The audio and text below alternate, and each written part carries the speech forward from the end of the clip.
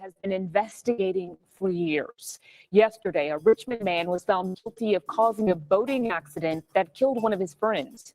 Tonight, Melissa spoke with the victim's family about the verdict. 2 years ago, Rand Hooper agreed to plead guilty in exchange for 1 year behind bars, but a judge threw out that plea agreement, calling it inappropriate, and now Rand Hooper faces up to 15 years behind bars. When Graham McCormick's family asked Rand Hooper to speak at his funeral, we never dreamed he was somehow involved in Graham's death. For weeks after Graham's body was found floating in the water where Carter's Creek meets the Rappahannock River, Rand told investigators that he, Graham, and another man played cards and drank on the dock of his parents' river house, and then they all went to bed. When Rand woke up, Graham was nowhere to be found, and Rand speculated he had gone out on the dock with his girlfriend and fallen into the water, or perhaps he had a panic attack and went to the emergency room. He even watched as Graham's mother used an oar to search the water by the dock for her son. We thought Rand Hooper was a close family friend. But 25 days after detectives recovered Graham's body, his family received some shocking news. Rand had just told detectives in the Lancaster County Sheriff's Office that he and Graham took a boat ride in the early morning hours of August 11th in 2017. Hooper said he could not remember who was driving the boat, but he remembered the boat hitting something hard, turning the boat's engine off, calling out for Graham, and when he didn't see or hear him, he figured his friend was a good swimmer and could make it to shore, got his bearings straight to the tides in, and then remembered nothing after that. They've never expressed any remorse or said they were sorry or anything. It's just such a sense of betrayal that my family feels. The revelation came after Lancaster detectives discovered a Boston whaler boat at the Hooper home with a large amount of damage that matched damage on the bulkhead where they found Graham's body. But when police charged Rand in connection with Graham's death, that was only the beginning in the McCormick family's 4.5-year fight for justice. 2.5 years ago, when things went sideways, I felt alone. I felt abandoned. I felt like my family was, kind of left out in the cold. And I prayed and asked God for warriors. This case has more twists and turns than a bobsled run. From 2017 until now, the McCormicks endured a plea deal thrown out by a judge, a prosecutor who had his law license suspended, another prosecutor who was removed from the case, new, more serious charges, and COVID delays. I've spent the majority of my 20s waiting for justice for my brother. On Thursday, their long wait finally came to an end when a Norfolk jury found Rand Hooper guilty of involuntary manslaughter and failure to stop and render assistance in a boating crash. The judge revoked his bond. My life has been on hold. And for the first time, I really feel like I am going to be able to move forward. Once I saw that the handcuffs come on, that's when it became real. And that's when I felt like it was time to turn the page and I got my life back. Next up in this case, the judge will determine Rand Hooper's sentence. Now, during the prosecution of this case, they were not allowed to bring up Rand Hooper's prior record of DUIs, as well as the time that he shot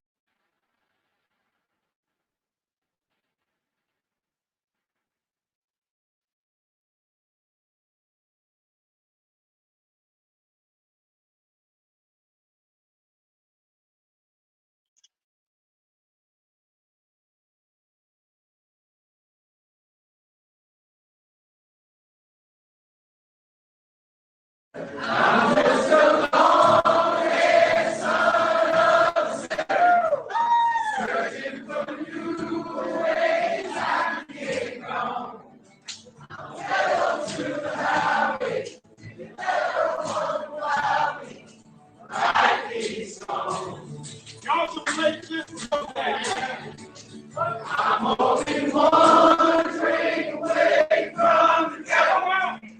I'm only one drop away from home. I'm somewhere in the middle. I guess I'm just a little.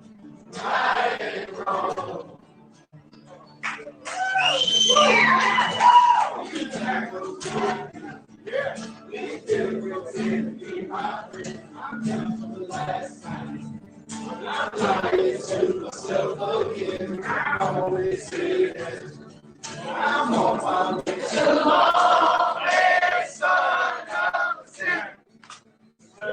for new ways I can get on. Hello to the highway. You ever wonder why we write these songs?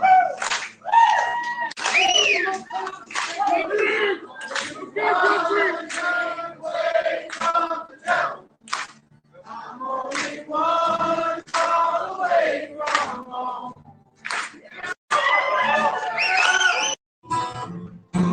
Somebody save me.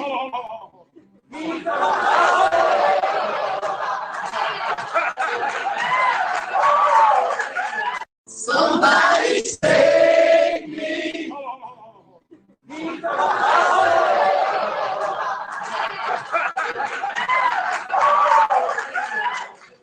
I didn't see that coming. Let me get this ready.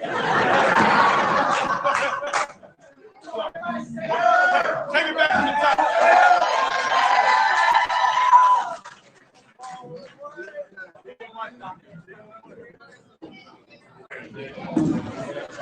Stand up, y'all.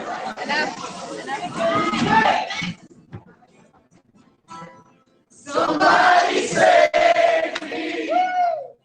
Me from myself. Holy shit.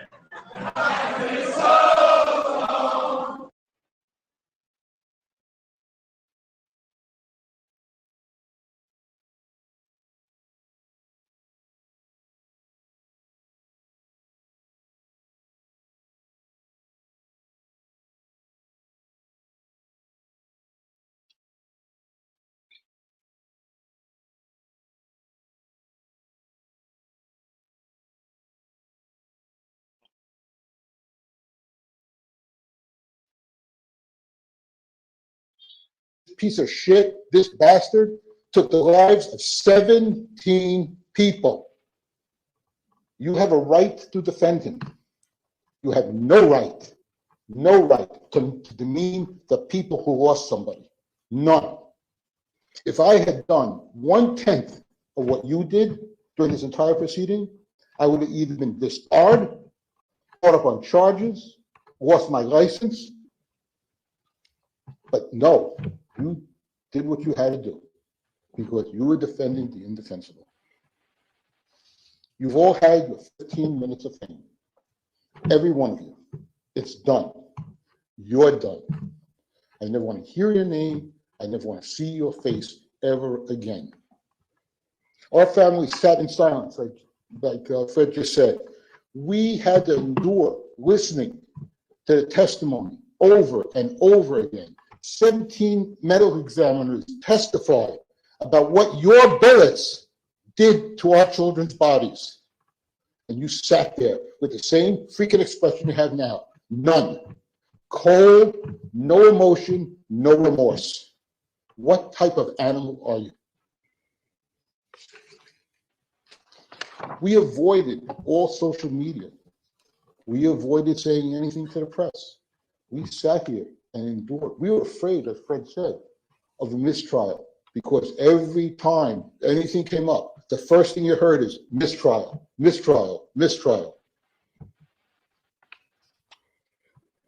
Mr. Weeks, how do you live with yourself for making such an indecent, insensitive, and unprofessional statement like you did yesterday? No one had to endure what your attorneys had to endure. I'm sorry, but I don't believe any of your attorneys or our loved ones were murdered by the bastard your office is representing. If I had done half of what you did, I would have been held in contempt of court because no judge would allow that. And for that, I credit the judge because she knew by doing that, she could have a mistrial immediately. I admire her jurisprudence. I admire the way she controlled this courtroom in spite of everything you people did. Now, I want to tell you why I'm here. On February 13th, 2018, I was home in bed with the flu. My son Scott called me to see how I was doing. I said, not so well. He said, don't worry, I'll speak to you tomorrow. That never happened. But let me tell you more about February 14th.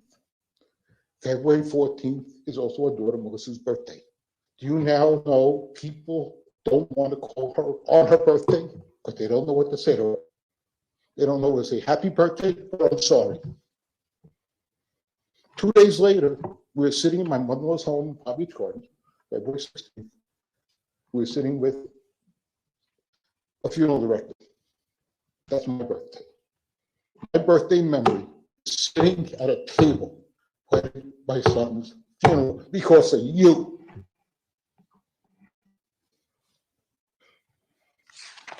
Know how we got down here? We live in New York. I was watching TV, CNN. I was sick. They report a mass shooting in a city, town, school in Florida, Parkland, Florida. What do I know about Parkland, Florida? Scott was teaching. What do I know? I called my wife, said, Linda, what's the name of the school that Scott teaches at? And she said, I don't know, something with 3 names. We found out it was Marjory Stoneman Douglas. We heard on the news that a geography teacher was shot. Couldn't get a plane down here. There were no commercial flights down. We had to hire our own jet to fly us down here and sit in the Marriott, the command center, for hours, not knowing what happened to our son. We sat there with all these people, some of them crying, some of them scared, not knowing what the hell had happened to their loved ones. You talk about the victims. Yes, Scott was a victim. There were 16 other victims who were killed. There were 17 other victims who were shot. There are thousands of people in Parkland and all over the world, okay, who were affected by what happened here. Scott was a camp counselor. For 28 years, he was a camp counselor. When Scott was murdered, we went to the Ranger's funeral, and the rabbi said to us, how many people do you expect here today? We said, well, we're not from Florida. I don't know, maybe 100? There were 1,000 people in the room. But not only that, the rabbi said he's been getting calls for us to live stream his funeral. 500,000 people watched that funeral. So don't tell me your life is worth more than his, ever.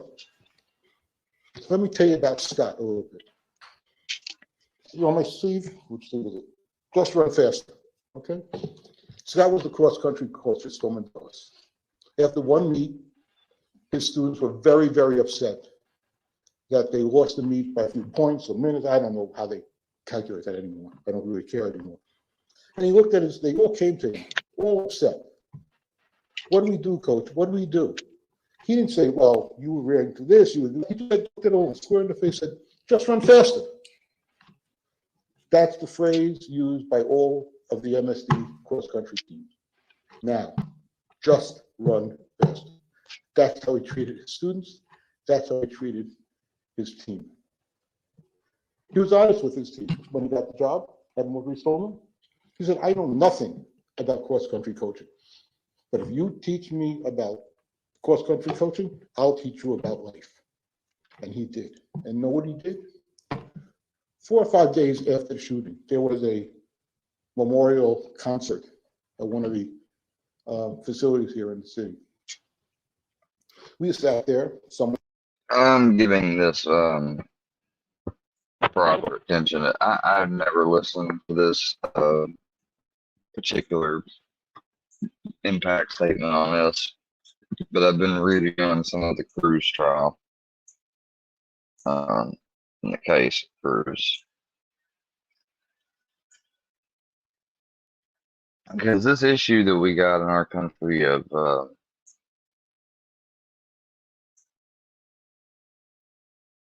sometimes it's young adults, sometimes it's younger, like teenagers. Other times it can be just a random person coming to the school. You know, we've had an influx, a rise, the amount of school shootings. And I think we saw this because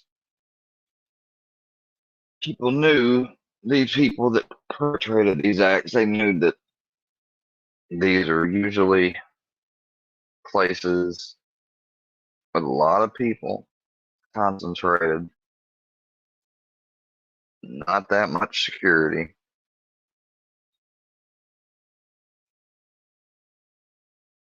And the response from a lot of people is, well, we need more gun control. We need to limit the rights of the Constitution, we need to limit the rights of Americans and human beings, even though our country is built on a document that explicitly protects those rights and lists them as unalienable. In other words, they're God-given rights. The government didn't give anybody the right to freedom of speech or the right to vote or anything like that. The government simply acknowledged these rights. For some, they acknowledged them a lot later than others. But make no mistake, they've always been there.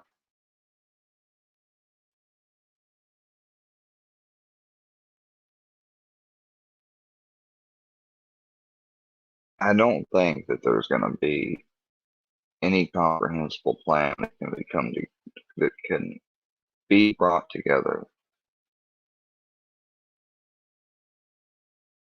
that will eliminate this issue completely.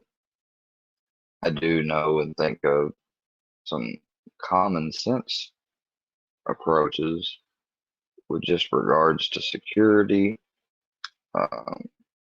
sign-in, visitor procedure, better monitor. There needs to be a literal security division at the school, because the problem is not taking away law-abiding citizens' guns or restricting them more. That's not the problem. The problem is teachers who we entrust to shape the minds of our children, we don't trust, and we trust them to monitor and keep custody of our children for 8 hours most every day of the week. But we don't have the faith enough to provide them with firearms training and a firearm to defend those same students. There's not a bigger resource available than just one single school resource officer at most schools. Because if you didn't know, that's for bigger schools it can be two, but it's usually just one. These things need to change. The old system and way of operating the security of a school needs to be changed. When somebody approaches that school, there should be a team or an office that's monitoring and knows before they're even on the grass. Kind of like how they treat the Area 51 security. Maybe not as intense, but still, put some cameras in. Pay somebody a salary or two to watch and give them a gun to be able to respond if you're not going to allow the teachers to be armed. You know what I would do? I would not only have the security booth or room with the monitors and I wouldn't have the cameras sticking out plain as day so people could case and find a blind spot. No. I'd make them almost indetectable cameras. And I'd give a gun to every single teacher in the building, including the janitor and the nurse. And make sure they all had the whatever amount of hours training they need to be certified. And then I put a big sign out like we did in our county at one of our schools out right in the front that says, warning. There are teachers here that are trained and legally allowed to be armed and to use deadly force to protect our students. Tell me then if we don't see not an elimination, but a very, very sharp decrease in these people going to these schools and doing this crazy behavior, albeit out of depression, mental health, which that's not always the case. It's argued that that plays a role in every situation of this. But if you look at the Columbine shooters, Dylan and I can't even remember the other one's name, you were looking at one of them was, in that case, one of them was really, like saying, hey, we're going to do this, we got to do it. The other one, he's just depressed. He had some issues. He got bullied and stuff. And the other one just simply, I mean, from what I read, he hated some people in there. Whatever the reason is, it's malicious and selfish, unlawful, unexcusable. But this guy killed 17 people. That's 17 potential doctors, 17 potential lawyers, 17 potential people that find the cure to cancer, 17 potential people that all time. I mean, he eliminated them from the face of the earth. At what, 16, 17 years old, armed with a semi-automatic 22 long rifle? And that's what they are. They're 22 long rifles. AR stands for Armalite rifle, or Armorite, I think. I don't know, but it's not assault weapon or assault rifle. There's no such thing.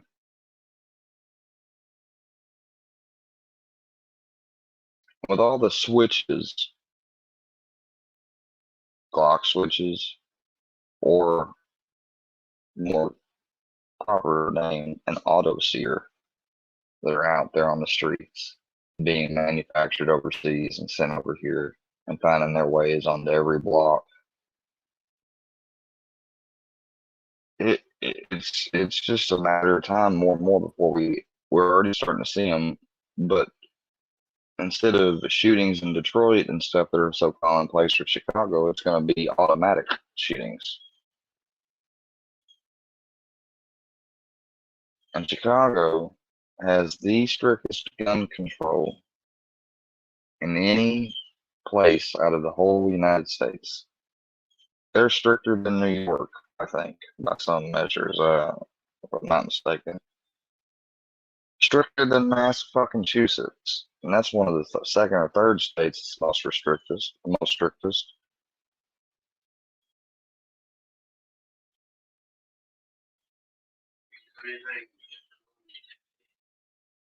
Yeah,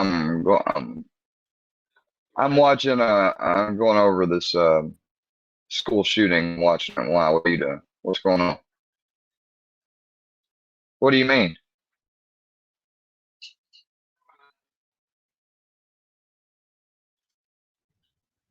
You can't get anything on yours. What are you talking about?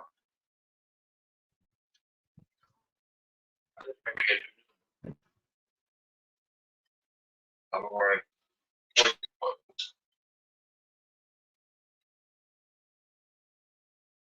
Don't worry about it. I'll be old.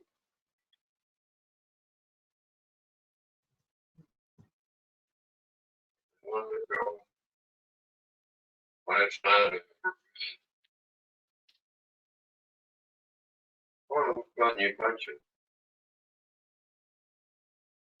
I'm just using the directional pad, Grandpa.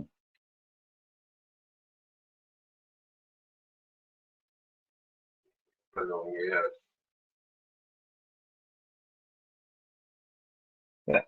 Says you got a connection, and that's excellent and everything. So try that now. Sorry you had issue with it. Maybe that fixes it, hopefully.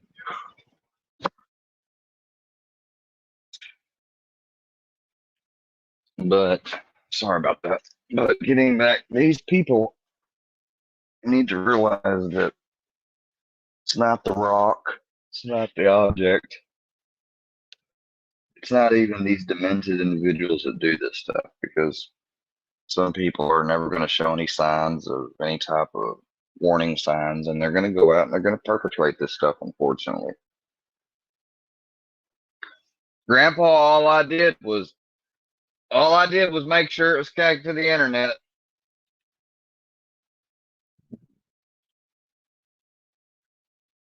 You got it? Is it loading something now?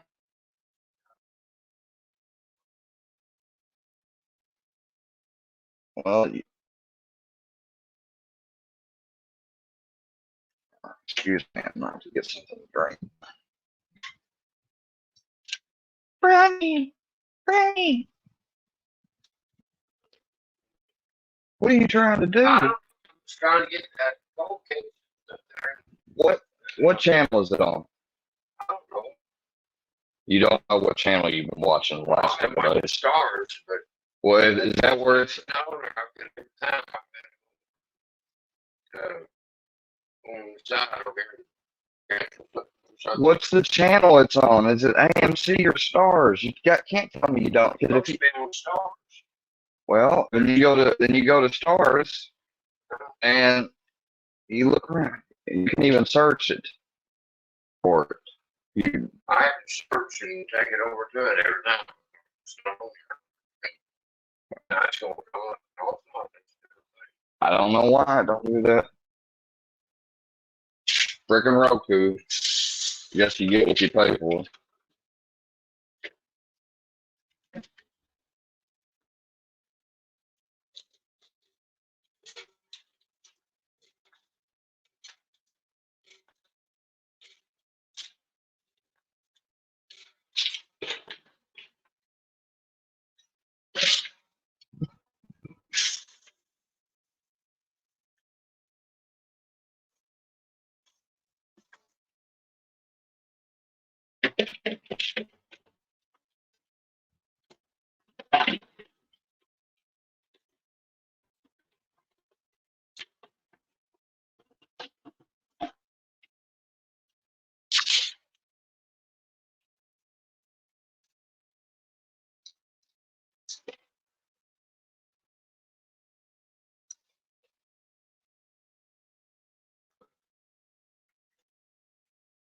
I guess I need to sleep. Save the code until later.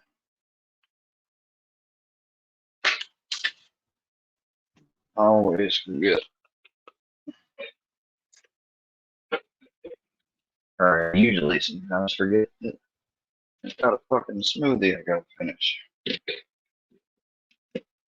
And make 1 or 2 mornings. It's about how much one of these will make. 2 mornings worth.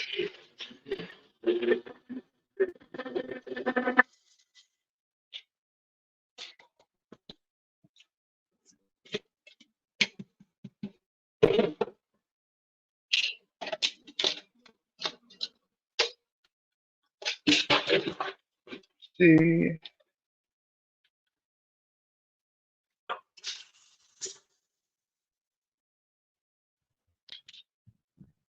You want a smoothie? Yeah, I didn't think so.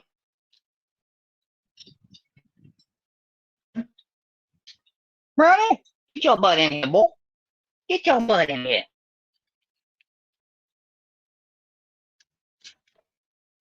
I already been outside once today. That's all you going. You ain't going outside again. Nope. Nope. You better hold it. You better hold it. I can't hold it for 12 hours.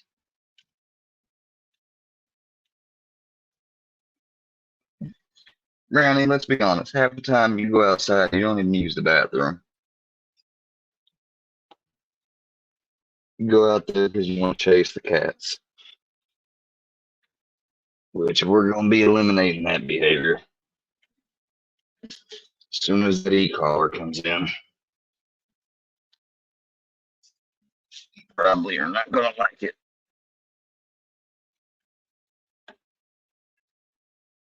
Yeah, I say that not because of what it does or whatever, because he just don't like collars.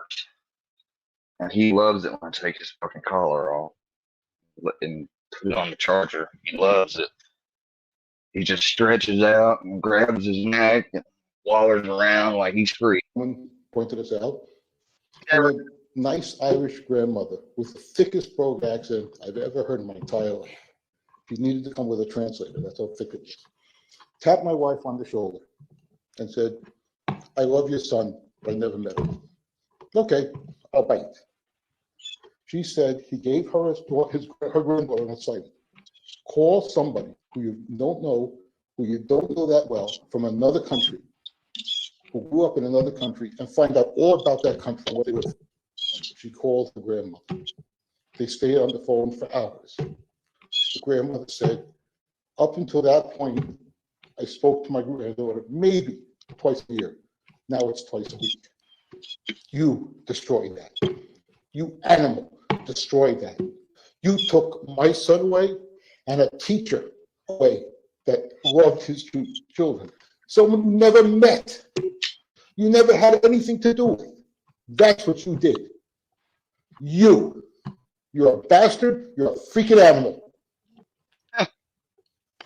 One more little story. I apologize, Your Honor. Okay. Scott volunteered Nick's like, man, I gotta fucking sit through this 16 more times. to go What you get for fucking taking the life of 17 people, you piece of to shit. South Africa. He spent 2 months in South Africa teaching students in South Africa. He came back from South Africa, just like this. His mother said to him, gosh, the Wonder what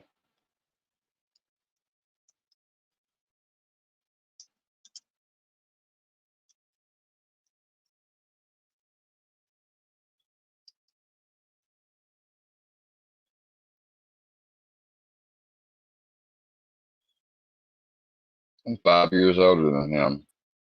So we got the age difference that me and my brother have.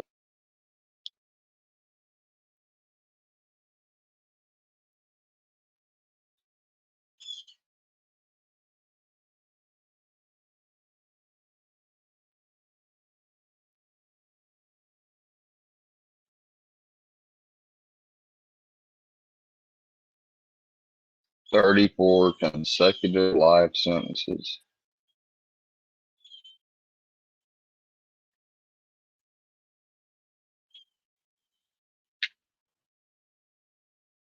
Smith & Wesson MP15 Sport 2.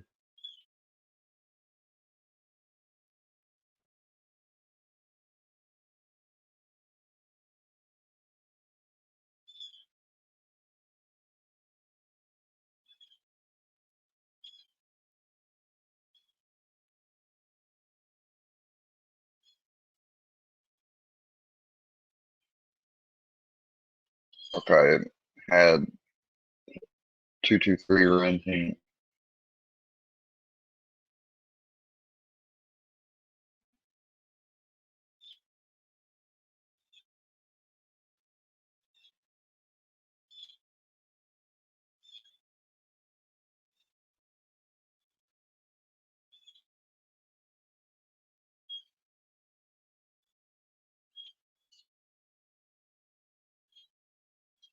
Maricopa County Sheriff's Office uses it as well as United States Internal Revenue Service.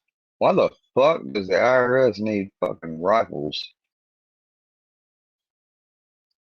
Remember that shit happened not that long ago. They were like, oh shit, they're getting ready to fucking come down cracking on the taxes.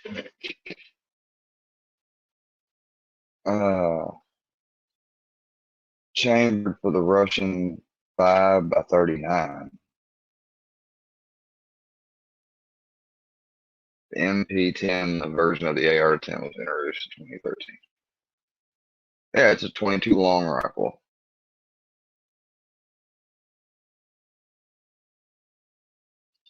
Brownie, go lay down.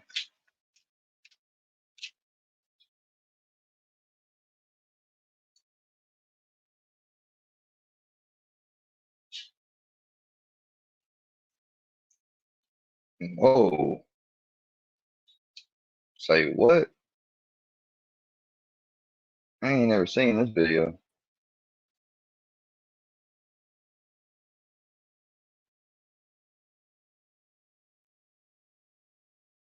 truth, the whole truth, and nothing but the truth? Thank you, sir. You can put your hand down and be seated. And when you are seated, please state your full name and spell your last name for the record. Detective Nicholas Masters, Masters. Judge, can I just ask you to lower the screen so I can see the witness? Sure. Thanks. The FBI brushed off and ignored those who reported his violent internet behavior and YouTube comments, especially the ones where he literally commented that he was going to be the next school shooter and under his full government name. It's unacceptable. He knew exactly what he was doing, planned, and even recorded a video stating he was going to do. He was going, and the date, he literally said, "You're all going to die." Also said he loves to see the family suffer. Posted incriminating photos of a whole bunch of guns and even himself holding them. I don't care what the heck he's been through. What he did was horrific. Gives him no right to harm people or animals. He's a murderer, a monster. Heart goes out to all the victims' families. I gotta like that. Yeah. How the guy's still alive and well is beyond me. It's ridiculous how long it's gone on for. Yeah, it did take way too fucking long.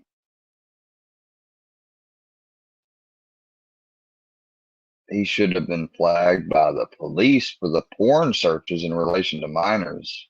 Huh. Oh, so that is what I thought it would be about. This dude made some disturbing search history we're about to hear about.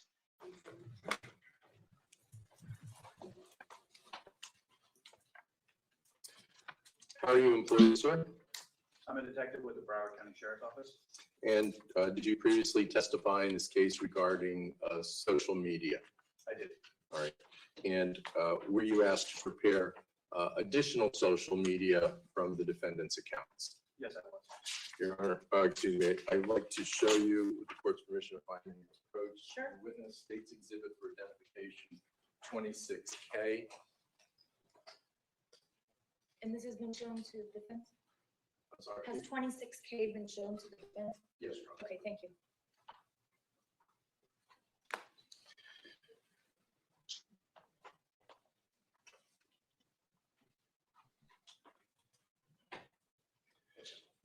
Do you recognize 26K for identification? Yes, I do. What is that? These are additional searches, whether it be from the Google search history or YouTube search history, from the Nicholas Jacob Cruz at Gmail, Linda Cruz 1949 at Gmail, Nicholas Cruz Makarov at Gmail, and I believe Nicholas Cruz Makavor at gmail.com.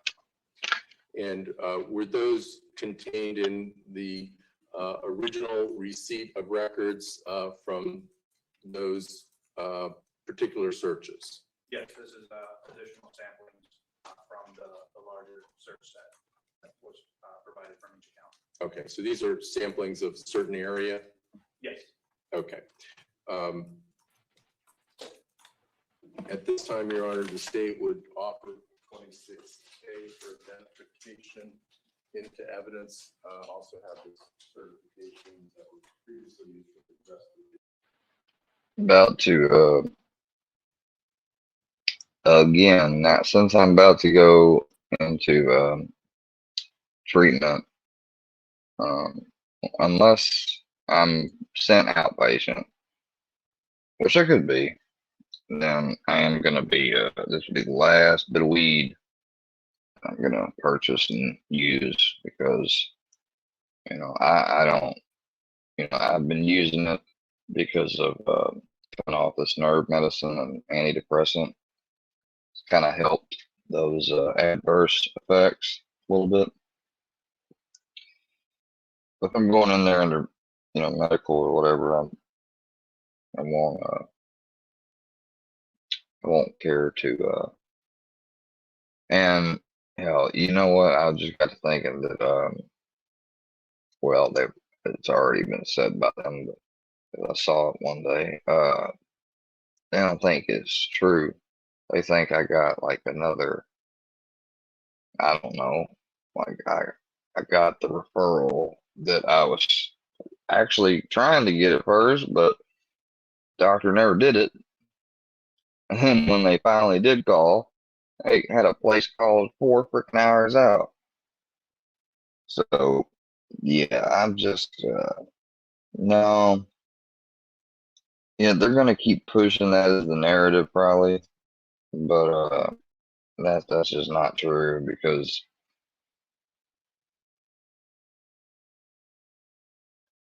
it's just not. I mean, I don't know how other to say it than that. Like, I'm tired of being,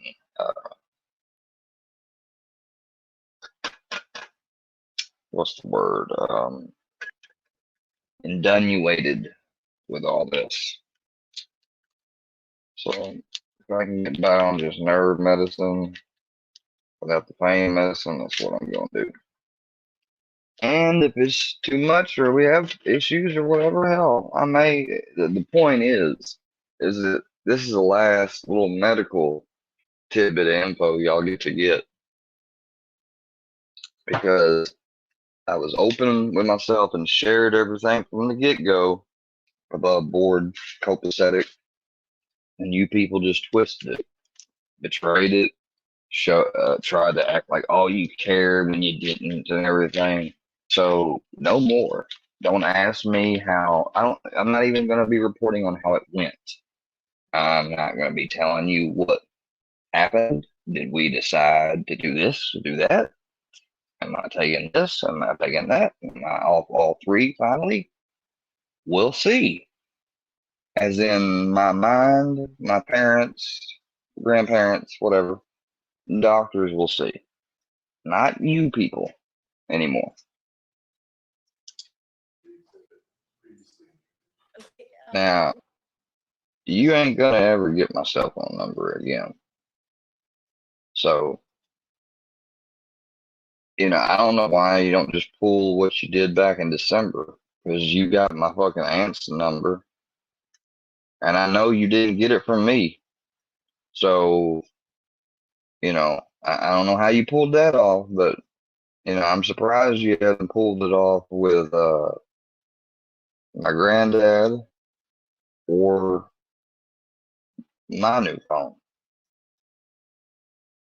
We know how you guys got, which I don't know, that's weird. Was there used to be a hacker that was a part of the group that left or something that could do that shit? Because back then they had no problem getting family members' numbers and stuff. Now they had to fucking pay Red Eye. Red Eye, gave my number out. Then blamed Gene and said, "Oh, it was Gene. Here's the Cash App." Fusion sends me a Cash App. I don't fucking notice it because I really didn't know him by his name. I think I knew his name was David. And I didn't know his name was David Siggy. So, and he sent that Cash App. I had no idea it was fucking photoshopped, altered. But obviously, it's not that name because it was fake. Because Dumb Genius's Cash App is Davey De Niro. So yeah, they fooled me on that one. They got me. But just think of that effort and all that. All for a phone number you can call and fucking harass somebody. Like, do you guys, man, I don't know. Like, you got nothing else better to do. This is what their shit to do on YouTube is. Like, they don't want to cover any true crime or any news about celebrity. No. They want to speak on a whole bunch of shit that they really don't know what they're talking about, but they like to believe and present that they do.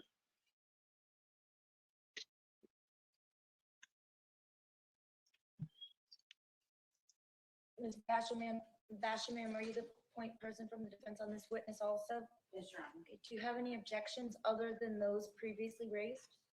Judge, I would like to put the numbers on the record of the objections and arguments. Sure. I'm incorporating. It would be D 175, 178, 177, 180, 213, 214, 218, and DMIL 10. Okay, your objections are noted. and overruled. 26K will be received as 493.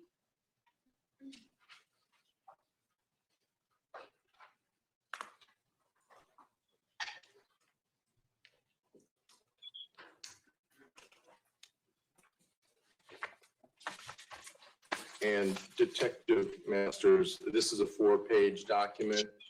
Yes, sir. Okay.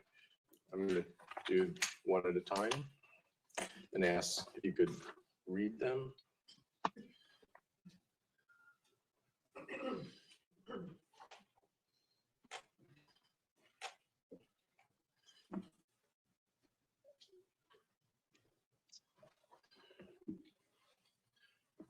The first search is from Nicholas Jacob Cruz at gmail.com on September 17th, 2017 at 4. Well, I want to know, we're going to get back to this, but I just wanted to know, do y'all think that this type of shit could ever happen in real life?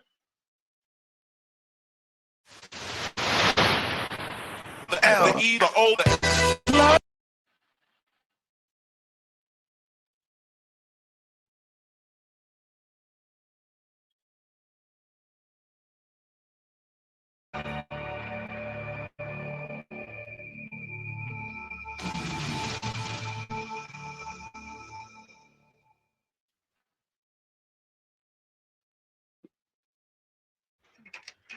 Victim number 5, 8-year-old Virginia Cross. This is how she looked when we found her. And her 4-year-old brother, Mike Cross. He was found in this dumpster a block away from his home. Victim number 7, 6-year-old Bobby Doyle. We were able to identify him through his dental records.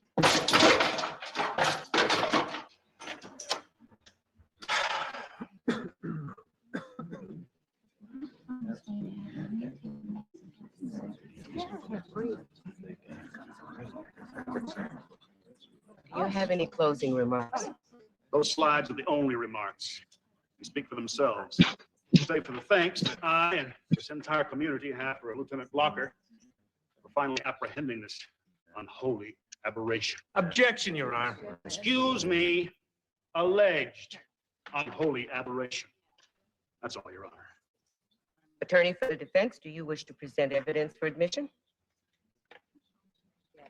I do, Your Honor. I have but one exhibit. Due to new evidence I've just recently been made aware of, I move for dismissal of the case. I protest, Your Honor. Out of order, Mr. Smith. Counsels approach the bench.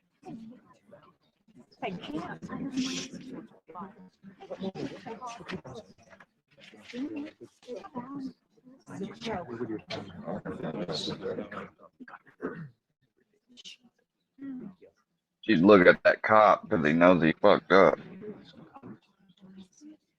The evidence presented to this court was obtained during an illegal arrest, not in compliance with the Supreme Court ruling on the rights of the accused. With great regret, I must grant defense's motion to dismiss. Your Honor, this man cannot be allowed to walk free. Then he should have been read his rights at the time of his arrest. I'm as sorry as you, but the law is the law. If procedure had been followed, this couldn't have happened. Court's adjourned.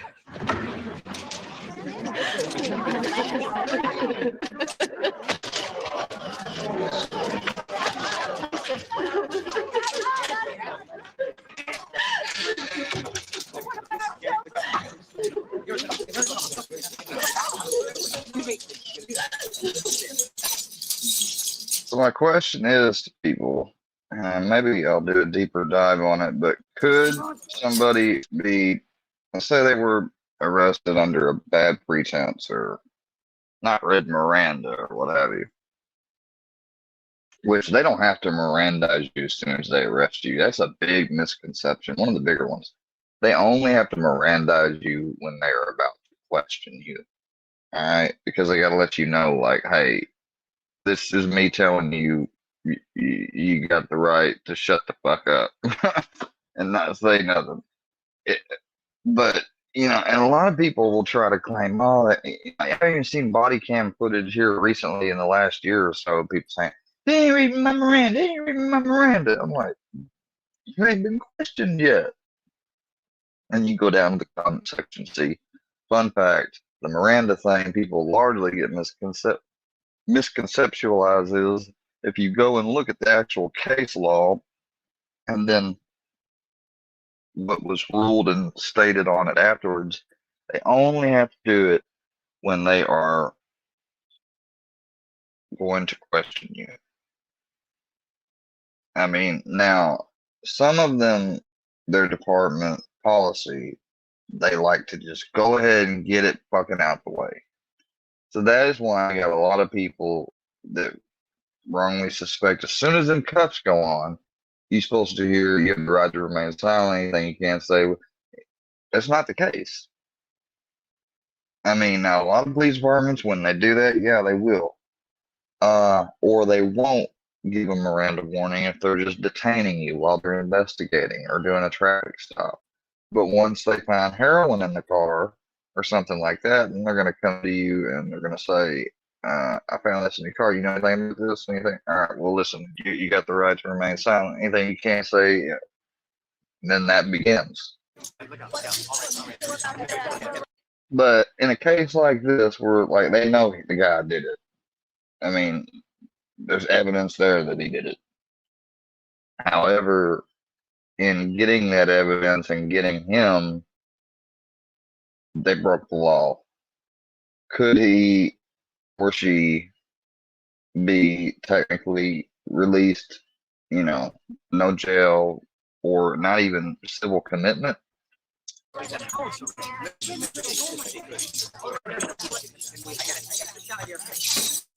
One more thing.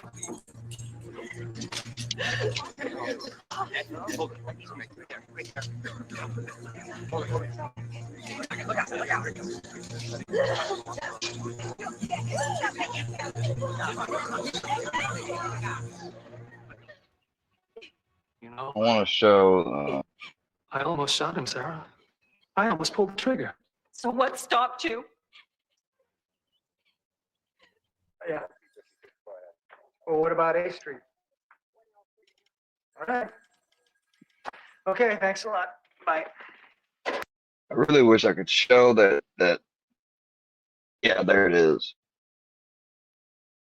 It's probably not the full fucking thing, though.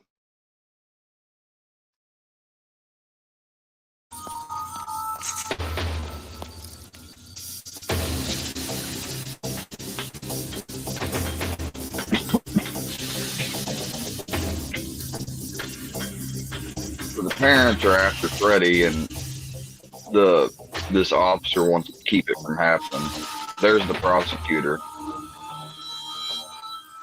You think you was gonna get rid of me?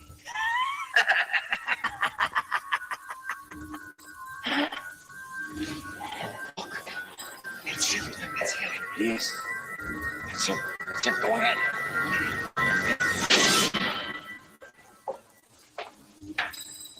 Put the gun down, Deeks. Let's take him now, but we have the chance. Yeah. Drop the gun.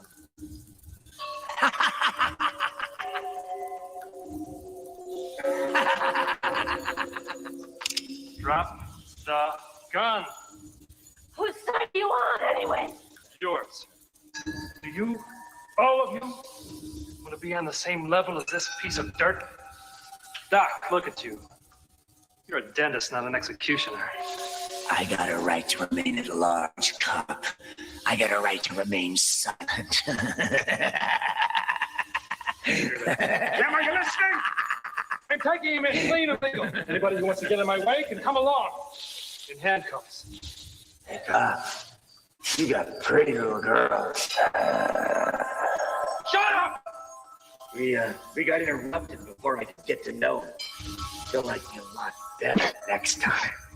Next time, let me kill her. All right. Yeah. Forever. Law is the law.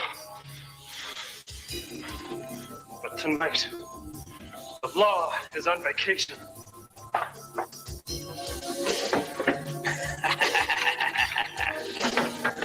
That's it. Pour it all over. I'm thirsty. Oh, you missed the spot. Gonna have a cookout, huh? Go ahead. Go ahead. I dare that cop. Go ahead, you pig. Come on. I'd rather burn up than fade away. I'll be back. I'm free. Free.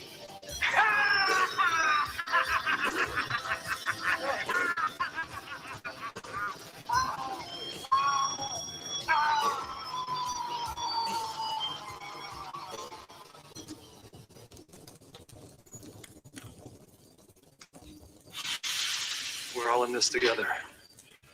The rest of the town hears nothing, understood? You did the only thing a man could do. You can't kill Freddy. You only make it worse.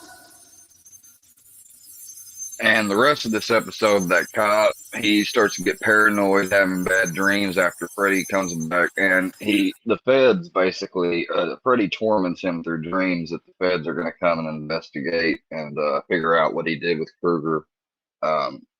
Because the feds supposedly want Krueger. They want to talk to him. And so he gets, he's just all fucked up. And he finally goes to a dental appointment.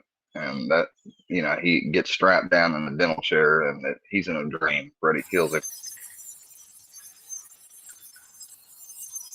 That was then. This is now.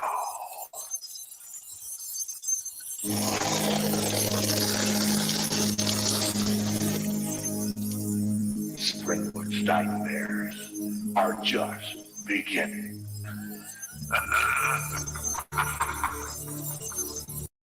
And Freddy's Nightmares wasn't that bad. Like, here's some of the clips, like the epic clips or scenes from him. It was originally this was a TV series, and it started in 1990, so it was right before they made Freddy's Dead, which was supposed to be the last one. Ended up not being the last one, but it was supposed to be. And they had this big funeral for him and everything. It was fun. Funny how they did it. But so when this series started, it was kind of meant to be like a a redo of the old Tales from the Crypt Keeper type storytelling scenario, where Freddy would be telling the story or being the host or the sort of the Crypt Keeper, if you will. And what it really did was they turned it, and basically it dealt with showing these people their living in the world. They wouldn't necessarily be teenagers, they'd be adults and everything else. And it was Freddy's Nightmares because the people would be having these awful things, and they didn't understand it until it was, of course, and some of them, I don't even think they did understand it. They just get killed, but some of them figure it out, and by the time they figure it out, it's too late. And this was the intro thing that was so funny, was he'd come on, and you'd have that thing that'd start off and it said, "Please stand by," and then he'd go, "No, no, no," don't touch that dial. And he says it. Don't be afraid. Because I had gifted to me through my cousin Jess, and my Mimi had bought, where she found them. Like I didn't have the whole. That's the thing. I didn't have the whole set, but I had the very first pilot episode, which was No More Mr. Nice Guy. And there's a streaming service now that like when I had found out about it, I had signed up for it. But after I got done watching them all, I just unsubscribed, But there is you have to give me. I'll look it up here and try to see if I can find it. But there's a streaming service that just months and months ago finally got the rights to Freddy's Nightmare, and you can stream all the original episodes on there. This time, it isn't one of your nightmares. This one was mine. This one, it wasn't your nightmare, it was mine. It talks about his story. Like, this is bad. Like, he fucking pulls this fucking, oh, that's an ice cream truck. Together again. Are you ready for Freddy? Hell no. So see, even in this TV show, I don't like that, because then they show like he used an ice cream truck. But that's not how it went. See, that's not canon. That's not a part of, like, that was just a little gimmick I bet they threw in. Thought would be funny. I don't think it'd be funny. I don't like it whenever they portray, or people, or like the remake portrays him more than just a child killer. He was a child killer. That was his crime. He was an orphan. He didn't, he hated children that had families and stuff. It never had anything to do with deviant.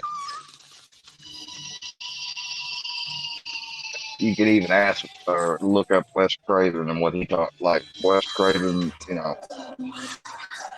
he didn't write it like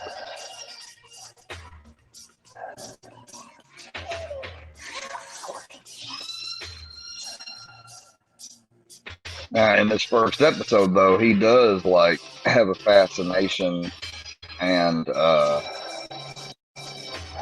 like is attracted, or they give the impression like he's toying the detective with the idea that he likes his girls, or he might actually do it. I don't know.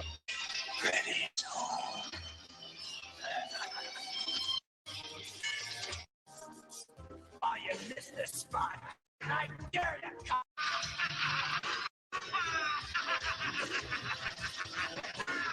you. And you could tell when they light it that that's somebody that's in like they got a burn suit or gear on. Or it's when the scene switches. So here's his death scene.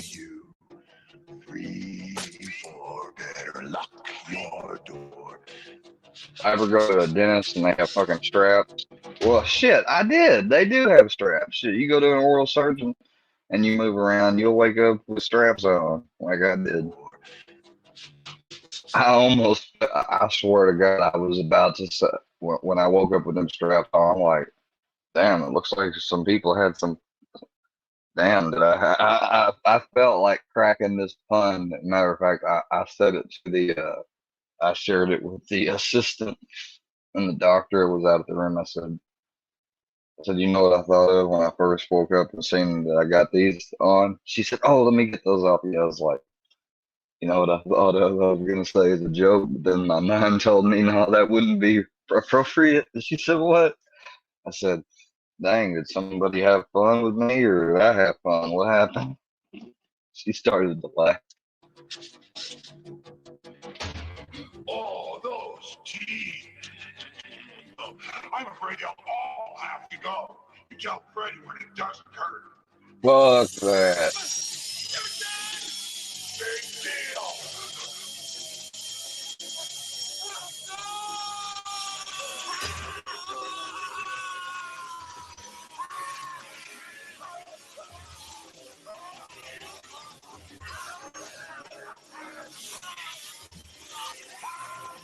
Ugh.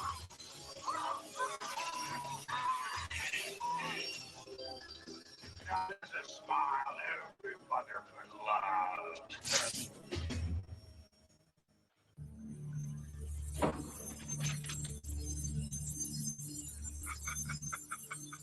Sweet dream. See, this is kind of like their version of the Keeper's setup. Like when he did they changed it to where he would do these little scenes like this after the show or episode was over than before.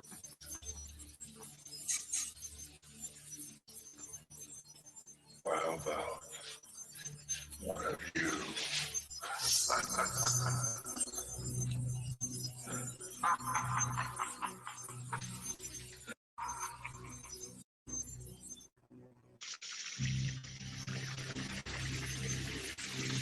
The fuck? I don't remember this. Now it's the graveyard shift. The graveyard shit.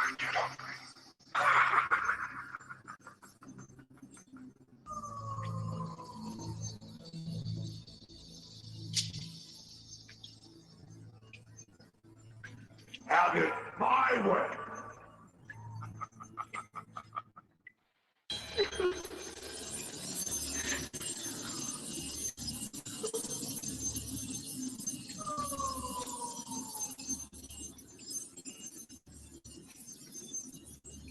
Remember, we make house calls. Doctors hadn't made house calls in a long time, Freddie. They don't do that shit no more.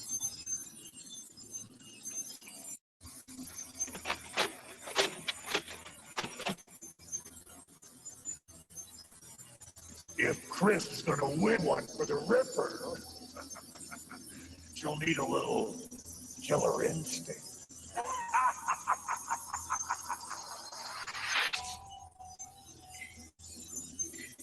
That was probably the only episode I liked. If Chris is gonna win one for the Ripper, Come back.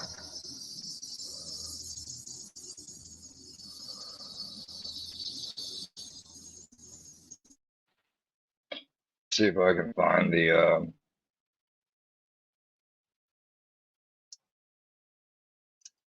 that video that talked about it. So people, if you want to watch Freddy's Nightmares, then you can know where you can go.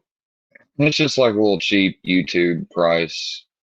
It's a website that streams like horror, like old horror shows and stuff that were on TV, like mainly also from the 80s and 90s. That's what it consists of.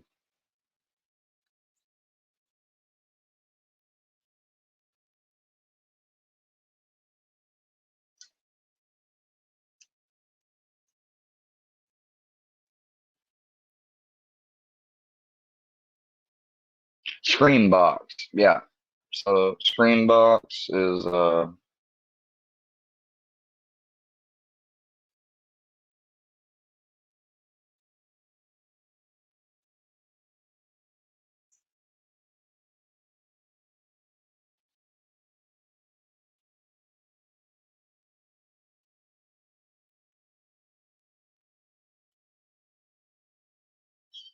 and this is about the only. Did you know that a This Nightmare is on the Elm only cosplay I did. See, I did a cosplay of Freddy Krueger. That's why I have a glove. Is I'm not a super fan, although I have looked at them before, but I didn't ever order one. There is a guy, there are people on YouTube and on the internet, mainly from Europe, who are mega fans, and America, and they reproduce the gloves just like from the movie. I'm talking about like with real knives and all. Like you could actually use the damn thing and hurt somebody. But that's not what they're supposed to. That's not what they're for. Anyways, so yeah, you can actually get stuff like those. The ones I have, they're dull. They're not sharpened. They're not even a blade. It's made out of a metal, made to look like a blade. What else? What was I gonna say? But yeah, I was in a parade. That's what I was going to share. I was in a parade when I was younger, and then grade school. I think it was maybe near Halloween time. Yeah, it had to be, I guess. Anyways, they wanted. My grandmother had spoken to one of them because she had told them like, well, Ian's really got this really like realistic looking Freddy Krueger. Of course, my grandmother and them, they never watched Freddy Krueger, but they know who he is. Like, and like my Mimi was the ones that side of the family is the ones that I got introduced to Freddy Krueger, but and that when it became one of my favorite things, and I wanted to go for him for Halloween. Then I got this mask and arm, that made your arm, look like your hand was burnt and everything without the on the non-gloved hand. And I had the sweater, and I had and for the pants, that was the one thing that we made on our own. We went out to this local place that sells really nice khaki type pants and stuff. I got his color khaki or style pants, black work shoes almost, and then the fedora. The fedora was like, they had a cheap, I actually got a cheap ass version of one for the costume that came with the mask, and the mask compared to the fucking so-called hat was a lot better made. And I was like, there's no way I'm wearing that one. So, I did not want to. Luckily, my uncle, who had passed away a few years earlier, not one of my dad's brothers or anything, but because I have other uncles, he passed, and I called him uncle. He might actually not even been my uncle. May have just been a cousin or something. But he had a fedora my granddad had, because he left everything to my granddad to control when he did die. And so I got to use the fedora.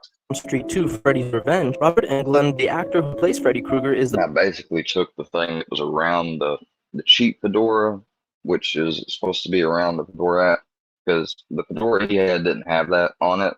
So I took that off and I slid it over, and it fit just perfect. And yeah, it was great. Bus driver in the opening scene. Only for more movie Easter eggs. I did not know that. Well, yeah, I did see that, but I didn't know at first he was a bus driver. Did you know that in Nightmare on Elm Street 2, Freddy's Revenge, Robert Englund, the actor who plays Freddy Krueger, is the bus driver in the opening scene? Follow me for more movies. I didn't know it was based on a true story. Did you know that A Nightmare on Elm Street was inspired by a real-life event? The movie's created. Dude. Yeah, I take that back. Yeah, it wasn't, but not like a true life story in the sense of how the movie is. It was inspired. Well, I'll let him tell you. Wes Craven read an article in the LA Times about a family that was able to escape the killing fields in Cambodia. When they made it to the United States, a young boy was crippled with it is nightmares. the same thing. This young kid is crippled with nightmares to the point that they find like coffee pots and stuff in his room and stay awake pills and things like that, and he's dead. He just dies in his sleep.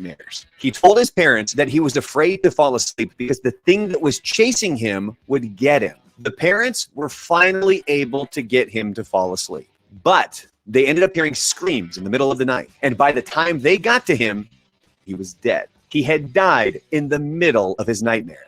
So you have this boy who was having these visions in his dreams, and the parents were denying it as a problem. And that became the underlying theme to A Nightmare on Elm Street. For more facts, like and subscribe. Did you know that Nightmare on Elm Street was inspired by a... I want to get Wes. I want to get Wes telling it.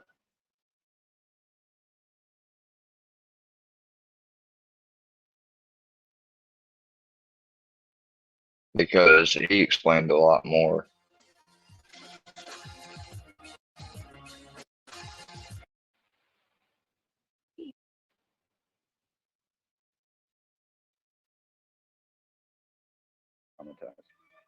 Didn't know. No, it's different. There's something stalking me in my dream. I don't want to sleep. And he actually kept himself alive or awake. You didn't sleep at all last night, did you? You know, the doctor says you have to sleep or you'll go even crazier. And finally, he fell asleep, and the family, carried him up to his bed and put him to bed. And the accounts afterwards, we were all relieved and felt like finally he can rest and sleep. And they went to their own beds, and I heard screaming and thrashing, and they ran into his room. And he was just screaming and kicking on his bed. By the time we got to him, he just fell silent, and he was dead. And I just, then they found in his closet there was a coffee pot that he had hidden in there with black coffee, and they found all the sleeping pills he hadn't taken any. And it was so dramatic. It was like, holy shit, this guy knew he was going to die if he slept, and you have to sleep. whatever you do, don't fall asleep. How terrifying is that? This case, this was a story about dreamers who, if they didn't wake up, which was very difficult to do with Freddie, they would be killed in their dreams. And there was going to be one hero or heroine in this case, whose task was to figure out how to clear Freddie out of her life and out of the lives of all children without going to sleep. Well, I'd sent the script all around to Hollywood. Everybody in Hollywood thought it was either dumb or too scary or not scary enough. I have a whole stack of wonderful letters that I keep, just to remind myself when things go rough. I got to say, Bob's credit is that he's the only person that I ran into that got it, and he got it right away, which I think is a real tribute to the man.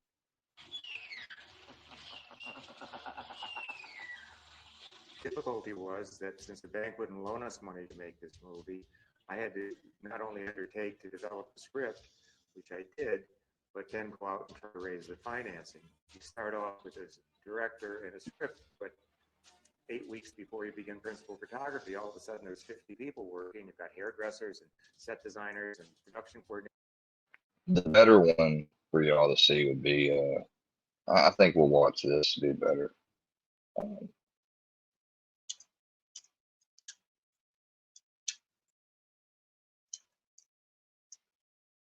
It's long as hell, which we may not watch it all, but Never Sleep Again is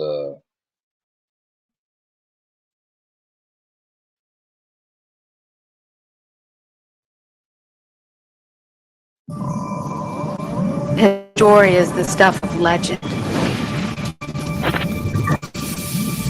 Boogeyman, monster, the bastard son of 100 maniacs. He has fed on the souls of those unfortunate enough to cross his path. But still he returns in terrifying visions and nightmares. Because every town has an Elm Street, and there's only one way to stay alive. Don't fall asleep. Heather.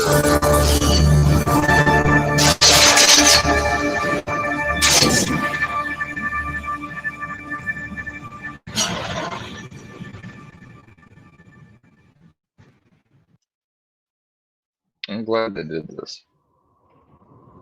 There was such a fucking...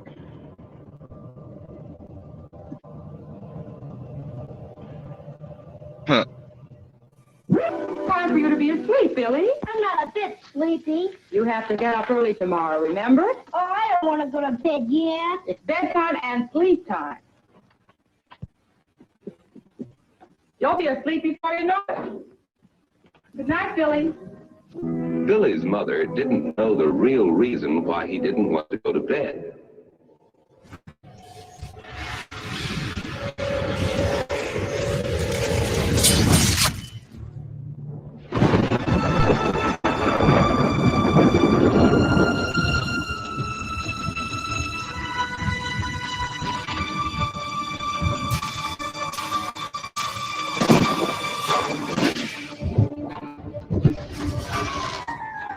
Little animation, cool. Narrated by Heather Langenkamp. That was a good decision.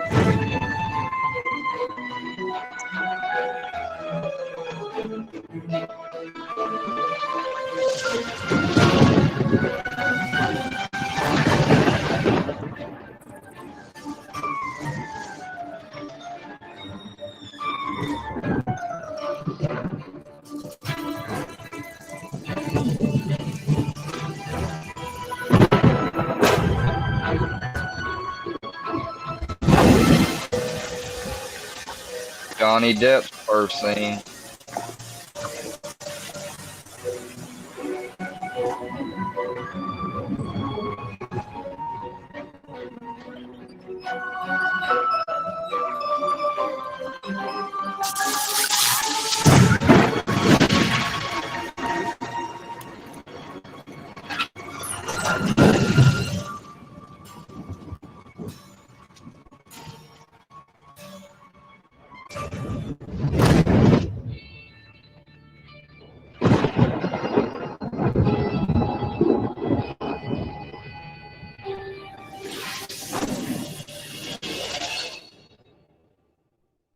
Even though I've had lots and lots and lots of people tell me you gave me nightmares for years, they always have a smile on their face.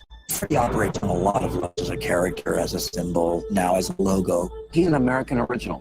I can't think of anybody like Freddy. He's kind of the rock star of Boogeyman. I think Freddy was to dreams what Jaws was to swimmers. It is so on the surface scary. It is so scary when you think about who he is and where he comes from. He was this child molester, and you know that the parents came after him and they burned him. And then he comes back and kills the game. Oh, wrong. I can't believe they left her in the Freddy is same. on a revenge motif. Freddy Krueger had a plan. Freddy Krueger has a reason. He is a metaphysical monster. He moves in through our dreams. He doesn't have any time and space limitation. That's what makes, I think, Freddy a little more fun to watch. The Nightmare movies were a little more complicated, I think, and ambitious. It's different from Texas Chainsaw Massacre or Halloween or Friday the 13th. You never ever feel like you're in a slasher movie. It's more fun. It's more open-ended, more infinite. It wasn't superficial. That's one of the things that makes horror films great. Nightmare on Elm Street series particularly speaks to these adolescent fears of not having control. You can only trust kids of your own age to even believe in Fred Krueger. And all the adults are telling you, Get some sleep. Get to sleep. Get some rest.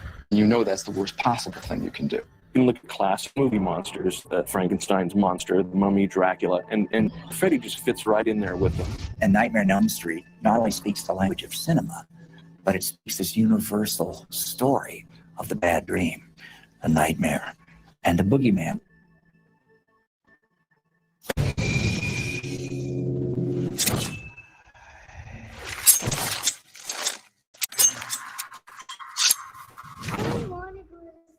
In the early 1980s, Wes Craven, best known for such brute films as Last House on the Left and The Hills Have Eyes, would find the inspiration for his most innovative project in the pages of real life. The beginning of Nightmare on Elm Street really came to me with a series of articles in the LA Times about young men who were dying in the middle of nightmares. They were specifically from the Asian Rim. In this particular case, a young man had a severe nightmare and told his parents, I can't go back to sleep, I'm going to die, I just know it. And the father was a physician and said, let me give you some sleepy pills. The kid didn't sleep the first night, and then in the second night, he didn't sleep again. And then it became clear that he was trying to stay awake despite everything. And finally, the kid fell asleep, and they took him upstairs and put him to bed, thinking, thank God, that little crisis is over. And in the middle of the night, they heard screams and ran into the room. He was thrashing on the bed horribly. Literally before they got to him, he fell still, and he was dead.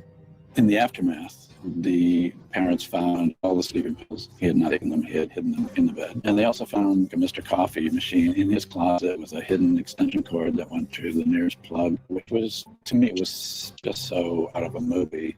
What if there was somebody in his dream that was who killed him, what killed him? It's okay, so what if it's a guy? My old Bible training, the sins of the parents being visited on the children. I think perfect is something the parents did to him, and just kind of pieced it together from there. The reason Elm Street was used is that I wanted to have an idea of a place that was just pure Americana. The school I taught at before I jumped ship and out of academic teaching was Clarkson College of Technology in Potsdam, New York, and the main street of Potsdam is Elm Street. And then, of course, Elm Street was the street that Kennedy was shot on. I remember showing it to Sean Cunningham, who did Friday the 13th and was my first producer. He says, It's also the street my Mimi lived on. I hate to say it, but nobody's going to be afraid of this because it's a dream. They'll know it's a dream, so they won't be afraid. And it went around Hollywood for 3 years.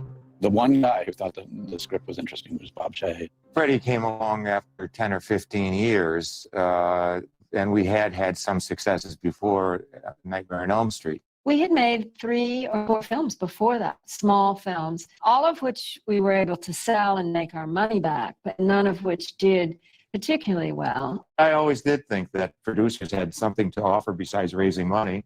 And I didn't get into this business because I wanted to make a lot of money. I got into the business because I wanted to entertain people. When he started the company, which was 1968, originally it was not a production company, it was a distribution company. New Line Cinema at the time was a small, tiny company. I think a couple people out of a storefront on the Lower East Side. Bob was a copyright lawyer. And the way Bob started New Line was that he discovered that the copyright on Reefer Madness had expired, and he picked it up. When I came to him, he had just gotten Pink Flamingos, and it proved to be a big hit. I think he would carry it around in his trunk of his car and show it at midnight shows. They would distribute them in 16 millimeter to Army bases and prisons and colleges. Those were their 3 venues.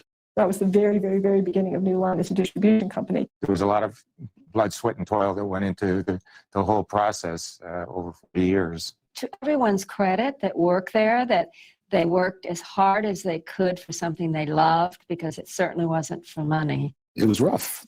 It was rough. There were times we couldn't cash our paychecks. We'd go down to the bank and go, well, you can't do this, One of the guys said, we know the youth market so well that if we could come up with a low-budget horror film, we could really make money. Nightmare on Elm Street came to Bob Shea. He read it and liked it very much. He immediately knew there was a premise there that was strong and original. And I thought it was incredibly inspired because it had this great marketing hook that was a familiarity to the entire world, because we've all had nightmares. Everybody sleeps. Bob is many different things, but he has an extraordinary intelligence. And he was able to see how that could grab an audience. We worked with Wes for 6 months, maybe even a year, on the story, again, with very little money. And I've had a killer story.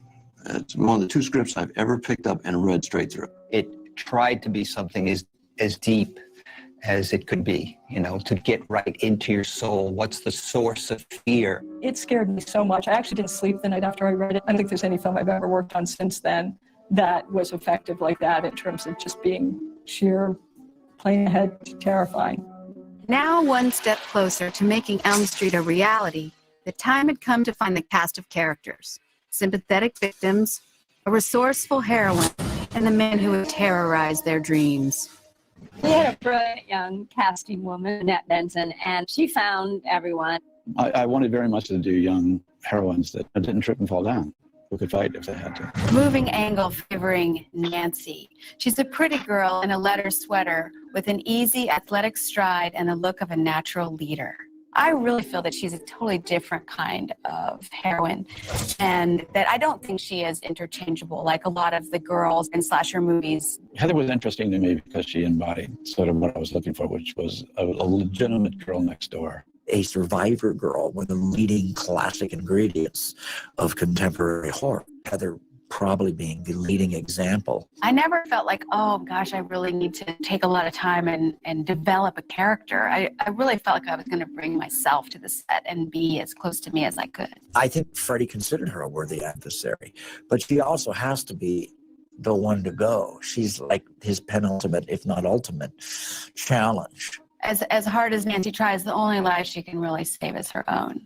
And I think that that's actually kind of a very tragic part of Nancy's character, is that as hard as she tries, she isn't that successful. Tina Gray, a strong girl in a thin night shift, moves toward us down a dark corridor. I did find the character Tina, when I read it, there was something intrinsically sad about her, because she was sort of a victim of this broken home and she's left to really raise herself. Tina's experience was, I want to feel good and sort of escape this life that I have. But I don't think Tina's character was much of a survivor. Tina turns to Nancy, but before either can say more, Rod Lane, a lean Richard Gere sword and black leather, interrupts. I was pretending to be Italian. My agent at the time gave me a name called Nick Corey. It was taboo. No Latin actor was going to make it. Hey, up yours with a twirling lawnmower. Just, there was a lot of me in it. There was a lot of me, a cocky, big ego, womanizer. We weren't really typecast, but our essence of who we are really was displayed in those characters. And I think that's why all of us were very successful in portraying that group of teenagers.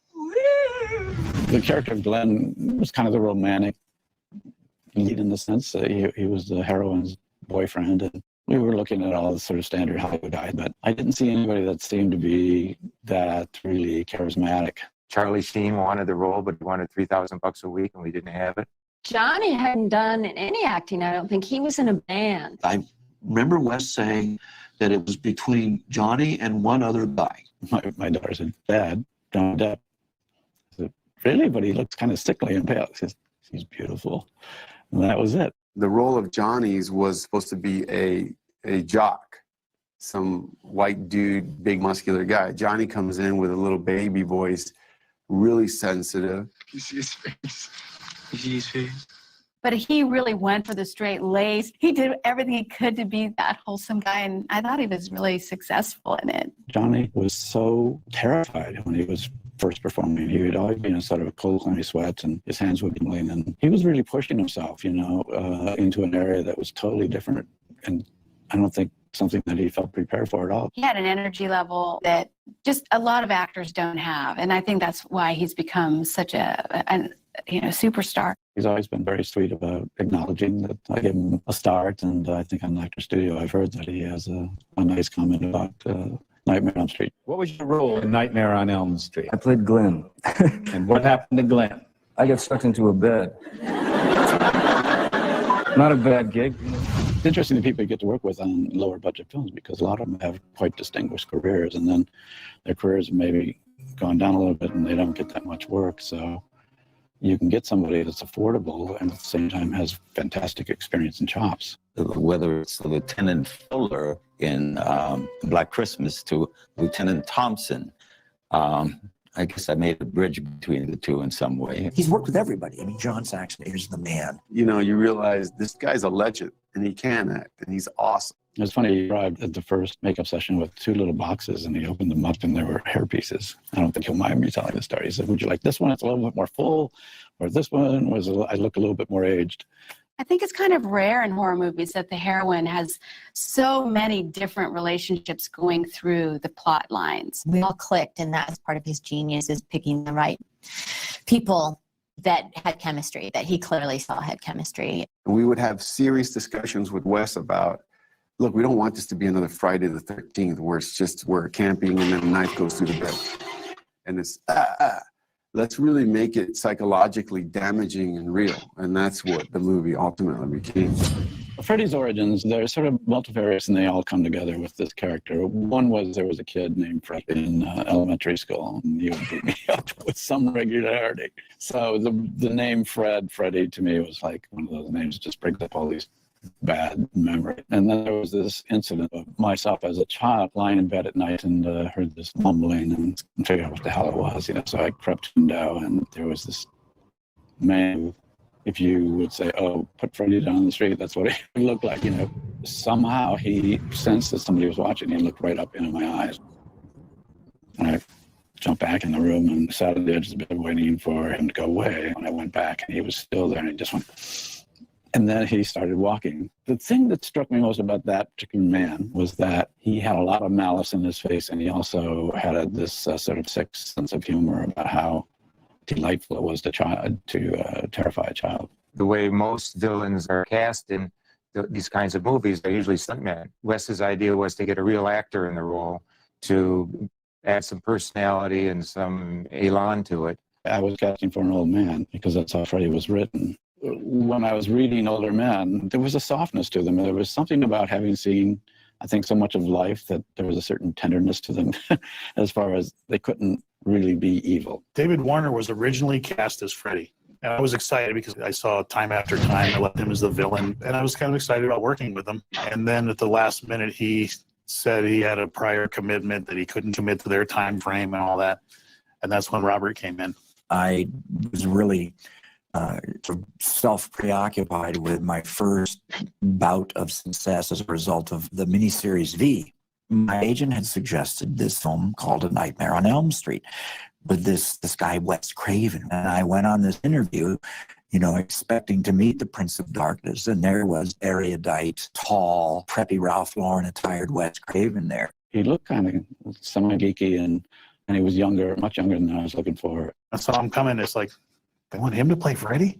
He just didn't look. He was, kind of happy-go-lucky. Wes is very kind to me and says that he saw something in me, and perhaps he did. I hope that's the truth. He just relished being evil. And it brought out that wonderful thing about Freddy of it's the guy on the sidewalk frightening the kid, but he also was able to do it in almost a funny way. I mean, Robert created the character. He created a real character. So everyone was thrilled because Robert brought much more to the table than a guy in a hockey mask. The rest was makeup, and once the makeup was on him, you didn't know how old he was anyway. And I was like, what was I thinking? David Miller was fresh off of Thriller with John Landis. So I knew I was in good hands because that was the state-of-the-art phenomenon. The final design for Freddy was based on pepperoni pizza. I was at a restaurant one night and I was having pizza and I was just kind of deep in thought. I started playing around with the cheese, putting it around pepperoni, and I actually made Freddy's face on the pizza.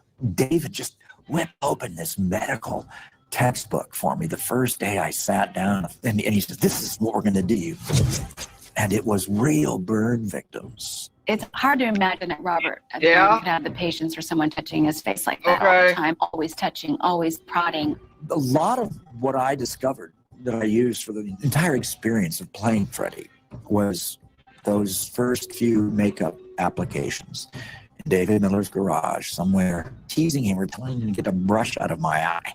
David, I found a little bit of Freddy in there. When Robert was done with a day, as soon as they yelled cut, he would just start ripping it to pieces and throw them behind him as he would walk to the makeup room for me to take the makeup off. And by the time he would get there, half his makeup was off already. And there'd be people walking behind him with plastic bags, picking up the pieces. And they'd come to me later on and they'd be like, "What part do I have?"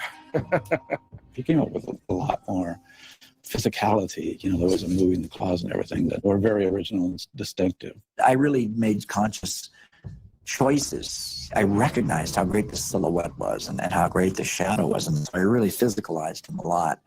I used Klaus Kinski, but I also used a little bit of Jimmy Cagney in there. A little spread-legged, strong gangster stance that Cagney uses was something I kind of had going on in the back of my head, too. A lot of the monsters of past were misunderstood. They were kind of innocent. But Freddy Krueger is not innocent.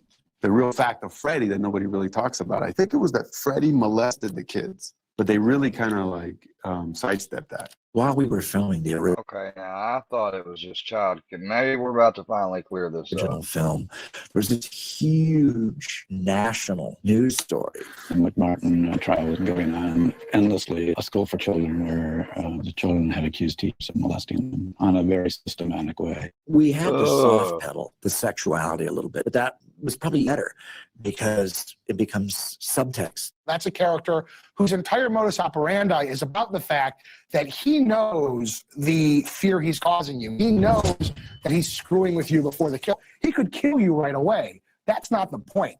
The fun is in prolonging it. It's the foreplay in Freddy's case. Freddy's in those teenage girls' bedrooms. He's in their bed with them. He's in their dreams with them. And that's about as much as you could ever hope to violate anyone. That's more of a violation than rape.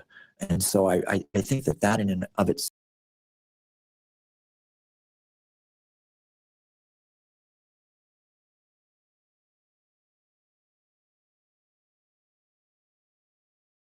Wrong. I'm learning too. But still, it's a movie, for Christ's sake. Like, there was just shorts.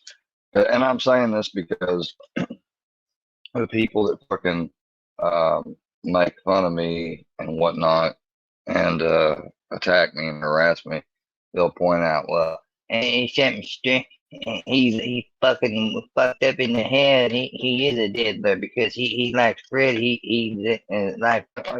I'm not the only person that has this is their favorite horror movie character. That's it.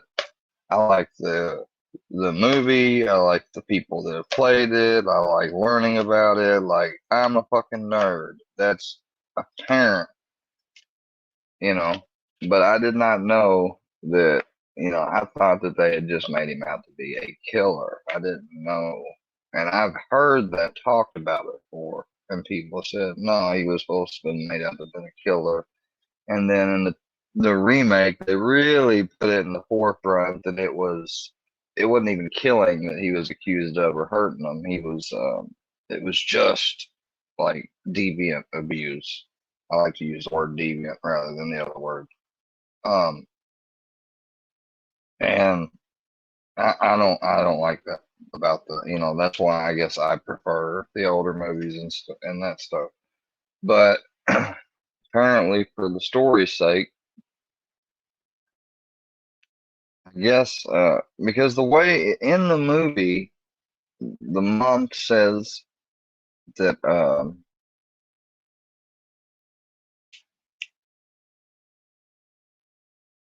that kids started to disappear, and that's when they found out it was him they killed. She never once said anything that it was about violating the kids or anything when she was telling the story to Nancy. So that's why I don't understand this. Or I didn't understand it, I guess. I'm trying to understand it now.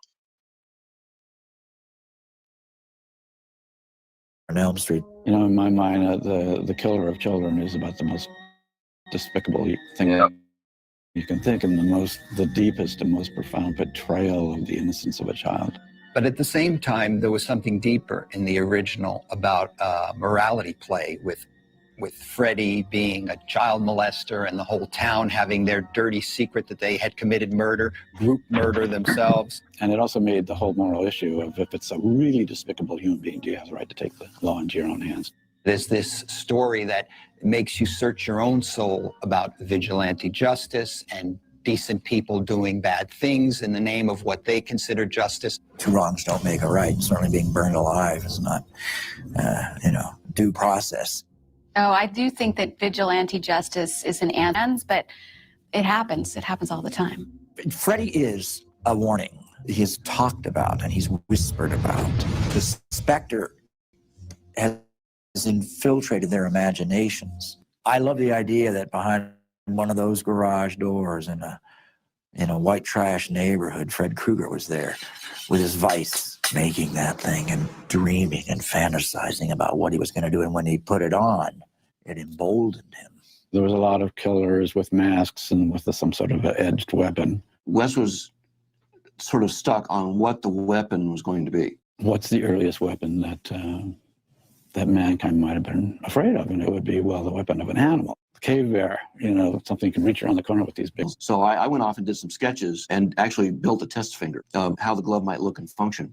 Reading that script and knowing that I had to build that glove, I felt I was just building this whole character that was part of the film. The claw extends Freddy. It extends his evil. It extends his anger. Freddy made it in the basement, so the glove had to actually be kind of crude. It almost looks like a junior high school shop project from hell. I think inching those nails against the pipes, he would really do that and annoy everybody.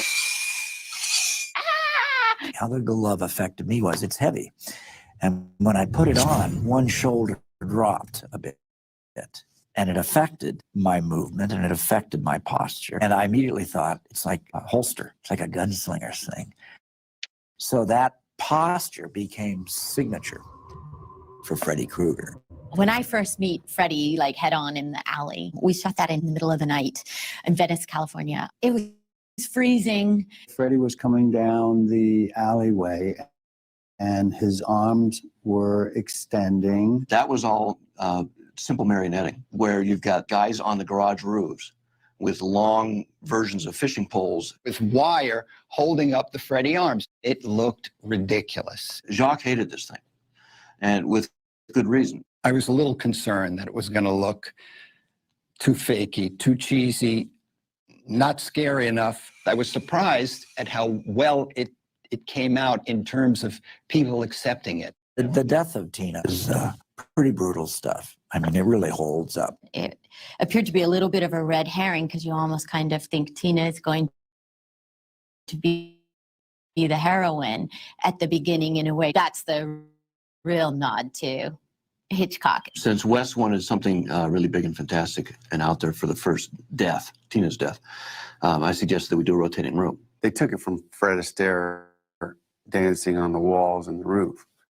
And that situation was quite a hairy situation. I mean, that scene where she's dragged up the wall, there were no wires or anything dragging her. We were rotating the entire set. Everything in the room was nailed down. The cameraman was in like a airplane seat attached to the wall. It would take a couple of people to just turn that room and actually make it move without using any mechanical means. As you get turned upside down, you're still operating the camera, but your brain is upside down. I was either crawling or being dragged. However, I was always on the floor. Boy, did she ever do that, that moment when she's killed. She just nailed it. The blood and her being dragged up the walls and down the walls, a brutal sequence.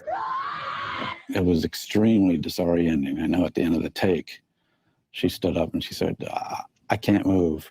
I had the sensation I was falling, and I completely flipped out and was like, stop, I have to get out, I have to get out. And then here comes Wes, all calm, sticking his head up through the window. He's like, check this out. I'm standing on the ground. You're laying right here. We're looking at each other. You're not falling. And I was like, oh. As I looked around thinking, oh, I'm going to reassure her, I started to feel nausea. It was a very, very strange set. I remember that when the stunt woman slammed onto the bed, blood slapped me on the face. There was this beautiful slow motion sort of, because we had the bed just loaded with blood, and the censors went after that whole scene. As soon as she hit the bed, we were not allowed to show any sort of a splash whatsoever. There was nothing fake in the first, that we were all there in the same room, we were all acting together. The reality of it being really there with the actor makes such a difference in their performance. The fact that we do this stuff live and that we do it on camera and we get it in one take or two takes, whatever, is part of the romance of the genre. In the high school scene where I'm sitting in the class, we had a lot of extras there. It's the first time that Heather is really confronted with the dream. Lynn Shay's the sister of the producer, so she had this really important part as the teacher.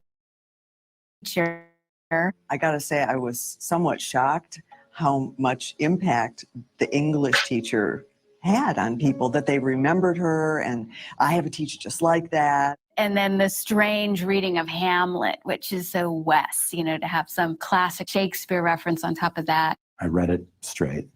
And then Wes came up and asked me if I'd repeat it again in a stage whisper.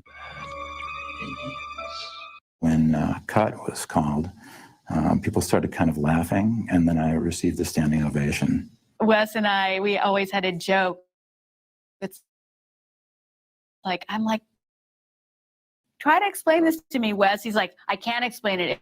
It's just a dream. And I'm like, okay, thank you. You know, The image of the body bag just in the hallway scared me so much. First of all, your psyche does not want to be in a body bag when you're alive. Your body and your brain says, don't let them zip this up, you know, because there's not a zipper on the inside. So you're really at the mercy of the people taking care of you. My heart was going out to Amanda because she had to do like the grossest things. There were eels and centipedes, and it was very disturbing. And I was upset. Both Heather and I were very upset while we were filming those scenes. And she's always such a trooper, and they always kind of push the envelope to see how much she would do. And then finally she would say, okay, 3 centipedes, that's enough. The hall pass line is, of course, became a favorite of people's, actually. Where's your pass? Screw your pass. With Robert's voice coming out of my mouth, I guess kids didn't expect it, and it just really grossed them out. No running in the hallway. It's an archetype that Wes just tapped into. Even the clothes that he wears, the stripes. And the red and the green together actually were from an article on how the eye and the retina deal with color.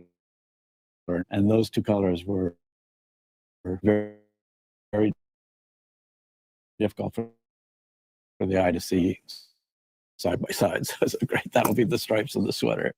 So he literally made him into sort of a painful optical effect. There was a lot of pressure on the original film, I think, because there was no money. There were tensions between Bob and Wes, and it was obvious to everybody. And I knew that Bob had mortgaged his company and his life and his house and everything to create this film. And I knew that Wes had signed away the rights to the characters and all this to create this film. Wes and I had a little bit of a disagreement about who was doing what, and he wanted me to stick in my role as a producer. We've got two strong personalities, both of which share a vision of the end, but it's they might not have shared every day the vision of how to get there.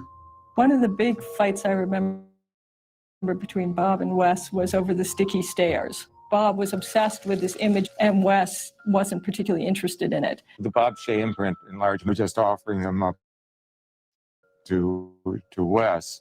I don't know if it was in the script, but they decided to have the carpet just cut, and then they poured in a bunch of oatmeal mixed with mushroom soup or something like that. It was Bisquick.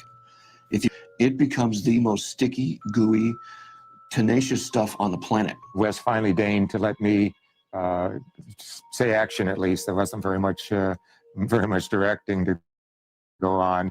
Letting him direct, call action, and cut on that was kind of a way of saying, come on, we're friends, and, you know, we're in this together. You know, ultimately, I think Bob and I both respected each other there all the way through, and we both knew we had everything to win or lose with the film. We had 80 effects, shots, or sequences in a 90-minute film that we were shooting in 26 days.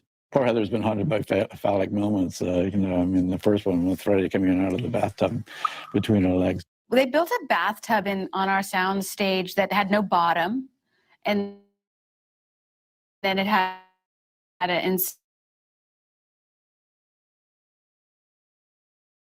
a tank. So I had the distinct pleasure of having Heather Langkamp sitting on my knees with her feet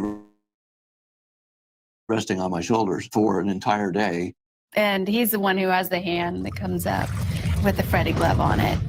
Rod's death scene in jail. He's not willing to go there and admit that Nancy's having these real dreams. Heather was saying things about Fred Krueger. Now I'm saying, stop that kind of stuff. There's a nonsense. Don't talk to me about that. Well, Ronnie Blakely's character she's this alcoholic mother, and it was important to me that there was this drift from a woman who was saying, you're crazy, to her child. And she actually has the weight of the world on her shoulders because of her crime in creating Freddy Krueger. And then once she has disclosed that she and her cohorts of the other parents have essentially caused the deaths of their own children, starts drinking heavily, and to the point where when Nancy is about to face her worst test, her mother isn't there and has to be kind of put to bed like a little child. She becomes such an important yin to my yang. I don't think the movie would have been as good without her being a little bit more intense than I think our average parent character is these days. Nancy comes home and there's bars in all the windows. And then later when she needs to get out of the house, she can't because she's locked from the inside, and goes to her mother, and the mother says, lock, lock, lock. Her battle's about to be enjoined with Freddie, and it's going to take place in the house. And what her mom has done by putting bars on is ensured that there will be no escape. I'm trying to talk to Glenn and trying to warn him that, you know, he's out to get killed by Freddie if he falls asleep. And I look down, and it's Freddie's mouth and tongue, and he says, That shocked people so much. It was one of the most startling moments of the first film, when the special effects cost $5. Heather wanted to eventually take that thing home, and that was a little strange. Then the rotating room ended up getting used again for Johnny Depp's death, but that wasn't originally planned that way. Johnny Depp went through a mattress. He's got his headphones on, and all of a sudden, the blood spilling out of the bed, that was a one-take deal. Big pressure there. Wes, who is now strapped in one of the camera chairs, would say, go. We turned the room upside down. The bed was now at the top. When they started dumping the red water, the blood through the thing, as soon as it hit the ceiling and hit the light, it immediately electrified the water. So the guy pouring the water got electrocuted. Oops. You got hundreds of gallons of water now sloshing on the floor. Which threw the weight off entirely, and the whole thing suddenly just shifted. And the room started going like this, That room started to turn, and the room got out of control from the operators. and there was no way we were stopping it. It rolled all the way over because the weight of the blood went to the wrong side of the ceiling. And we were up there jumping out of the way of cables and ropes that were ripping out. Water went into all the lights, and there were these huge flashes, and then dark, and we were spinning in the dark with sparks going up. And the wall had a window in it. And of course, the blood all poured out the window on us. So the crew that was turning the room was standing here completely covered in blood. So the room stopped upside down, and we were hanging upside down for at least 20 minutes. Caused Jacques to make noises that no man should ever have to make, unless he's actually dying. It was pretty funny, though. No one was hurt. We got the shot. It just came out totally cool. So part of the reason that effect looks like that is because of this, fortuitous mistake. I think it's a little bit more to Johnny Depp's bloody room scene. I guess his head was going to come out of the bed once he gets sucked down in there, and it spits him back out. Actually, I remember it was pretty scary.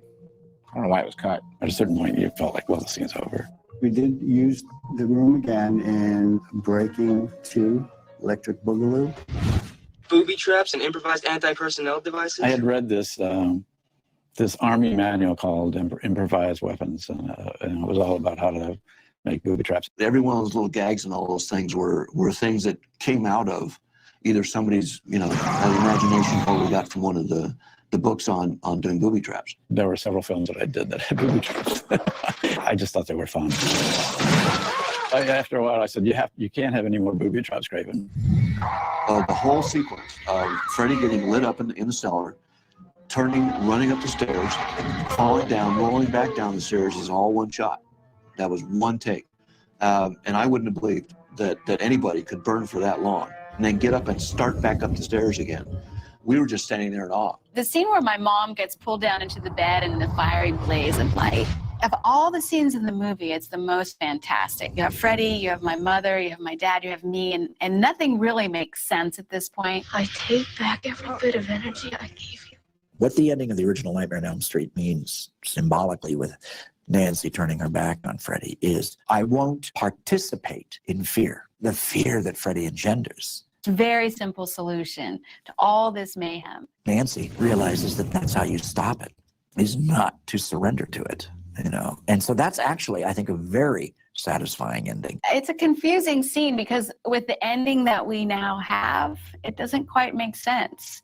If I turn my back and that's supposed to be a successful resolution, then the fact that Freddy comes back means I failed. We were uncertain about the ending. We didn't really feel like we had it right. Wes wanted the ending to be that Heather woke up in the morning and the sun was shining and she was. He wanted to have a big hook to the picture so that he could have a sequel. And I thought he was crazy that there would never be a sequel.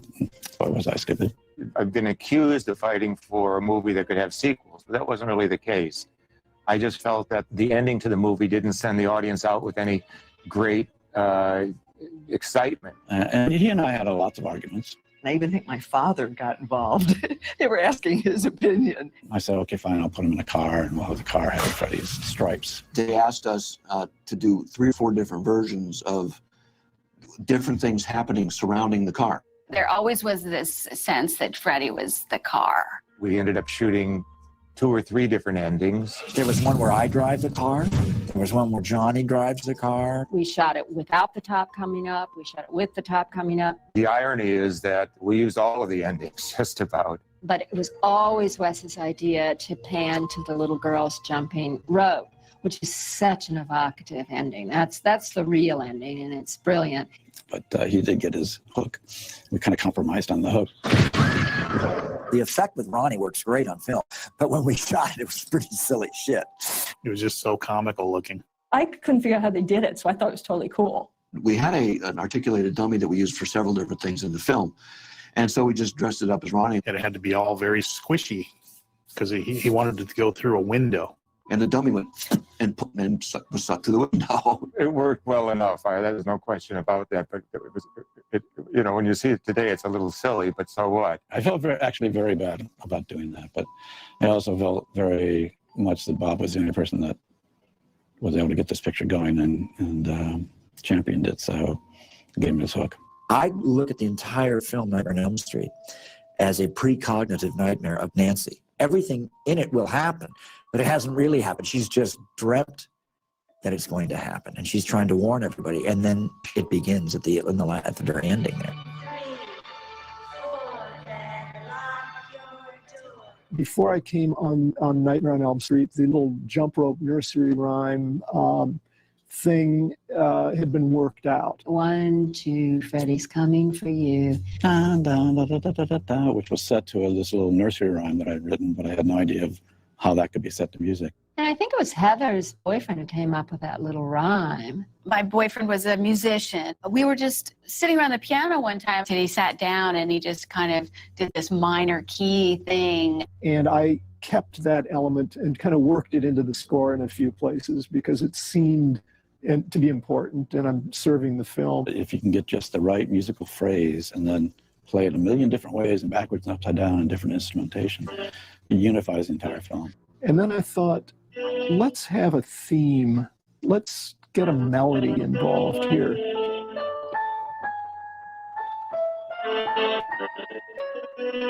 So the melody is playing with your sense of order. Maybe we go to there, and another note that doesn't belong.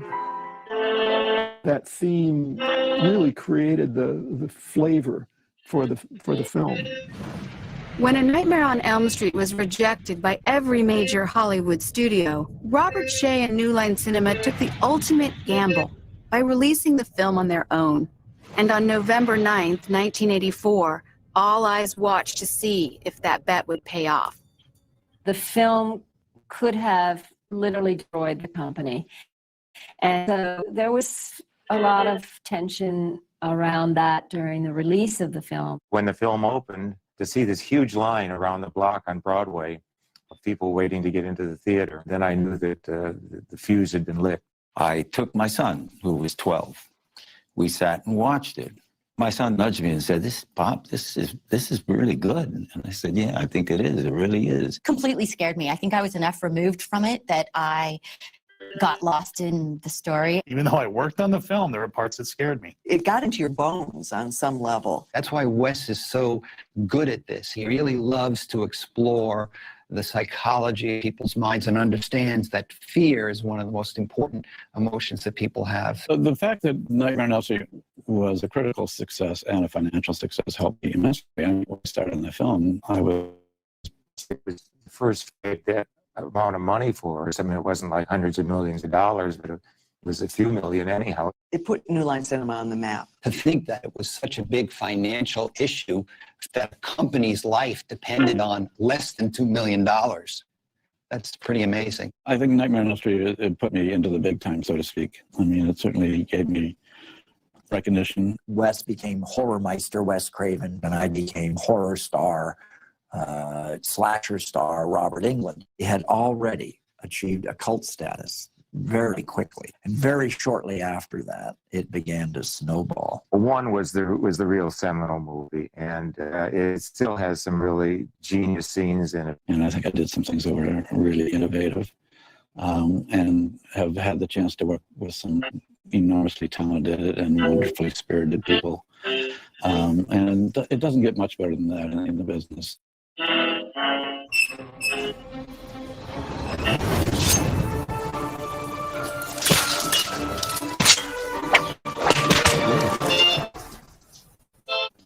After their first taste of mainstream success, New Line Cinema immediately realized it was time to think about Freddy's future and the nightmare they now owned. I don't think that we were thinking about a sequel. Who knew that it would even be this successful? We didn't know. After the film opened so big on the weekend, head of distribution went right into Bob Shaye and said, we need a sequel. We weren't calculatedly trying to capitalize on the thing. This was the only project we had that had sequel potential. Bob Shaye had basically leveraged his ass off on the first one. He'd sold all the rights off to get the movie made. The other entity, the other financial entity, I think, just crucified him and took a lot of what he had. So that when Nightmare on Elm Street the original made a healthy profit, it wasn't really a profit that went to Bob's pockets, nor did it really help his studio. What Bob came away with was a copyright on something that could be very, very valuable. And New Line was always stumbling from one distribution movie to another distribution movie.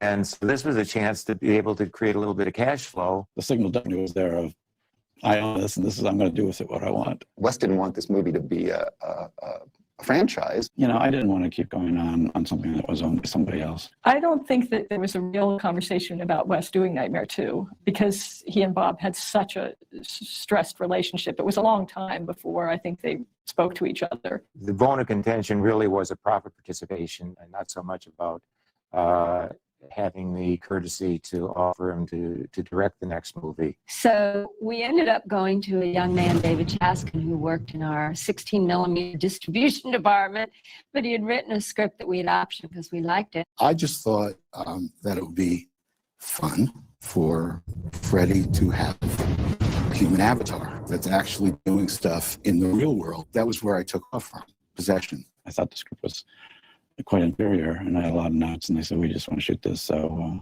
off they went. A good friend of mine, Jack Shoulder, agreed to direct the film. Jack Shoulder had been making trailers for us, and he was very talented. One of our first films that we ever produced, he directed, called Alone in the Dark. Jack was pretty good technically. He had come out of editing, so he knew how to tell stories. I was never a huge fan of the original. I mean, I understood why it was good and I understood why it was successful, but I felt no compunction to follow the template of the first film. I wasn't asked to do Nightmare 2. I think that the script was probably developed quickly after Nightmare 1. To my knowledge, nobody ever talked about bringing Heather Langenkamp back to do Nightmare 2. Simply because I think they had determined at that point to do a completely different story. And, you know, that house was so iconic that it made a lot of sense to focus on the house and the next inhabitants of that house. There was a problem with Robert because Robert's agent started getting wise. I was already feeling ownership of Freddie by then. And they were asking all kinds of money that we didn't have.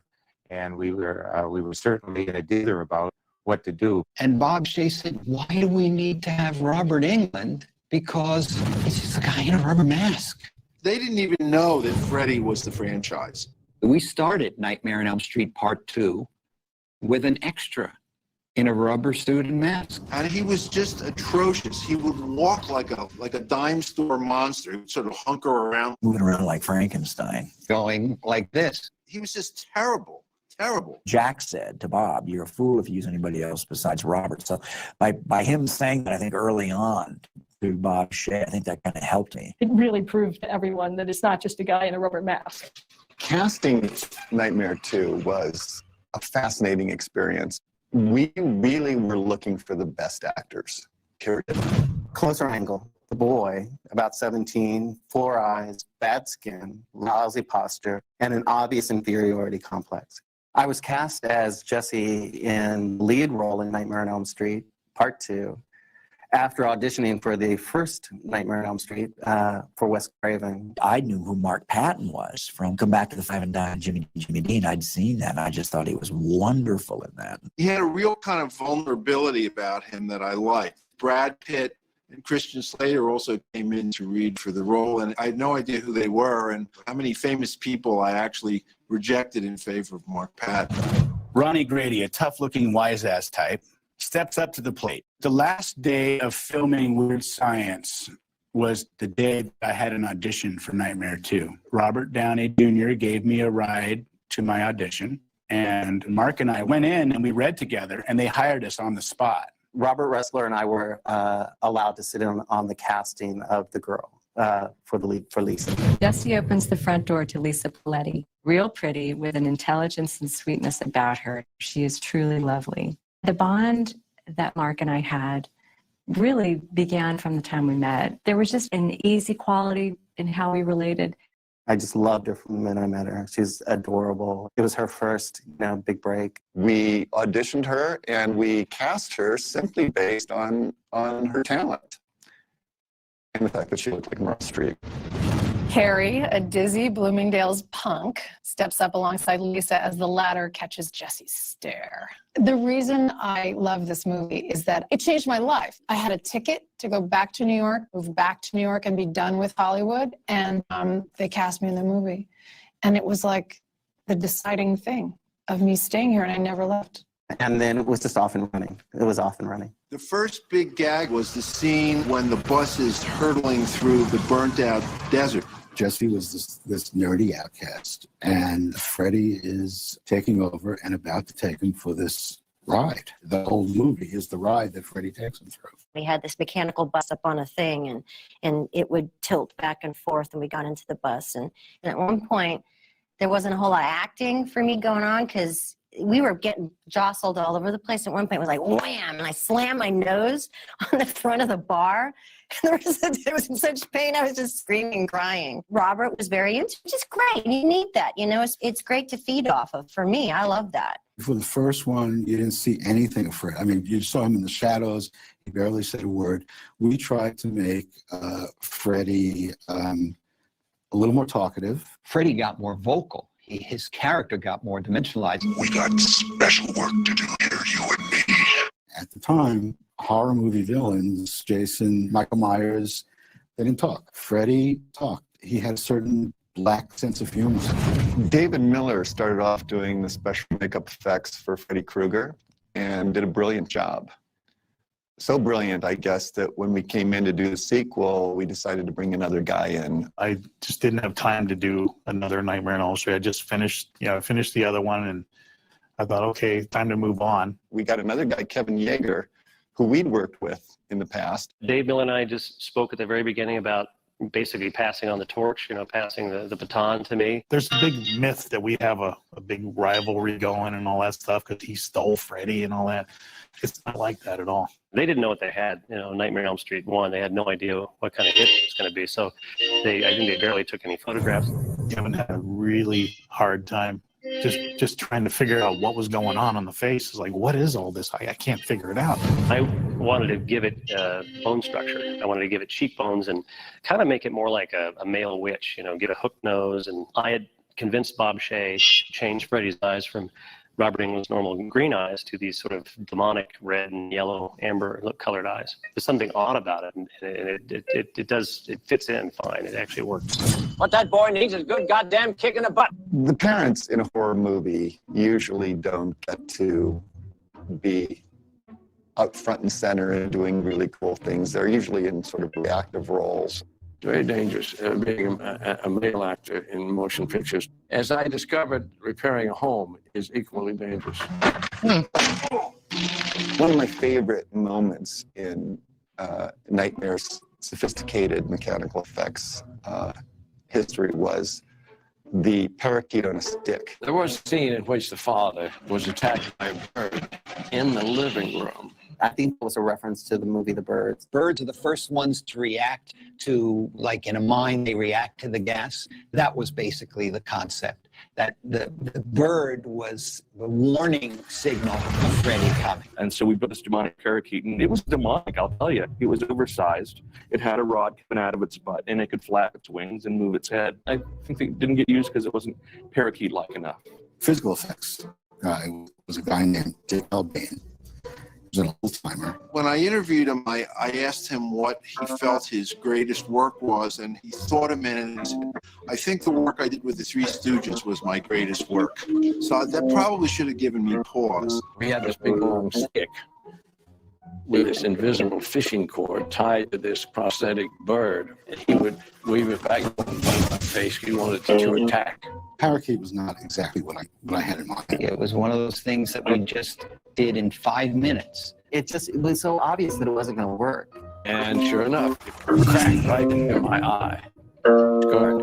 I don't know if it's ever recovered from the parakeet scene. He's a little tweaked by it still. It scared the shit out of me. I was just petrified.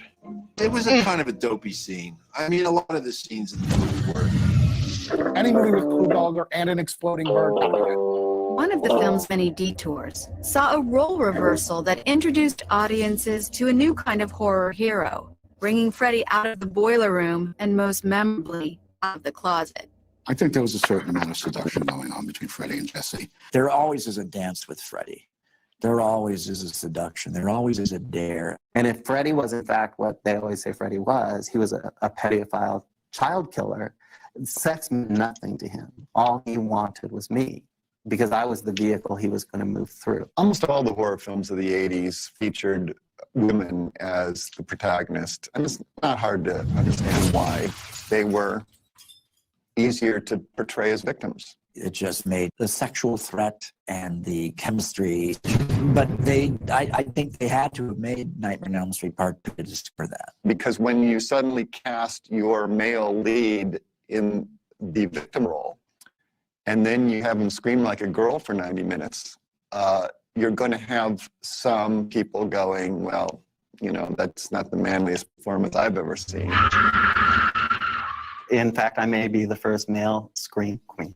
I simply did not have the self-awareness to realize that any of this might be interpreted as gay. And I actually don't think that originally Jesse was written as a gay character. I think it's something that happened along the line by serendipity. I also had not the slightest idea that one of my lead actors was gay. The fact that Mark Patton was an openly gay actor, I don't think had been revealed at that time yet.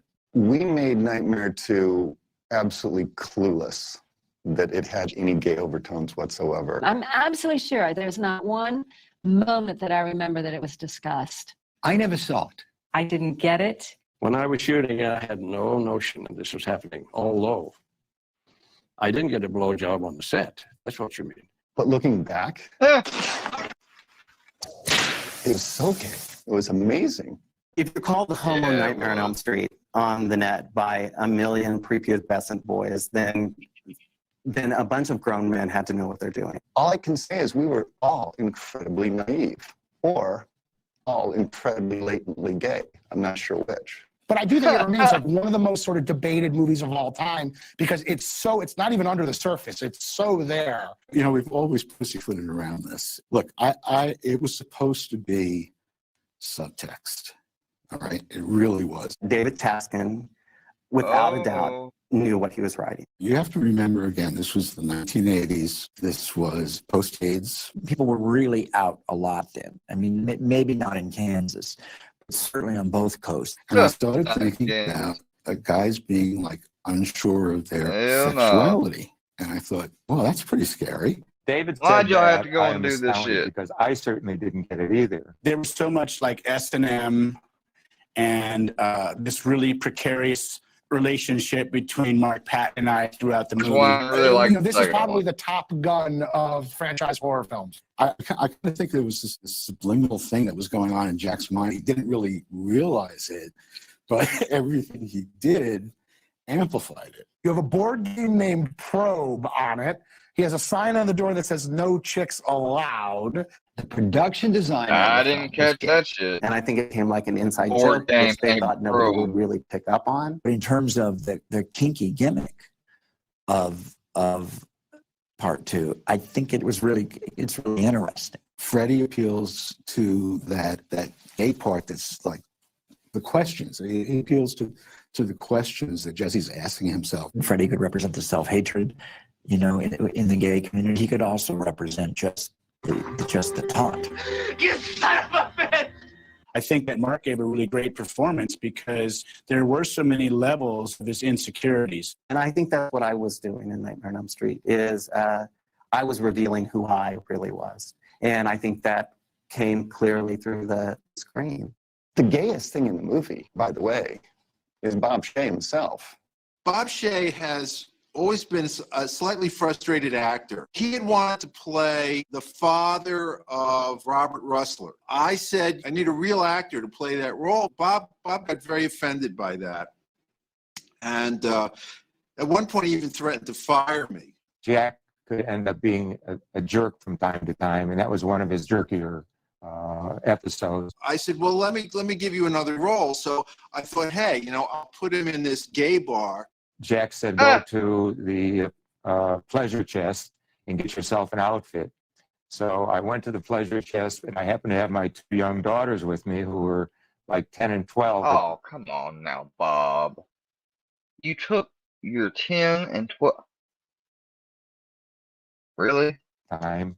The guy who was the clerk was watching, and my little daughter said, "There's a great thing to put on your arms with spikes and stuff, and here's a great T-shirt for you, Papa," and stuff like that. So the clerk comes over to me. He said, "I think these children should wait outside while you purchase what you're going to be." Yeah, don't you think, Bob? Purchasing. Bob Shea looked darling in his leather costume as the bartender. He was so sweet. And I want you to know that we all believed him. And then you have Coach Schneider's character. He, like the character of Jesse, had some secrets. And I don't think Coach Snyder was ever a very good guy. No. I did direct a lot of the shower scene with Marshall Bell, and wow, what was I thinking? The coach's balls being part of the attack.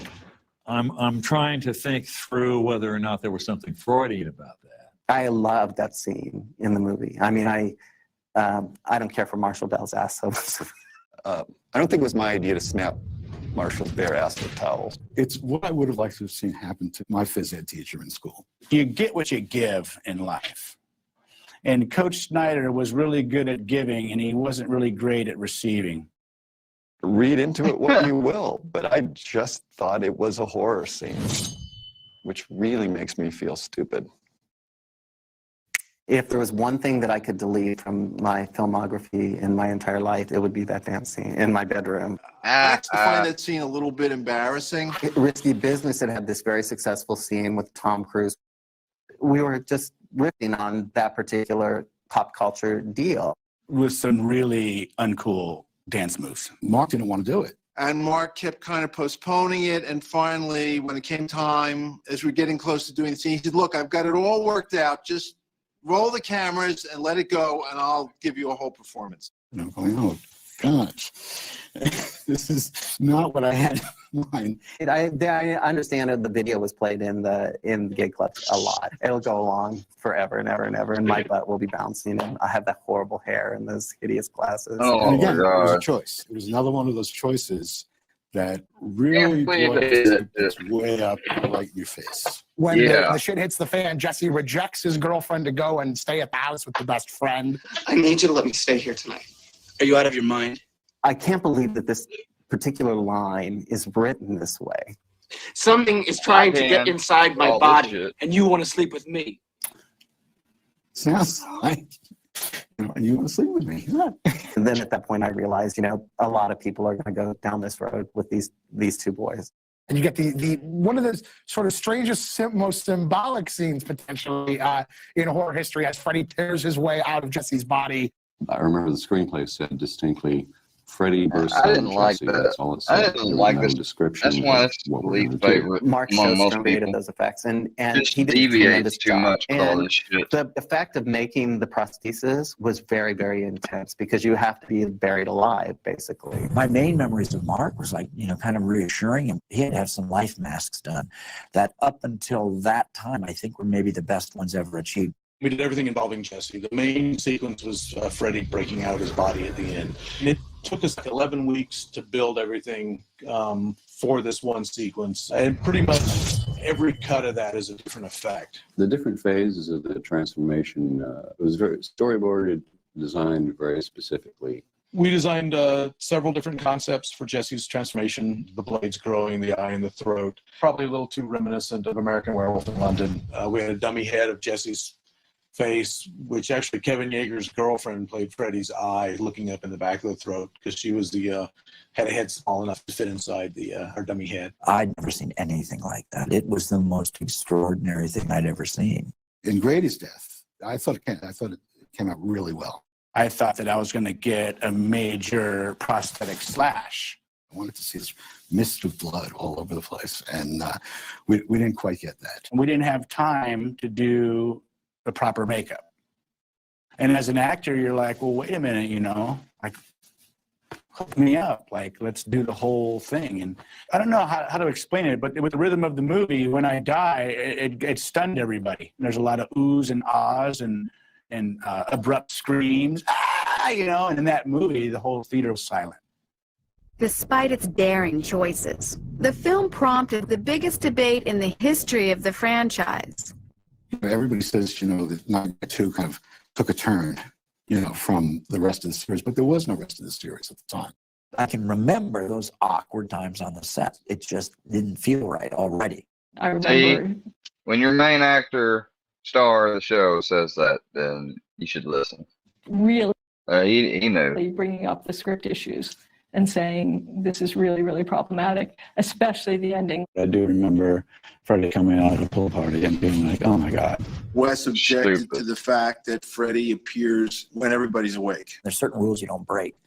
In the Wes Craven Bible, we broke a couple of rules. If he's out someplace, just out in the open and surrounded by big teenagers, it's not going to have the power. You know, it's just you're just running up against a wall right away as a director to make that scary.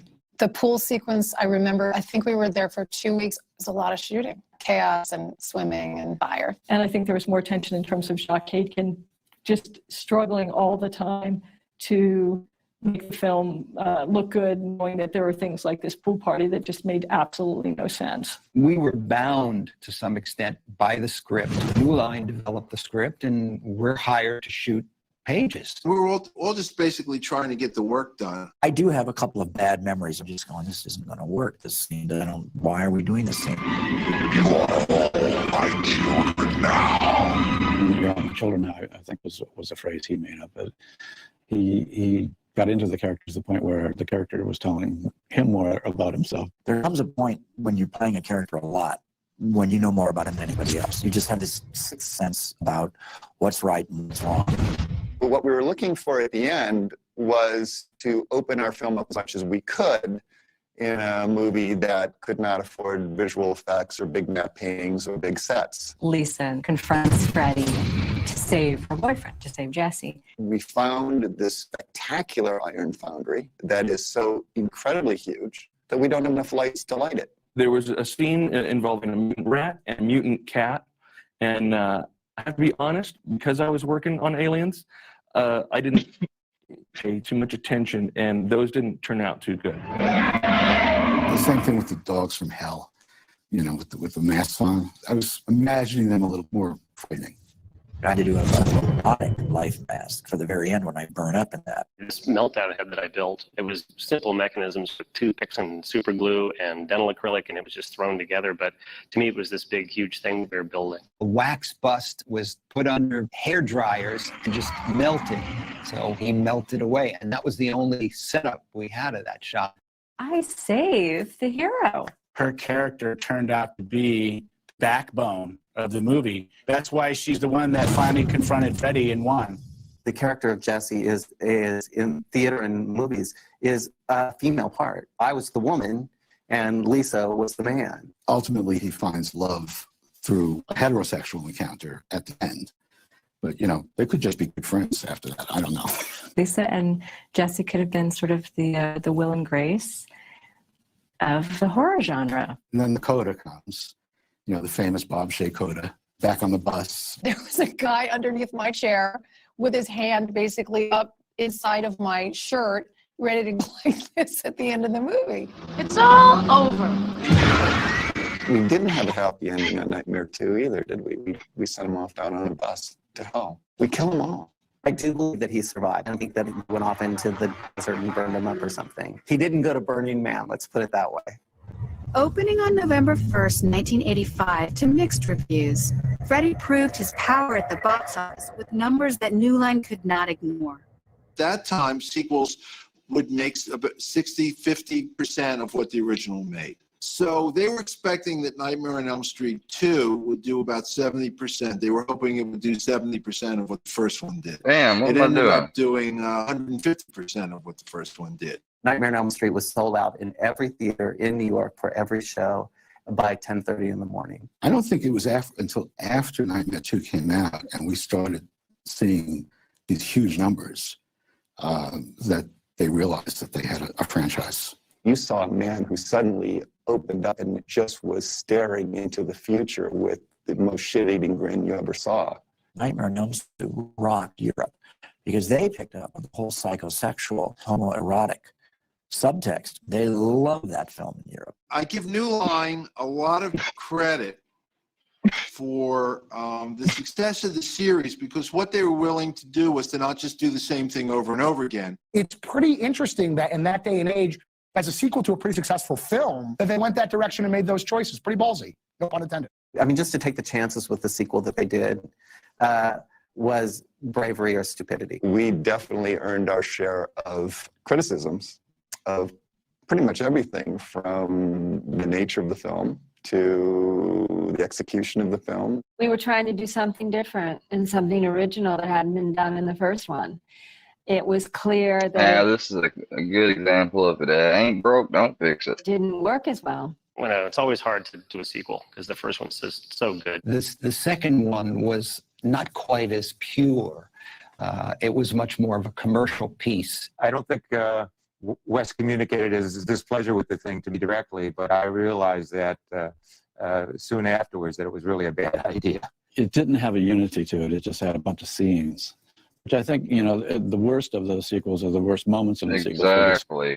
kind of striking. There's a bunch of things. Overall, the story the stuff. story didn't often cohere very well. I'm proud that I did the film. The film really was the film that gave me a career as a film director. Jack knew what he was doing.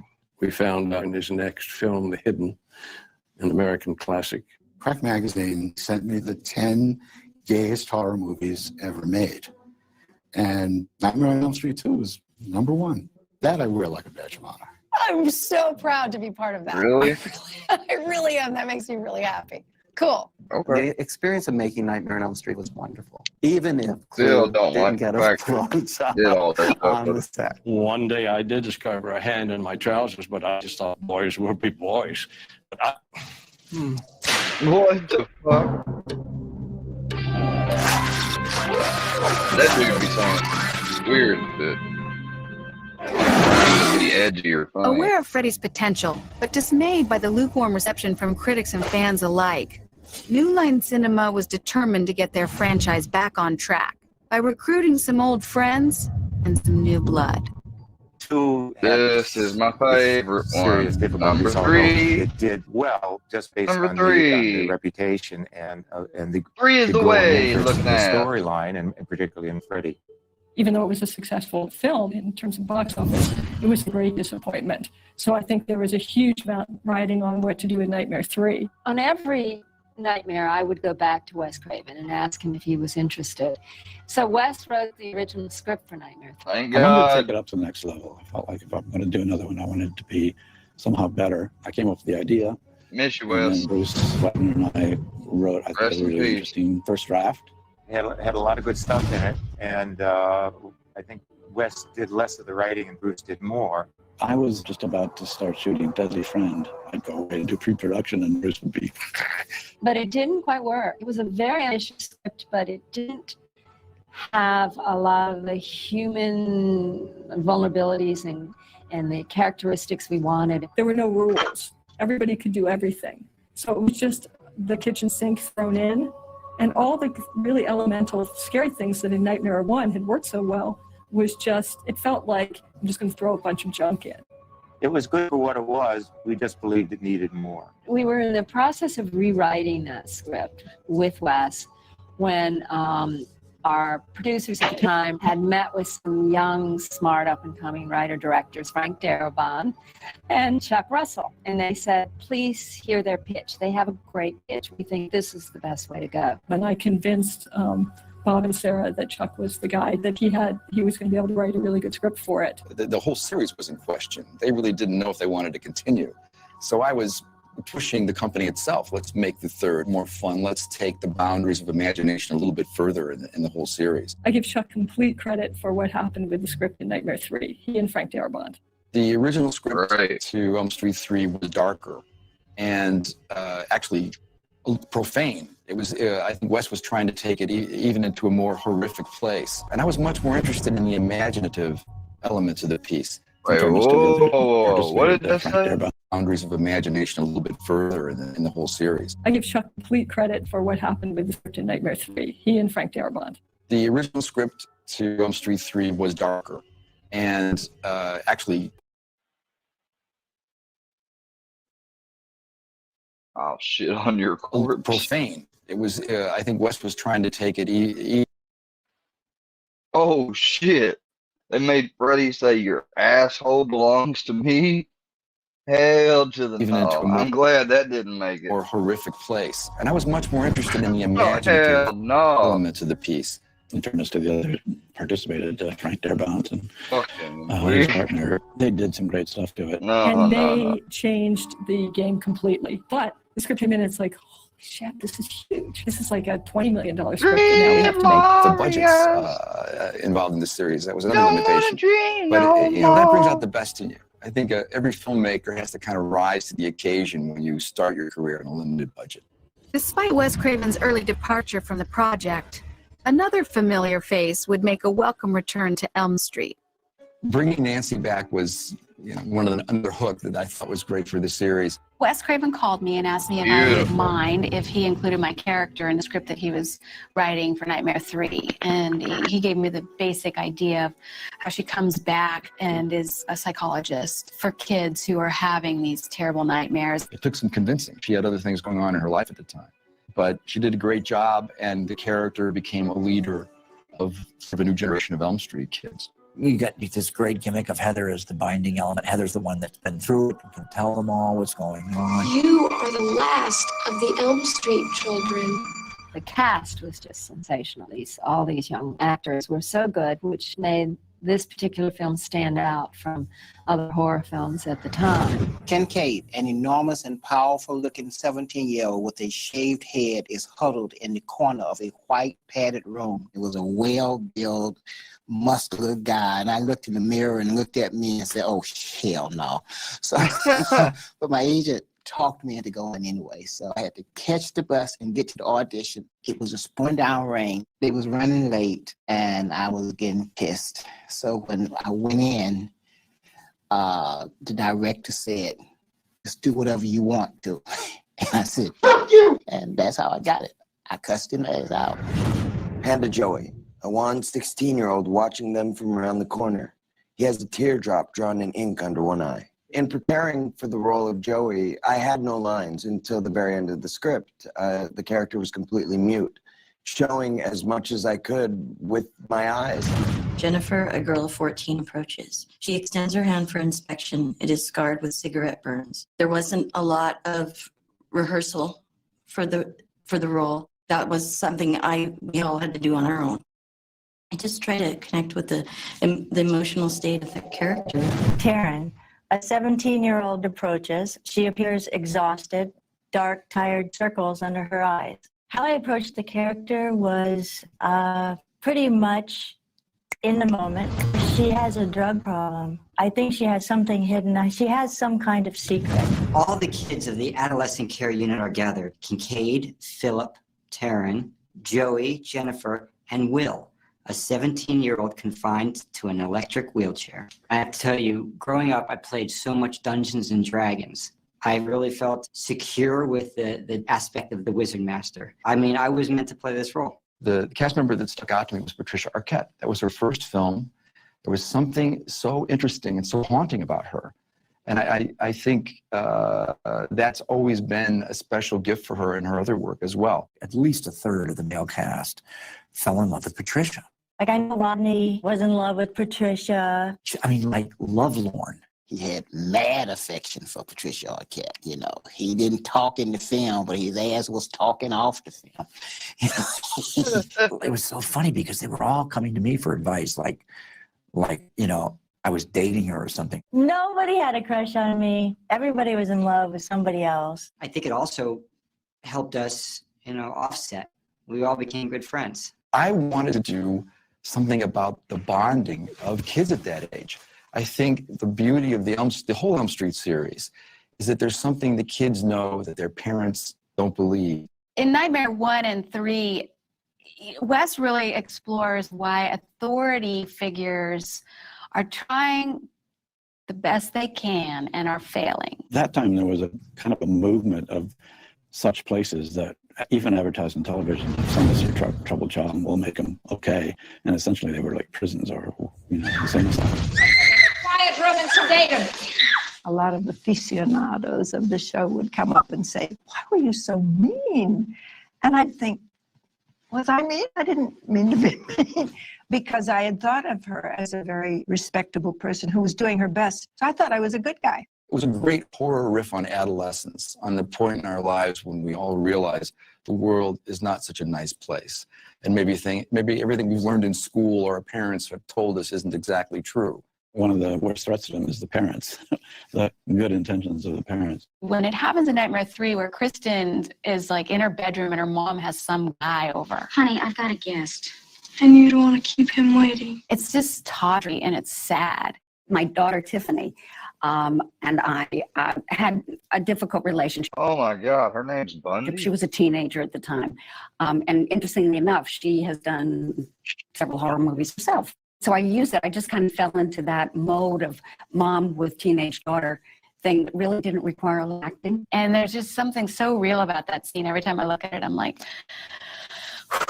I do believe that my character was definitely part of the mob that went after Freddie. Elaine was guilt-ridden, and she had this kind of bravado to cover it up. But deep down inside, it's like, oh my God, what have I done?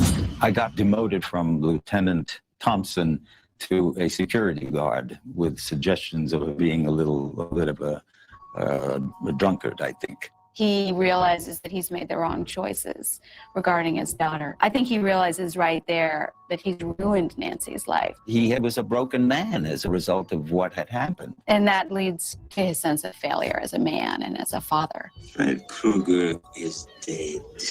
It touched a little bit on the idea of suicide and the young people in suicide is a tremendous question. Looking back now, there was a whole lot of suicide movies in the 80s. They really were. I think the Nightmares series, it's a message to parents to please listen to your kid. Your kid's not crazy. Your kid's not making stuff up. To me, that was the metaphor of Elm Street. And Dream Warriors took it just a step further. While the young cast immersed themselves in their roles, the team of special effects wizards behind Nightmare 3 found themselves faced with a whole new set of challenges. Read the script and loved it because it was just full of effects. And I kind of pitched to them. I said, "Listen, I'll do the movie, but I want to do all the effects." And they were stupid enough to do it. No, they were really kind enough to give me the whole show. It looked like the script was going to be more fantasy, and fun. I had to make it magical. I was going to be the one who was going to give it the look. All the money that was spent was not spent on anything other than effects. Effects got everything. There was a image with a roasted pig on a table. It was a kind of a classic nightmarish image. All of a sudden, pigs. The budget was astronomical for making an animatronic pig. We ultimately just roasted a pig, let it spoil, and the prop guys had to choose straws as to had to puppet it from beneath. Okay. The pig absolutely stuck. But ultimately, it looks gnarlier because it's real. I can still smell that pig to this day. My main job for Nightmare 3 was the baby in the beginning of the film. Patricia Arquette is running through the house and she rescues a little girl. And when I met with Chuck Russell and I asked him kind of what he was looking for, he told me 2 words. He goes, "Think Auschwitz." And I did a life-size sculpture of a 5-year-old girl that was emaciated and shriveled and skeletal. And I spent 10 weeks constructing this mechanical puppet, which is very realistic and detailed. When they brought it into Chuck and I, it was so terrifying and so grotesque and horrific that we felt like we shouldn't do it. They never even rolled film on it. I think they ended up having a prop guy super glue some fake skeleton together in about 10 minutes. They used that. Well, the biggest challenge for Nightmare on Elm Street 3 was probably the snake sequence. The scene with Patricia Arquette and the worm monster is often mentioned as a wild point in the picture. That was a really exciting thing for me because it was the first, gigantic puppet I've ever made. When I first saw the prop, I was stunned because it was very, very phallic. Chuck and I started laughing when we saw it. I said, "Do you think what I think?" He just said, "This looks like a penis." And I said, "Yeah. Remember we talked about, we had meetings about this." He said, "I can't do that. I can't make it look like a penis." I immediately called in the set painters and said, "Look, at least change the color." We tried to throw this thing into blues and greens so it wouldn't be quite so Freudian. That monster was wonderful in concept art. in reality, it was a big prop that was actually a bit dangerous. Ready, go! It was really a scary thing to watch, Patricia being eaten by that. It was huge. So she was like in there. We did a lot of reverse in those days. In fact, when Patricia Arquette's being eaten by the snake, she's actually being pulled off. The whole piece actually looked quite good that way. It gave it an eerie, dreamy aspect, but really we did it that way because the prop didn't work. But also we had 3 or 4 different puppets. We had one that swallowed Patricia that was only like 6 feet long. Then we had one that was even longer for this overhead shot. Then he regurgitates her. That was another one. And then the final one was this whole mechanical thing that was a big, huge thing that kind of rears up, and it was a radio-controlled face. Knowing how much work went into that and knowing how difficult it was to kind of get that thing to set, I would have like gone bowed on hands and knees to him then, because it was really an imaginative, really unusual effect. The puppet sequence where Marionette that's hanging on the wall turns into Freddy, and then he severs himself off and then grows to be normal size. That was pretty creepy. We actually made a series of heads that we would, in camera, dissolve from one head to the next. Bradley and the marionette, you know, people just love that imagery. It was by Greg Cat and my old boss, and he did a fantastic job. I also remember like Bradley Gregg during lunchtime. Just looked like spaghetti sauce all over him, and spaghetti arms, eating lunch, you know, as if it was like no problem. And he's sitting next to me, and they had to like roll the vein so they didn't like get, you know, knotted or anything. You know, I'm sitting next to him reading it, and I'm just kind of looking and going, oh my God, oh my God, oh my God. Oh, awful. The work that Greg and everyone did in effects was absolutely extraordinary. And the funny thing that you have to remember about this film is virtually everything was done physically. You know, in a way, we're responsible for making the Freddy character a little bit more of a pop character, a media character. And the Dick Cavett scene was a big part of that. We spent a half a day shooting Dick Cavett. And he said, well, they told me I could pick whoever I wanted. So I picked Zsa Zsa Gabor because I think she's the dumbest person I've ever met in my life, and I'd never have her on my show. And if there was one person that I would want to see killed by Freddy, it would be her. My other favorite kill from Nightmare 3 was when Penelope Sudrow's character was lifted up by the TV set with the great line, Welcome to prime time, bitch. Welcome to prime time, bitch. Welcome to prime time, bitch. Really a priceless line. It was just classic. Welcome to prime time, bitch was not a scripted line. That was from Robert. That, which, you know, was a modification of the original line because it didn't quite fit in my mouth, but people loved that. You know, the one-liners and Robert's delivery of them made the film, I think, a little more popular. I actually enjoyed that scene when they had the mechanical arms come out and grab me. That was like my favorite part, just to scream. Like that was great.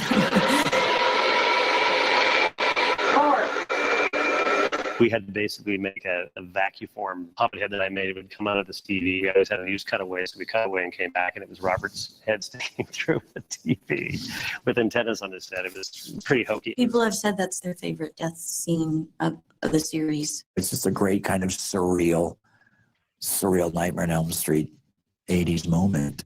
Having met his match in the form of the Dream Warriors, Freddy Krueger became even more resourceful in finding ways to prey on his victims' darkest fears. What Nightmare on Elm Street Part 3 did was it went to the logical conclusion of how Freddy would operate within your subconscious and haunt you. Freddy is in there with those private thoughts, those private fears. He knows what makes you tick. He knows what he can use against you because he gets in there. My character's weakness was always women, and not much has changed. One of the more memorable moments from the film is the sexy nurse scene, where Freddy is using kind of a sexuality trap in a dream. The one character that he spent the most time interviewing and auditioning was the nurse who has to bare her breasts. I had to go in and strip, which, you know, isn't easy, but that was the process. It was a little out of the norm. She would have to stand there naked and stuff, the lighting and stuff like that. It was a pleasure.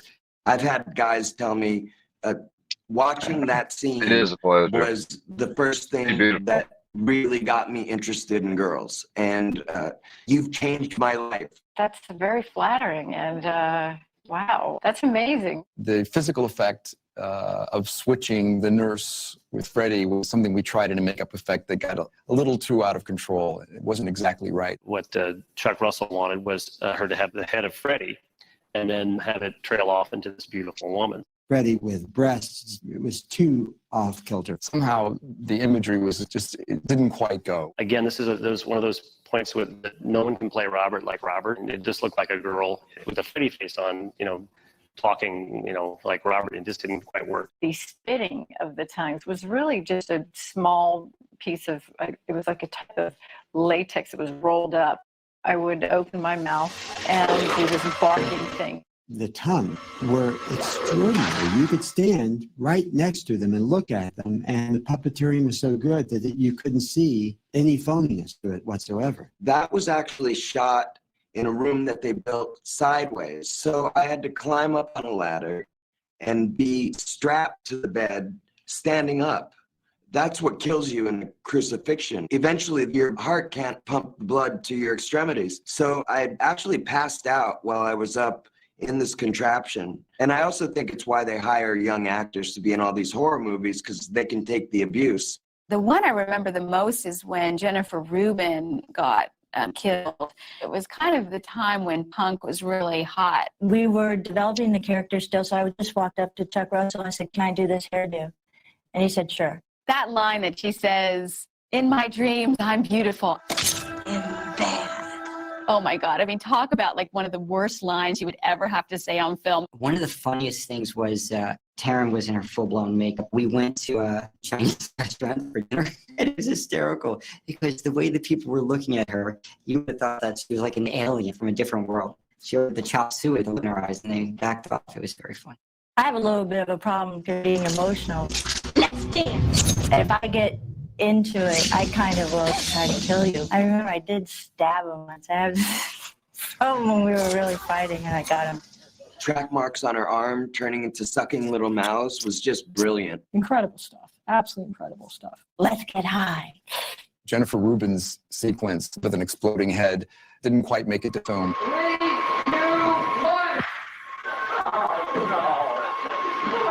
They didn't figure out how to work my special effect. Freddie's hypodermic needle fingers was my little anti-drug statement that was very effective. I got a lot of fan mail, people having quit drugs because of her. It touches my heart to be remembered that way because this girl fights and never says die. But then I had to. I was a pre-Harry Potter. And that was, again, the greatest thing about my character, being a wizard master and having played Dungeons and Dragons. I was able to conjure up spells. That wheelchair was huge. And it was so huge, it virtually could not get down the hallway. It had been built too large. But it looks really frightening when you see it in the film. But there was also difficulty because Freddie's claws were not retracted. So they put a 2x4 right by my heart, underneath my cape, and I was just praying to God that Robert made sure that he hit it. I did get to show off who I was, and I got to use my power, which is, I felt it was pretty important. You get to see exactly what these kids get to do. Whether they got killed or not, that's a whole different story. Faced with a grueling production schedule, difficult working conditions, and an overburdened first-time director, tensions on the set of Nightmare 3 began to rise. Chuck came in with this massive passion, but what came out of that was how difficult it was to work with Chuck. They were very touchy about the imagery of Freddy Krueger and where we took it. And I was trying to, frankly, loosen them up, and take it into a crazier place and move it further, or there'd be no point. He was getting a lot of frustration from the powers to be over him. It was just a really hard shoot. I think there was more tension on that set than any set I've ever been on. I think Chuck really had his hands full. We were always hours and hours and hours behind because the stuff was so difficult. Lots and lots of effects, difficult effects.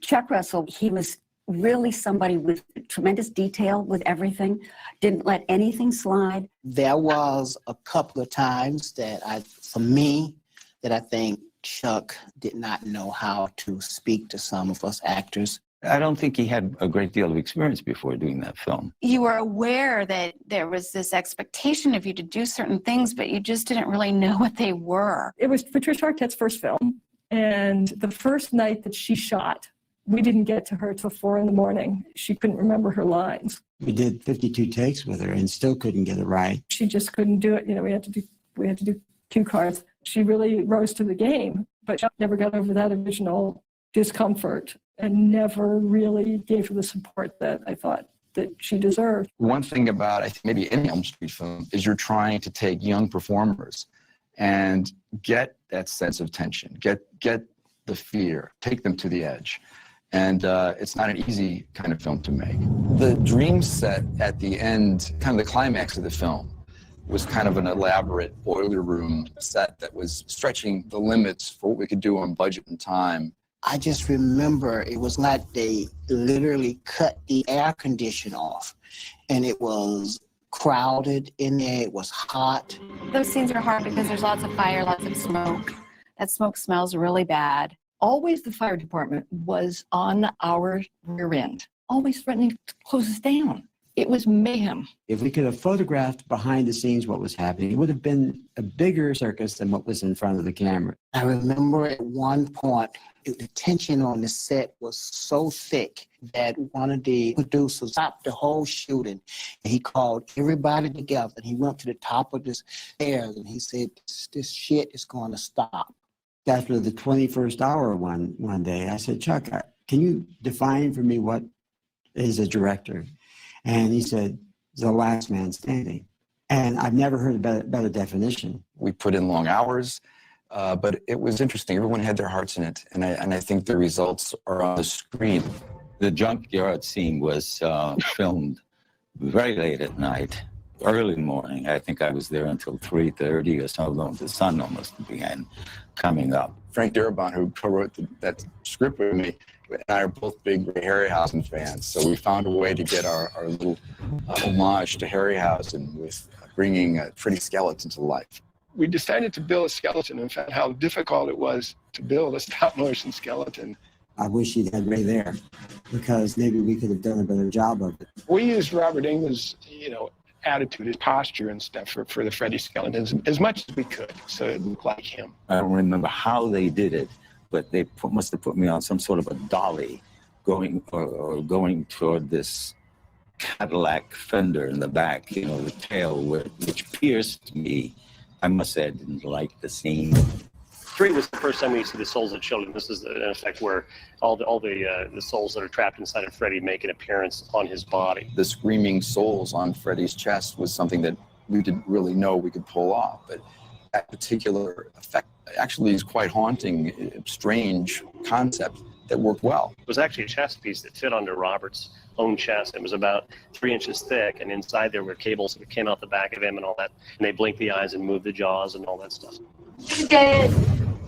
One of the very toughest things, strangely, was the mirror sequence, the mirror hallway. My character screams and breaks all the mirrors, and it turns out that my dream power is my voice. Mirror shattering in that hallway was a really huge effect. And this is before CGI, so we had to get very inventive. I mean, unbelievably technically difficult. It was something we ended up getting done at the optical house at the last minute, with actually literally manipulating Mylar in front of a camera. That sequence and where Freddy gets blown apart were two very, very complicated sequences. We had to build this puppet head, and this whole thing was mechanical. And then later the optical guys went in there and rotoscoped light pouring out of him. That's how he sort of just tore apart with the light of God. They had to bury Freddy in the hallowed ground. That made sense. So Chuck understood sort of the religious connotations and things like that. I wanted to bring in these kind of classic Christian values almost. We kill Freddy with a cross. I mean, this is old school vampire stuff. Nightmare on Elm Street 2 was I guess the gayest horror film ever made, and Nightmare on Elm Street 3 was the Christian version. I think in doing the third one, I knew we had to fill in a little bit of the Freddy backstory. And in the Elm Street series, that means it has to be something big and dangerous. I love the idea that some twisted DNA somehow made its way into this poor little nud, Amanda Kruger, who got the Christmas shift in the asylum, getting raped by 100 maniacs. Freddy. the bastard son of 100 ups. And this was just one of the ideas that came out that we realized was appropriate, but in a way dangerous to put on film. There's always a balancing act between how much you're going to reveal the monster and how much you're going to keep mysterious. With his dark history revealed and his bones laid to rest, the time had come for Freddy's final reckoning. But if Krueger had to go, he would take with him one of Elm Street's finest.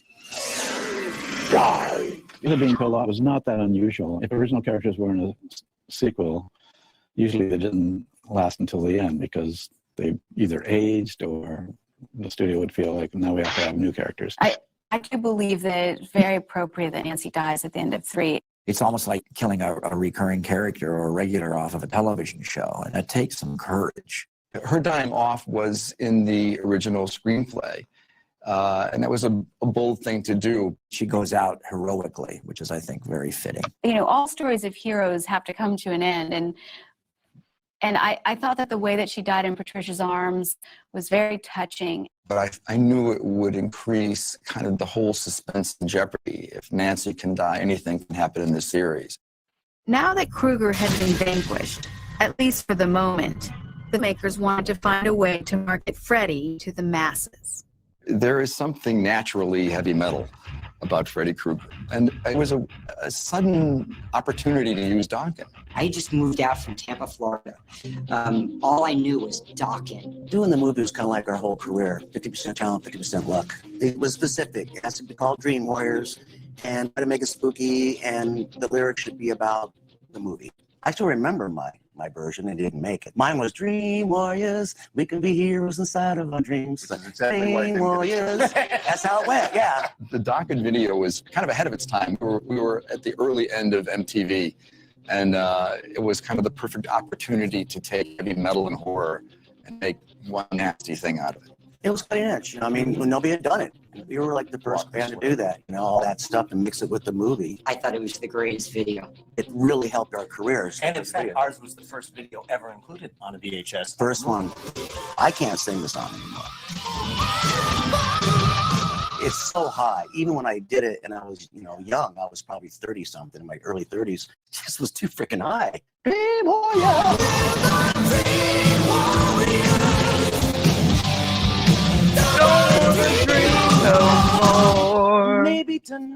Maybe tonight you'll be gone. Dream Warriors. I have a platinum record from that Donkin song. That is one of the few prop things that's actually up in my house because it's so funny that I could possibly have a platinum record ever with my White Jewish Rhythm. I've never gone anywhere. My White Jewish Rhythm. Performed anywhere. Any of us will be to either see the EP or an album or get asked to do the song, or it's just it's part of our legacy. What a nightmare. Dream Warriors was released on February 27, 1987. Aimed straight at the mainstream, Nightmare 3 paved the way for Freddy Krueger to become a household name. I felt like, honestly, it couldn't be more frightening than what Wes did in the original. But I thought adding an element of wit and black humor would balance out some of the really dark imagery in the piece. The fact that they made Freddy more and more jokey took him farther and farther away from that child molester thing that just kind of sticks to you in a way that maybe you don't like. And I think there's a great combination between horror and humor.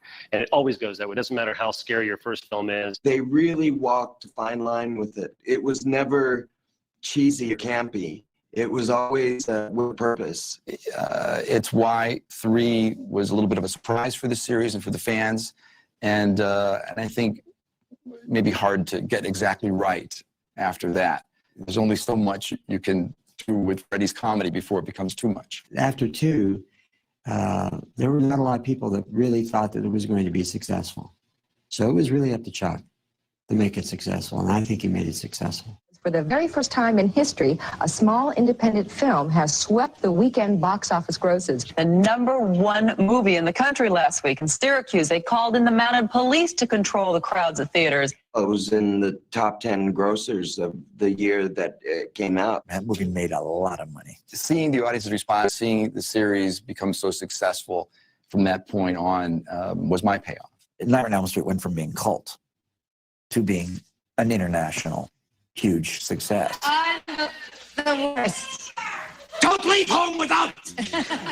When Siskel and Ebert reviewed the film, they got into a heated debate on the show, and Roger Ebert was very adamant that he felt like the film deserved an X rating. Considering this movie is being pitched to teenagers and young teenagers. Don't talk to me about the R rating. They know exactly who they want to see this movie. I have to say that over the years and having met lots of fans all over the world, that I think the fan favorite is Nightmare on Elm Street Part 3. I mean, more of my fans say they like that movie than any of them. Dream Warriors is what the best franchise sequels in any genre should be, because it's a film that moves the franchise along, adds to the mythology without taking anything away from what's come before, and also manages, and it is a very hard thing to do, to maintain or reintroduce characters that we already know and care about, while balancing with new characters that we ultimately actually care about just the same. There were some successful Elm Streets after it, and some not so successful.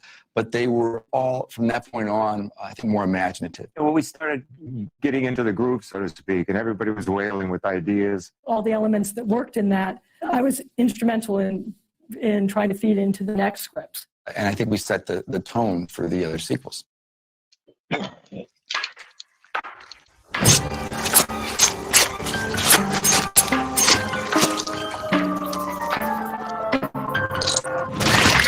Yeah. After Dream Warriors, Freddy's audience expanded far beyond expectations. New Line Cinema, like Freddy Krueger himself, began growing by leaps and bounds. By this time, Nightmare had a reputation and New Line had a reputation. The company was really evolving into less of an unstable and uncertain entity into one that was very financeable. Bob was very good at promoting. I mean, in a way that Roger Corman did the same thing. He was very good at promoting people who he thought was smart and he thought supported the company. He was building an empire. He wasn't just making movies. That was the New Line way. If they liked you, they left you alone. They worked the crap off of you and they didn't pay you a lot, but you knew you were doing their next movie. So you got on that New Line boat. That was a good ship to be sailing on. The way I got involved in Nightmare on Elm Street 4 was very unusual and very complicated. We had our pick, really, of directors, but again, we wanted young, hot, up-and-coming, cheap.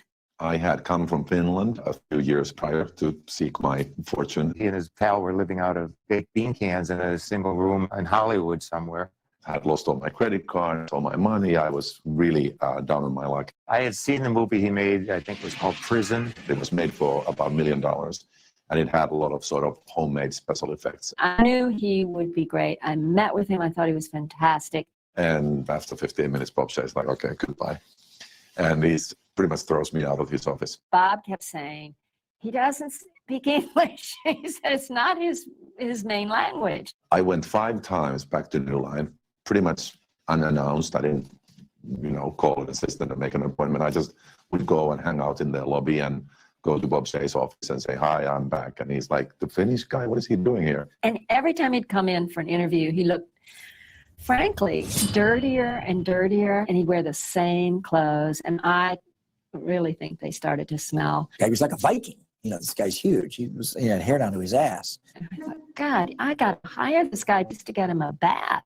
We needed a director desperately, and I knew it was going to be a huge amount of work. And we decided he's a big guy. He probably has a lot of energy, and he can work really hard 24 hours a day for 6 weeks to get the film ready. So they kind of compromised and finally said, like, okay, you want us over, you can direct the movie. I was very scared stepping into this movie. It was my first sort of Hollywood movie, and though it was only a $5 million budget, for me it was gigantic. Brian Helgeland wrote Nightmare 4, and he was another hot, young, up-and-coming writer that we could afford. There was sort of a rough script, but a very, very sort of a blueprint for the movie. And sooner than we knew, the writer's strike started. Nightmare 4 was just this writer's disaster. So a lot of it was really made up because we had no writer to write it. Mostly I would come up with the nightmares because the endless nightmares in my memories from my childhood. He knew that he had to make the film more visual, and he had to up those stakes because we didn't have a strong script. What I felt was very important was to sort of reinvent the series. From the very get-go, I said, I feel that Freddy has sort of become like James Bond of horror films, and we should make him, in a way, hero of the movie. And we saw a movie before the movie was made, which is called Chinese Ghost Story. We were inspired by the feel of it. And this movie was really meant to be done in that Hong Kong action style, which is a lot of quick cuts, a lot of different shots. Rennie was like ahead of everybody on that film. He totally understood the youth culture. He was young himself. He completely understood how to make the script work. Looking to preserve the continuity of the previous film, Rennie Harlin sought out a new cast of likable young actors to team up with the last of the Elm Street children. The casting of the movie was an interesting process. I wanted to see really fresh faces in the film, people that nobody's seen before. Alice is not especially well put together, and yet there's something about this shy-looking girl that suggests that she might be incredibly attractive if she had any confidence. I was that girl. I was that shy girl. I thought I would never have a boyfriend. Alice was a daydreamer. That was where she felt most comfortable. In her mind, imagining being with the hunky Dan. Alice's attention drifts to a tough pickup that is pulling up not far from them. A handsome, dark-haired teenager, Dan, climbs out of the car. But they made a joke because they gave me the part pretty early on, and the script, I don't know if his name was Dan. They're like, "I'll just call him Dan, that'll work." And at first I was like, man, these guys really think I'm so bad. They're giving me my own name, so I answered to it. I didn't know I was gonna be in the film until my agent called and told me that there was a script for Nightmare on Elm Street 4, and I was in it. They forgot to kill me in part 3, so that's why they brought me back in part 4. Oh, let the black man live. We fix that. I would tell my friends, if you're going to the movie to see me in part 4, go straight to the theaters. Don't get no popcorn, don't get no drinks or nothing, because my ass will be dead by the time you sit. I remember our disappointment in Nightmare 4 that we couldn't get Patricia Arquette. She had been such an integral part to Nightmare 3, and people liked her so much. I'm not 100% sure why Patricia Arquette did not return. To this day, I don't know why. I don't think there's any untoward reason. I think maybe she was busy. Patricia was already starring in other movies then, and it just may have simply been a conflict. Maybe her agents wanted too much money, and Bob Shaye didn't want to pay, and said, in Bob Shaye style, said, "Screw you." They just wouldn't pay her the money that she asked for, and it was very little, and definitely what she deserved. Kristen, a beautiful but pensive-looking blonde teenager, is walking slowly towards the ominous house. I think stepping into that role, at first I was nervous because I'm like, I'm not Kristen. Oh no, I'm not Patricia Arquette. The chemistry between Tuesday night was not as great as it was with Patricia Arquette. Hi, guys. It was quite difficult to do a scene that was a heartfelt reunion on the page with somebody that I hadn't worked before. I would have loved to have seen what that movie could have become had Patricia Arquette participated in it. We ran into Jim Cameron, so Rennie's quite excited. He introduces himself, and Jim says, well, so how are you resurrecting Freddy this time? And Rennie just looks at him and goes, a dog pisses fire. Rennie was really the one who did the whole dog pee thing to resurrect Freddy, which was what a great way, right? Someone just pees on it, and he's back. I'm a dog lover, so it just came naturally, this whole dog idea. Because it is an animal and another animal looking together with the pee. It's lovely. It comes out beautiful when you do it that way. That's a strong pee. He had a urine infection like hell. I think that a dog peeing on Freddy is, again, it's mythic. It's like if you start to examine that and you want to be intellectual, it's a hell no. Freddy come back while you running, piss on his ass. The sequence that was maybe one of the more challenging ones was the waterbed sequence. I really did appreciate my death scene, and again, at the hands of a beautiful naked woman, always my weakness. That bedroom was built on about a 4-foot high platform with a water tank that was the actual waterbed. Very complicated. I don't know how we pulled it off, and it was one of those scenes where everybody was getting frustrated. It's like 20-something takes. You guys gonna shoot this for 6 fucking hours. You can't get in the There was definitely tension on the set on that day, but in the end, it worked out perfectly. Ken and Tuesday and I were the last of the Elm Street children. And to just sort of summarily wipe us out at the beginning of part 4 just felt like a real sort of cheap trick. What was we gonna say? Huh? You know, we won't go up to Bob Shea and say, look, we want to be in the whole movie. I was on page 11. I think that's when he got rid of me. He got rid of me on page 2. Kristen's death scene was kind of bizarre. There's a beautiful beach and palm trees and all that, and she's suntanning herself there, and Freddy turns into a shark. Rennie wanted my bathing suits to be like the size of a string. So I put it on, I go, there's no way that I'm coming out like this. There's no way. And he goes, oh, Tuesday, your butt looks beautiful. You come out like that. And I want to get this shot, and I got really pissed off at Tuesday. I'm like, come on. I just like, I can't.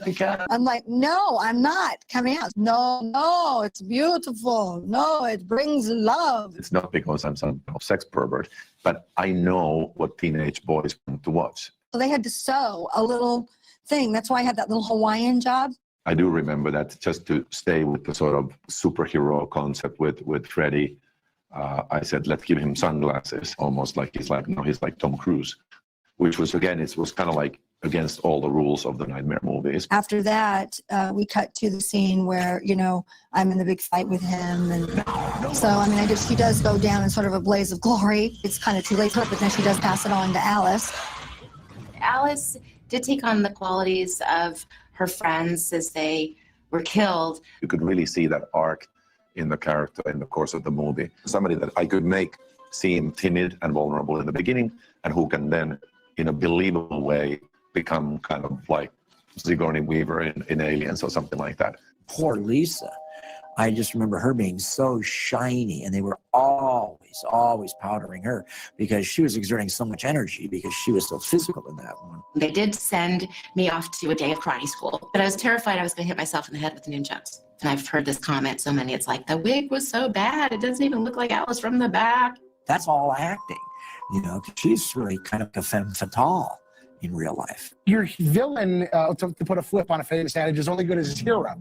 And when we look at the best of these franchises, be it Dream Warriors or the Dream Master, in which case he's fighting against a capable hero, those are the ones that fans generally like the best. Nightmare 3, Nightmare 4 has been highest making movies. I ain't bragging, but those were 2 hours in. One of the cool things about Nightmare 4 is it was sort of a who's who of makeup effects. I had done the makeup effects for Prison, and so I got a call from Rennie saying, would you like to do this film? Yeah, okay, sure, absolutely. I liked working with Rennie. He was very creative and really began to push what we could do live in camera. I ended up passing the makeup off to Howard Berger. Here, go make Robert up for the next 6 weeks, and you can hear all his stories. I was very polite. So I was waiting for Robert to finish talking before I would do stuff. But Robert talks and talks and talks and talks. I saw Barbara Streisand in New York my first time. She was singing. She was still singing in like small clubs. I've heard every Robert Englund story ever. By year 3 or 4, I would sit there and Guy could finish them for him. Man, I flew. No one grabbed me.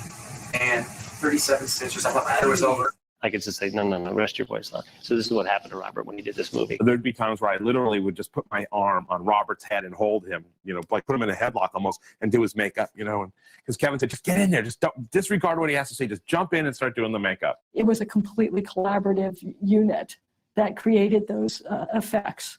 And anybody could come in with their ideas. But they had no idea what the hell we were going to be doing.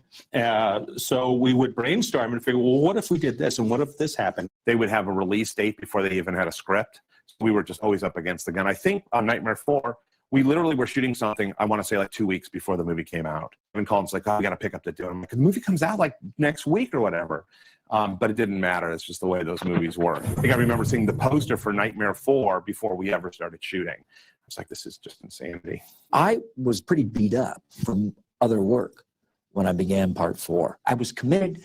I just wasn't completely behind the project, I think, with enthusiasm. After the first week of shooting, when I cut some footage together and showed it to everybody, I think everybody sort of woke up. I went, this is the MTV nightmare. It's energetic, it's kinetic. They were using tricks and techniques, both in camera and for post, that I couldn't imagine. I was so excited about seeing that I literally got my second wind that night and for the rest of that shoot. With Robert Englund back in the saddle again, Freddy sits on fresh meat. Once again, taking each of his victims' fears to a whole new level. The black girl looks a bit nerdy with thick glasses, short hair, but makes up for it with a hip sense of style. I love my death scene. It was actually my first on-camera kiss. The idea of the hand coming through the desk, I thought that was kind of goofy and stupid. It was like from another movie. I don't know what I was thinking. I was thinking Terminator or something. And as everybody was coming towards me, they said they had to use the real claws because it was such an extreme close-up. So they were really sharp. And I just remember he pulled my skin with the real claw. So when I was done with the day, I had these pinpricks all underneath my chin. Want to suck the face? No. I said no. He came down and his dentures flew out of his mouth. He was like this close, straight into my mouth. And it's like saliva and probably what he ate that day and just crud. I heard that Toy said something about us doing ADR, looping her lines because she didn't sound black enough. Rennie came up to me and he's like, "You're going to redo all your lines." And I was like, "Excuse me?" And he's like, "Yeah, because, you know, you don't sound like a black girl and this is not how a black girl is." And it kind of pissed me off, to be quite frankly. So I confronted him on it. And it didn't go so well. I don't remember this. I'm from Finland. What do I know? I would deny it too, hell. If that's true, that must have come from somebody else. It sounds like Bob Shea. When it finally came out, Rennie walked up to me and he put his arm around me and he's like, "I didn't know any better. I'm really sorry. You know, you're getting some really good reviews and thank you for challenging me in that." Rick, Alice's brother, is shimmying out of an upper floor window, and with surprising grace, he maneuvers to the ground and lands smiling in front of the girls. First, Lisa and I were twins, and then I think I was supposed to live. And then there was this very elaborate, cool death scene. Originally what happened is he went into the elevator, and it was a nightmare elevator, and the elevator started falling apart, and the walls came off, and he's like falling through space, darkness. That was literally a scene where we ran out of money.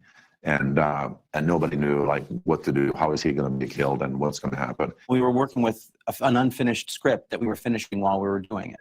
Somebody said, "Well, look, why does he have to die at all? Just not even have the scene." And then when we already shot the funeral scene, that he is dead. He's in the coffin. And I said, "Well, he should die in some kind of martial arts scene. We've already set that up." We had no money to build any kind of a set. So all we could do is like hang these fabrics and make it look like it's like Japanese or something. One of the epic fails, I think, of the sequences in Nightmare 4 when Rick fights Invisible Freddy. The only death scene, probably in any Nightmare on Elm Street, where Freddy is not actually there. And I worked really hard for about 2.5, 3 weeks just to get some basic skills down. And then I got on the set and they pretty much said, no, we don't want that. You know, it was just, they wanted all big roundhouse punches. That's not karate at all. It's full on John Wayne bullshit. So cheaply done and so kind of cheesy. I mean, massively lame. It had an appendix operation. I ended up like tearing my scars doing that scene and had to go to the hospital for that. I love the cockroach scene.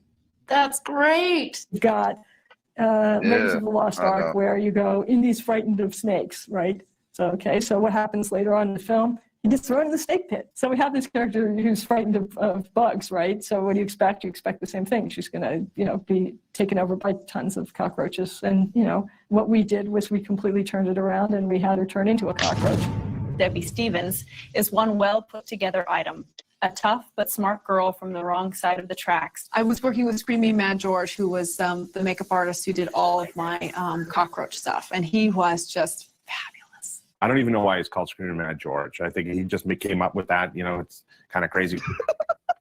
The makeup was incredibly challenging. Sitting in the seat for probably about 3.5 hours. Getting all of the prosthetics put on and all of the makeup and all the blood and all the guts that they had to attach. And then I had these huge arms. You know, it was all very visceral. You had the tons of stretchy. I'll take this pause and say right now, as we're watching the Elm Street Legacy that I'm restreaming, I know probably not getting watched by most, only of my haters that are sub here. So what do you guys think I'm gonna do? I figured it'd be interesting to tell you now that lately, while yes, your unjust and undue pressure does get to me at times, I haven't been so struggling with the concept of leaving or staying as you think. Because see, I'm not going to let you know what I'm about to do, but something is in the works.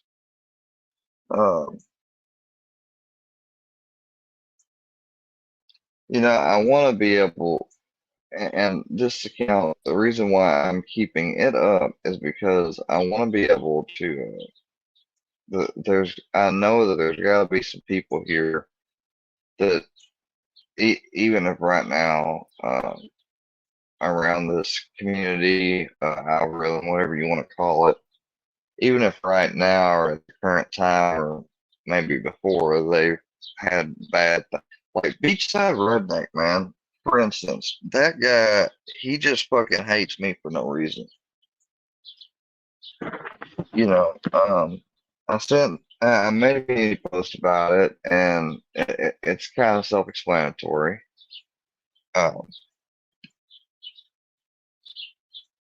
And I probably will do another whole video actually on it, but basically, I don't take, you know, I'm almost not partial of feeling, or get almost to the point of not feeling bad anymore for this certain person. Because while I do think it was wrong what this other person had done, the way they had done them online, I don't think it matters the fact of whether he's this or that. You can argue and say, well, yeah, it matters because the platform's a lot bigger and it has a massive audience. Okay. The same is true exactly with somebody who's maybe just got a few hundred subs, but person, or maybe they got thousands of subs, who knows? But let's say just a person that's got 10, 20,000 more, or at least 30,000 more. I mean, that's a big difference.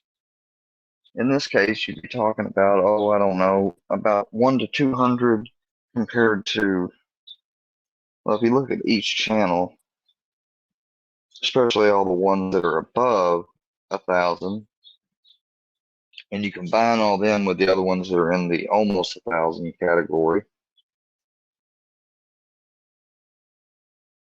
that's just as much as a platform, and just like this person tries to illustrate with what, you know, Ryan's done wrong with his. And this person is supposed to be a champion against cyberbullying, gang stalking, all that. How do they do that when they have somebody to laugh? Now, don't know if they still are. Probably now, and then I mentioned it that day. I was surprised that the person didn't come up when I mentioned them, because it's almost like the way they're going to handle this is just going to ignore and block if I come over there again, and try their best not, and not, basically Fusion not saying a word so that they can keep me from getting, an active shot of him modding over there when he participates and does what he does. But he was in that chat, and if you look at the chat replay, which I already got the screenshot for, so don't even try to, well, you can, I guess it don't matter. But if you look at the chat replay for that stream about the Justice stream was animated, he's in there and says that he's there. So yeah, that's current. But I tried to be respectful with her and everything. All I was, trying to inquire about was, and I waited for a good while too. I even got told by her to email again or something, but I didn't want to do that. I mean, I knew the email had to have gone through, and it was either read, deleted, spam, something. I'm convinced it was read, and this person had a meeting with Fusion. Fusion came up with how to, along with them. Because they're trying, and if they sue, I hope to God, the only thing I feel that Ryan was wrong on was the Rodney thing, and that's my opinion though. He's going to do what he wants, but I don't believe, especially since the investigation went how it did, and Upchurch made it clear by showing his little disclaimer for future and past videos. I don't believe it's all right for these people to try to go at him, take him down, and maybe possibly try to get in on the Sue train. Because you could argue the fact that they've had all this service and interviews and people that are going at this guy. Their reputation hasn't really suffered. They may have endured some stress or what, but their character's not being attacked or anything like how people do mine. They're in this fucking hate group. And you could say, well, how is yours not really being attacked? It's only on YouTube. Who's going on YouTube? No, he has a fucking website. This guy mails stuff and sends it and calls fucking churches and pretends to be, and tries to impersonate a deacon who's been there all his life. It's actually, and now I get it. He wasn't trying to fool them or anything. He just trying to stir shit up.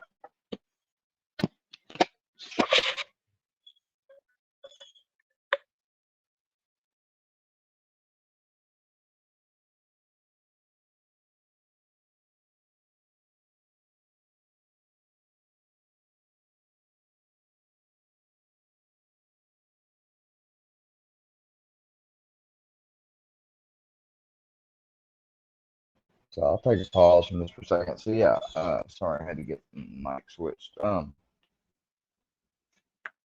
It's just fucked up. You are a depraved fucking person, and talking about you, filthy animal. And Scooter Beggins, you're just as bad.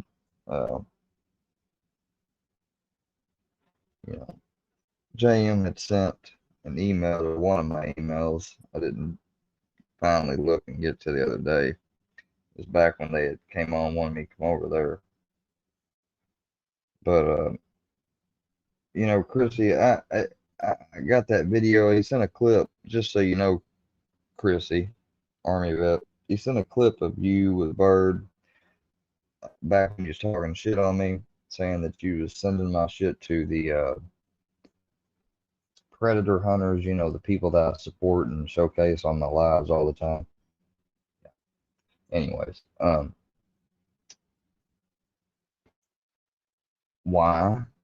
Because I played the game and I was streaming for the very first time with it and encountered an issue that didn't know how to address, but ended up, according to everybody, including you.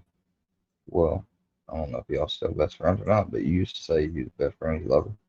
Andrea, I handled it fine. Matter of fact, I handled it more than good because I was trying to be nice and not be a jerk to the person. But they were young and they were on the game and they got linked up.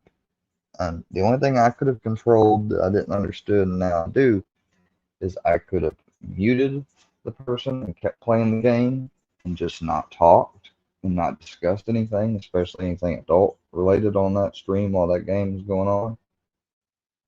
You know, so I could just do my plays completely silent with only comments at the end or what have you of each round. Or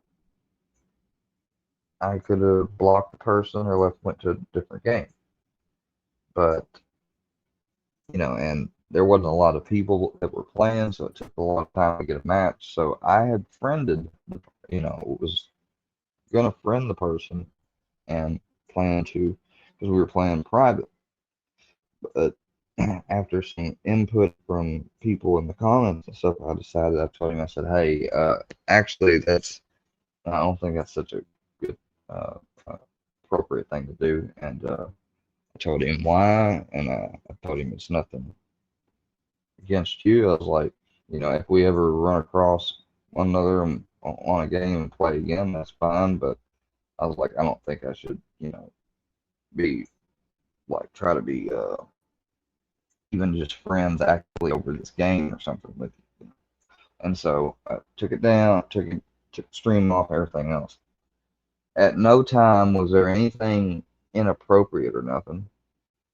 And, you know, you said that stuff and you realize I still went out of my way to cover birthday bash thing and address how fucked up he was for that and get the video taken down.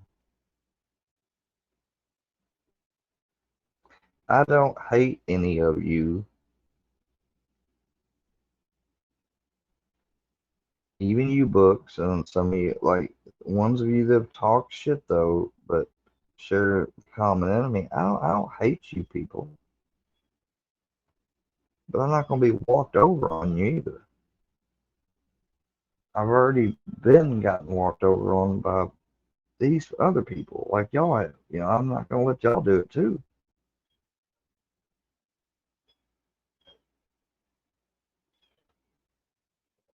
So I don't know what the deal is. You know, one day we got books saying that Gene Team is working work. You know, people have tried to say I'm working with work. So there's obviously some backdoor lines that's going on. I mean, why else? Whoever runs the Milkman, whether it's MC or someone just letting MC come on and pretend that it's them and it's really somebody else. Whoever, why are they cool to be around in Gene Team chats and stuff? You know, that's a question. Why did Bird say that she didn't really want to address it about MC coming back? MC is, if anyone's going to go and criticize the book, which there's criticism to be given, you equally have to criticize MC. I don't care what you say. That wasn't no fake shit. There wasn't no chicken parts, unfortunately.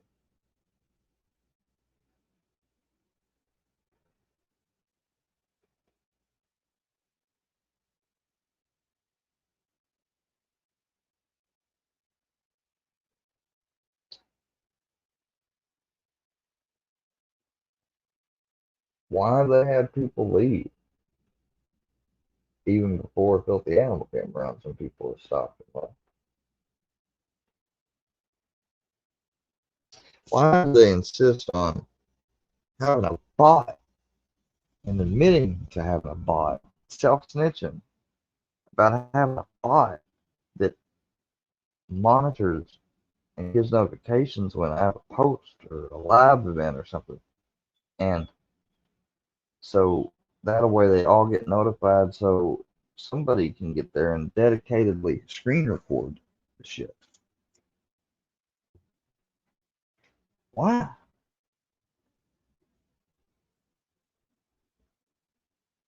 Oh, well, let's look at what they say. It's to break me, basically. I guess in a way, it's kind of like the plan of how Scientology's retaliation works. They never defend, they all attack, and they can ruin somebody utterly in the defense of Scientology. Quote, ruin them utterly, that's the phrase. Well, I tell y'all what, I showed off and am proud of my achievements, but I've got to achieve some more. I've enrolled in another MC course. I'm going to start doing it, so that's going to take some time away from this. I'm not going to start it until after I get done because I've got my appointment coming up for Thursday. So I'm not going to start it before then, but afterwards, yeah. And I can't wait to go through it. I'm always trying to strive for more light, deeper light about the human condition, and to learn more and everything. And to be able to be more effective. Not as reactive, proactive more. But these people, I mean, like, they don't, The only piece I got now is the fact I changed my phone number. And luckily, I got it done for free because, well, I guess it had to do with me telling them why I was changing it. First time I changed it, shit cost 30-something bucks. And why did I say it like that? Because I fucking paid for it.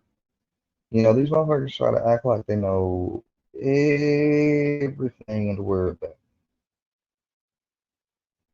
Including what my arrangements are, they're private, I've never talked about, and everything else. Besides to give examples and whatnot, and I've never told y'all the fucking exact everything. I mean, I know I've overshared some, don't get me wrong, but what do you take me for? Fucking fool? Probably. They're probably saying, yeah. I don't give a shit. What I give a shit is that these people won't stop not just going after me, but are also going after picking on women, children, everything else.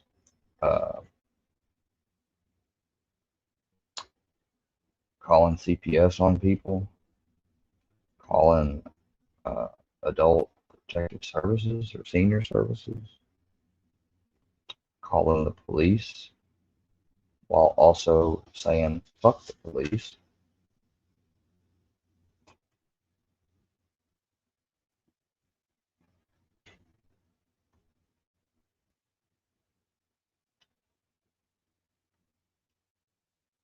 And, I'm so sick of these people taking up a moral, like they got some, like they're different or somehow, when their own activities are mainly to do with exposing and doxing people.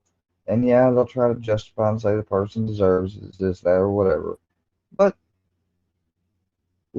come on. Even if we gave them the benefit of the doubt and said, all right, you're telling me they're not going to ever get one person maybe mixed up or wrong, targeted? So what happens when they do stuff like that and people do it back to them? Is that, outrageous? Because they preach about it like doxing is some sin that they never engage in, and they got to protect their identities and all that.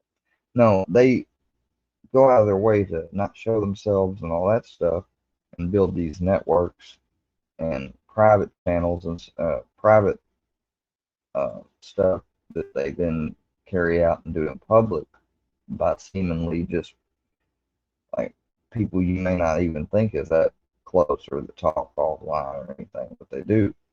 And they engage in all that shit to go after people they don't like. But God forbid they have it done back to them. That is horrible. You know,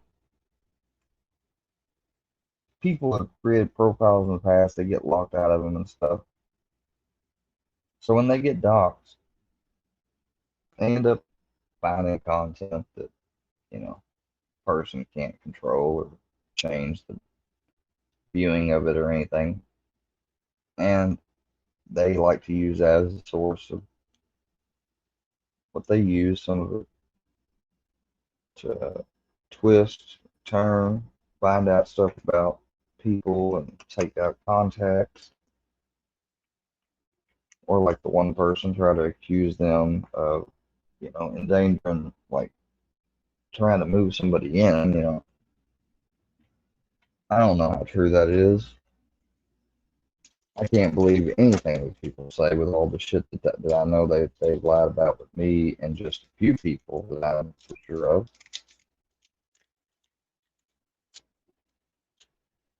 So, what do you do? I mean,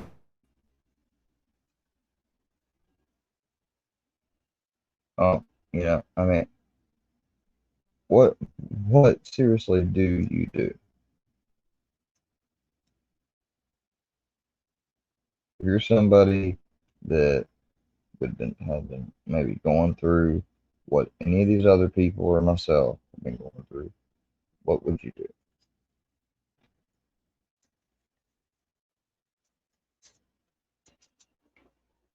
They're so scared. The ones of them that haven't been doxxed, they look to the people of theirs over there that have been doxxed, and they see the shit that's happened. And do I agree with everything some people have done? I don't think so. I think I've heard that, you know, some people, like, was MC or some others, that lost their job and stuff. That's the same type of stuff they try to do to people. So I don't know why they get surprised if it comes back on them, or they have someone that retaliates or does it to them. They literally should know that's what they're doing whenever they do that stuff that they're inviting. Some of them have to know and do know, and they're just playing dumb.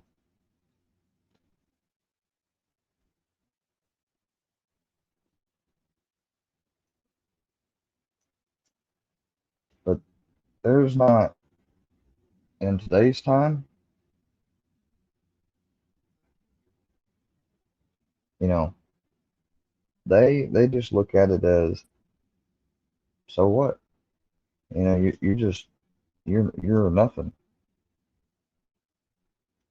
You know, go suck star a pistol or something, you know, like that's some type of clever thing they came up with.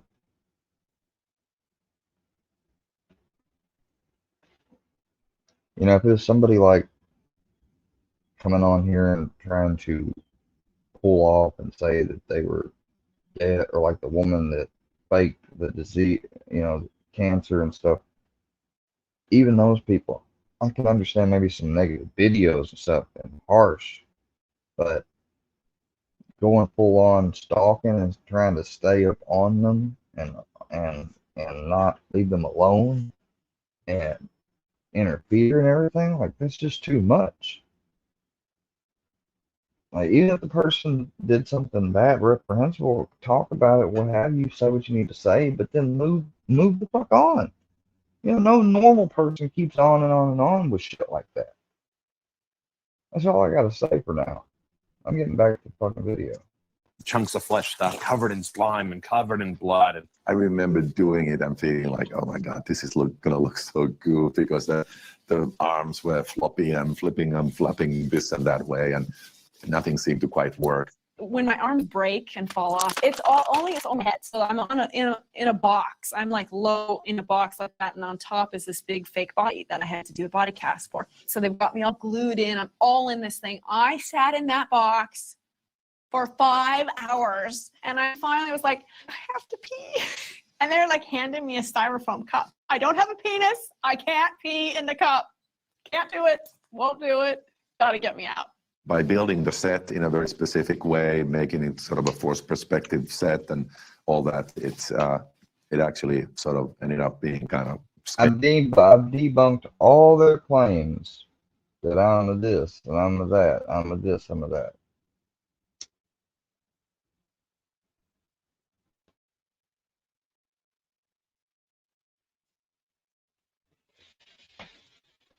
And I'm not. I'm not any of those things. I'm a 30-year-old European, United States, American citizen, male, heterosexual, Homo sapien species.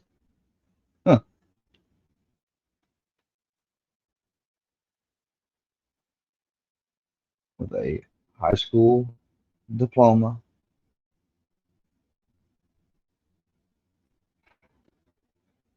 a certificate of proficiency in phlebotomy,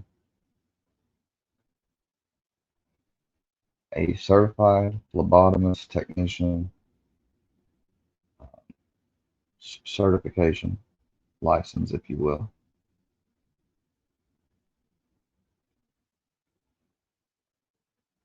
Just some schooling and about a month on actual site experience only. Caregiver and in the medical profession for a decade before these people came around to say that, oh, you can't be in there. No, you can't, because some of them are in it. And look at the shit they do. Jonathan McRaney was a leading contributor in having me wrongfully, involuntarily evaluated for 96 hours. And that is the only fucking time I've ever been held on any hold, Mr. JR.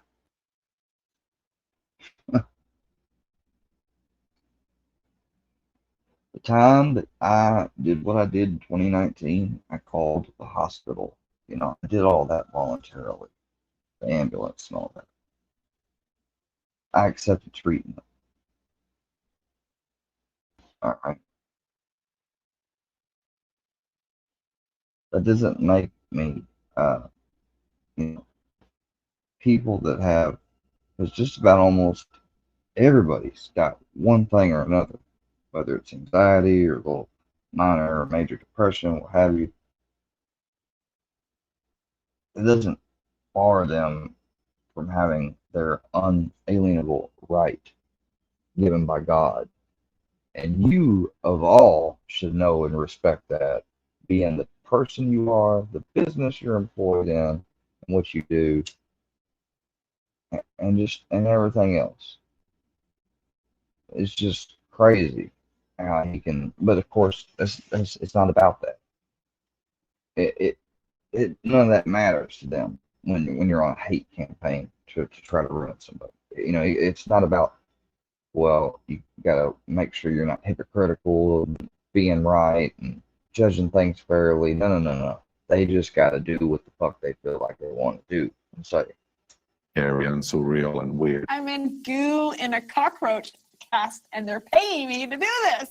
My favorite shot was Freddy looks into the Roach Motel and it's just his eye looking into it. In the Roach Motel and splat. Working on the Nightmare on Elm Street movies are a complete hoot because you don't just get to rip people apart. You get to do things that are imaginative and fun and surrealistic, and it is an artist's dream. The real cinema sequence is my favorite scene in the movie. It was very hard to accomplish the whole sequence. We built part of the balcony seating sideways so that she was actually hanging from the chair. They mounted the camera on that balcony, and that whole balcony turned, so it became vertical. and I wanted it to sort of build slowly with, you know, things starting to fly toward the screen, and the popcorn starts flying and the drink goes. And of course, the hardest part was where she actually hits the screen and kind of blends and becomes part of the movie. You actually see her hit the screen and go from a three-dimensional person to a two-dimensional movie. And that had never been done. And to me, it was like a movie lover's sequence and a kind of a homage to cinema in general. Playing Alice, the one who never got married and never left the restaurant, old Alice. We tried a old age makeup and Rennie didn't like it. So then I think we finally ended up using a prosthetic, thick, rubbery stuff glued on to really get me looking old. I came up with the idea of the faces in the pizza. We did the horror pizza, the soul food. Break you little meatball. We ordered from Domino's, took pictures of them, and did a clay press out of it, sculpted all these individual little meatball heads. And then we did a full-scale pizza with the real actors' faces in it. And we made them all move around, you know, doing weird things. I remember when he puts the fork into his face and it just kind of goes like that. It just worked so well. My favorite sequence of all the Nightmare on Elm Street films is in part 4, when Lisa Wilcox leaves the Crave Inn. Get it? The Crave Inn. Come on, we have to hurry. I remember coming up with this idea of a loop in the scene where it keeps repeating itself. And that's how he figured out that they were in a dream. By the second time I'm in the loop, I have an upset stomach because I know something bad's going to happen. Come on, we have to hurry. And that's just such a brilliant realization of a dream to me. When we sat down to think about the ending and how to kill Freddy, we literally said, okay, well, how do monsters get killed in movies? You can chop them up, you can shoot them, you can burn them, you can blow them up. But what all those ways have in common is that it's always a force coming from outside that destroys the evil. I brought in a picture of the Ecstasy of St. Teresa, which is this Bernini sculpture. And the expression on her face is of divine ecstasy, of having seen God. And so there's a scene, she's supposedly defeated, and she looks up at these little children who are like angels. And what we wanted was the idea that in that moment, God is filling her with ecstatic grace. Then she could see him for what he was, which was just evil. And just look at yourself, look how low you are. That's how we created the whole idea of these souls trapped inside Freddy, and that they're going to be set free, and they are from inside out. They're going to rip him apart and destroy him. 1, 2, 3. We actually did all these little radio-controlled faces that kind of moved around and screamed and stuff. I remember the little stubby hands coming in and grabbing stuff and grabbing his head, and it was so goofy and looked so silly when we were doing it. Steve Johnson built this enormous, gigantic Freddy Krueger chest that all these nude people were all painted up and pressing through this dental dam chest. And I just thought that was so cool. You go on the set one day and there's like a bunch of girls walking around topless. It's very important symbolically for this thing, and you're bare, you're naked, so I get them to take their clothes off, and then I have these girls pressing themselves against the chest. I think this is genius. Every teenage boy is gonna love this. Linnea, push out! Push your chest out, Linnea! They were shooting this piece, and people are pressing on it, you know, and pushing through it. And I don't think that it was mounted as stable as they had requested. And up on top was this little Japanese woman, Michiko. You know, something went a little bit wrong, and the whole thing came tumbling down. You know, crew members are falling from the rafters. And there's poor little Michiko crushed by a giant Freddy Krueger chest. There was, in general, on the set, an aura of panic. Bob Shaye was sure that he had made the wrong choice all through the production. So he would come to the set and look around and have this really grumpy expression on his face and this really sort of suspicious look, like this Finnish guy has no idea what he's doing. No one wants Bob on set. Rennie being the worst. Rennie being, you take care of him, Rachel, you take care of him. And I would try to work hard and come up with great ideas and win him over, but I couldn't. He pretty much never spoke to me during the whole production, except like grunting and looking really unhappy. Nightmare 4's success would ultimately be left up to audiences. And the response to the film's release on August 19th, 1988 was a surprise to everyone. Pretty much all could read was like great reviews. They found all kinds of hidden meanings in the movie that I didn't know that the movie had, and I was completely blown away. That was the last thing I expected. It was the biggest of all of them. It far outpaced any. And then the movie made about $50 million in domestic box office, which was at the time the most successful independent movie ever made. Delivered a great film, I think. He did a really good job. Matthew was a very director. It's a tough thing to make, and he did. Bob Shaye called me opening day and called me and said, you know, I have a habit of taking a limo and driving around, going to different theaters and looking at the reactions of the audience to join me. Start driving to this theater and there's line the block. I said to Bob, I said, I called my mom because my mom in Finland had been worried to death now for years. Most months I didn't even have money to call my mom and she didn't know what was going on with me. And I called his mother and told her in Swedish that a great guy her son was. And my mother was like, I'm talking to the head of the studio and he's telling that my son is a genius and he's made the biggest hit of our company. At the moment of time that Nightmare 4 came out, I think it was probably, in a strange way, the hippest deconstructed kind of MTV film made. Over that weekend, my life changed completely. And the first phone call I got on Monday in my Fleabag hotel, I thought somebody was pulling a prank on me when the manager called my room and said, I have Mr. Spielberg on the line. And that was the first call on Monday. Just a struggling loser like the rest of us in Hollywood.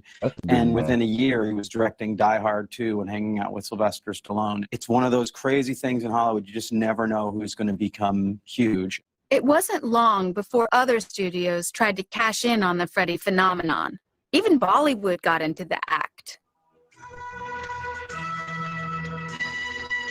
No. By now, there's Johnny Carson jokes. There's political cartoons of Freddy. Freddy's in the funny papers. Tom Hanks is making Freddy jokes in movies. It's Nightmare on Elm Street. And that wouldn't make him Freddy Krueger. Anything that's bad is a nightmare in the National League, a nightmare in the NFL, a nightmare in the NBA. It's a nightmare in Iraq. When you take a walk down our opposition's memory lane, it starts to look like Nightmare on Elm Street.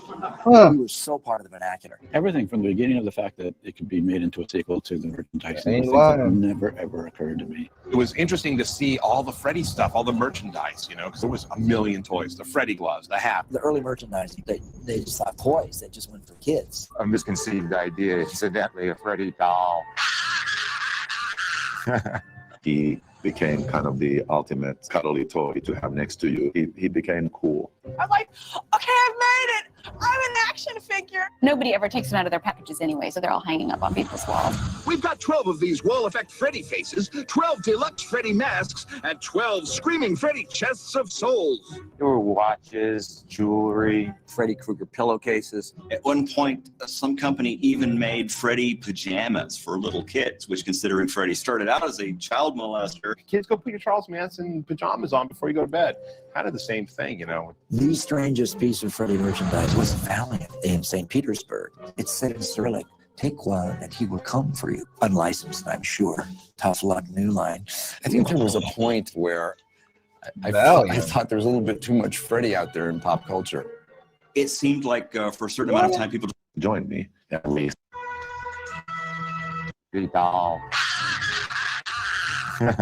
He became kind of the ultimate cuddly toy to have next to you. He became cool. I'm like, okay, I've made it.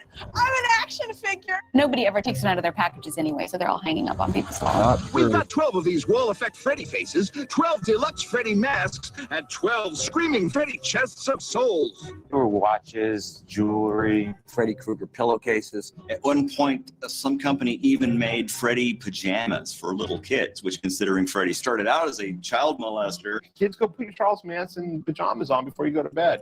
Kind of the same thing, you know. The strangest piece of Freddy merchandise was Valiant. Valiant. In St. Petersburg. St. Petersburg. That's what came up? It said in Cyrillic. Dream. Something. Take one and he will come for you. Unlicensed, I'm sure. Tough luck, New Line. I think there was a point where I thought there was a little bit too much Freddy out there in pop culture. It seemed like for a certain amount of time, people just couldn't get enough of the character. One of the nice things is Robert is a lovable ham, and he was just into all of it. You can see the twinkle in his eye when he gets underneath all that makeup, and be it rapping with the Fat Boys, It's time for Freddy. or selling his own 900 number. Freddy Krueger is just a phone call away. He's having a time of his life. You suddenly become woven into Americana then, and you become legendary. When you travel the globe and you say Freddy Krueger, people know who you're talking about.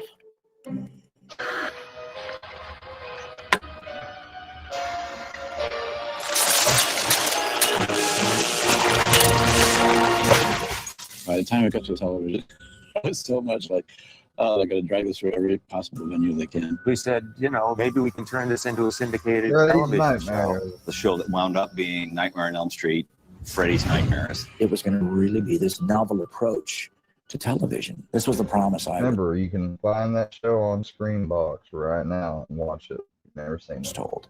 That we were going to be on late at night and we could be dark and we could Right really here. push the envelope. This show gave a lot of sort of up and comers a chance to, to get a start. Anybody wanted to direct one could direct one. Anybody wanted to be in one could be in one. Anyone wanted to write one could write one. They had a guest star every single week. Brad Pitt's in, Mariska Hargitay. I got to decapitate Laurie Petty. Not many people have that in their resume, and I'm proud of it. It was interesting having done a Friday the 13th TV series and then a Nightmare on Elm Street TV series. Both things really didn't represent what the movie franchise were. Freddy's Nightmares as a concept was always anthological, and to have him introduced, he was the Crypt Keeper, he was Alfred Hitchcock, he was Rod Serling. We were going to call ourselves like, we were dark, violent Twilight Zone with Freddy as a sort of host and participant. I think they basically had him in for, 1 day, 2 days or whatever, and did all those things. So he didn't have to go in and out of the makeup. He was only in the wraparounds really to my episode, but they also asked me to do 2 of the other wraparounds aside from my show. And those were getting shot at the same time you were doing your episode. So you would literally run to another set, which was not in the same building, do the stuff with Robert Englund. And as soon as you cut, you ran back and did your shot on the other stage. So it was crazy. Freddy's Nightmare is certainly a nightmare in many respects. In a way, it was like film school because I learned how to really be well prepared when you came onto the set because you were doomed otherwise. The only thing I can remember about this was it was so cheap. No one's perfect, Bubblehead. The budgets were quite low, and they went lower as time went on. I would say by the 10th one, they were pretty miserable, and I stopped paying attention. They really didn't care about the show. It was just a cash cow. And so we just ran amok. I mean, we did whatever it was that we wanted to do. Action! Blundomatic! All of the early episodes were originally intended to be 2 half hours that were vaguely linked. And I would say the first 5 or 6 episodes are pretty good. That I play significantly in one of them. If you ever see the pilot for the Freddy's Nightmares, you'll know what the show is supposed to be. The No More Mr. Nice Guy episode of Freddy's Nightmares was great because it was the backstory of Freddy Krueger. It's the history of how Freddy became Freddy. Toby Hooper did the pilot. He's one of my favorite directors and people in Hollywood. Toby is dark, wonderful. Pilot. Freddy's Nightmares are just beginning. My daughter at that time was 15 years old or something like that, and she just had a birthday, and I got Robert to wish her happy birthday on camera. Happy birthday, Robin. What are you, 15? She was like the star of her school, Bet you wish you had a learner's permit, or better yet, a driver's license. Too bad you're not gonna see Sweet 16, bitch. We really crossed the boundaries quite often in terms of what was acceptable on commercial television. Freddy's Nightmares was very politically incorrect. That was part of the fun of it. Yeah! Brought him, cowboy! He got an travel sword, yeah! You could go places that no other show would let you go. There are scenes of relatively graphic sex and violence. We did shoot a lot of extra footage, so to speak, that we just go, oh yeah, let's have her naked in the shot or something like that, knowing full well none of this would wind up in the show. or we'd have some bloodbath knowing that it was going to get cut anyway. So we just do it. There was lots of that stuff. I mean, one of the ones I directed had like a full peck and paw male on female violent sequence. Because it was syndicated, it played at different times in different markets. And each of the stations could put it on whenever they wanted to. But what happened was they put us on at 4 and 5, 6 o'clock in the afternoon in the Bible Belt. And there was all this reaction and complaining. The network it clamps down heavily on censorship issues. The Safe Sex episode, which was the last episode they bought for the first season, they said, cut out 8 minutes. Time for the Big Bang, Jerry Bomb. It really was not great television. I can't bear to watch them now because they're just, they're just so whacked. How about I make you a Bloody Harry? Remember that one? It was fun. It was fun to do. It has not stood the test of time. I blame to some extent the quality of the production that really hastened its demise. Our crew, Freddy's Nightmares, when we were canceled, went over and took over Tales of the Crypt and single-handedly brought down the budget of that show so that it was manageable, or that show would have been long gone too.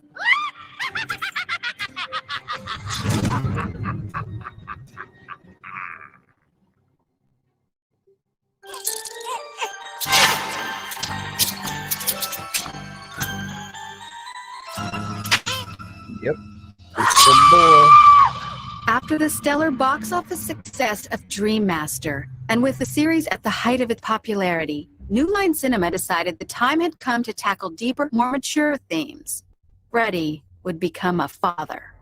The story for Nightmare 5 was controversial with some people. I really think that I came up with the story because I was a new mother, and I was consumed by my child, who could very possibly have been the devil. He had omen-type qualities. I mean, the target audience was originally teenagers and to scare the holy bejesus out of them. And that teenage audience was now growing up. And I remember stressing that during the whole creation of the script. In the late 80s, early 90s, there was a minor movement in horror. This kind of hardcore, unbridled. I gotta say, hold on.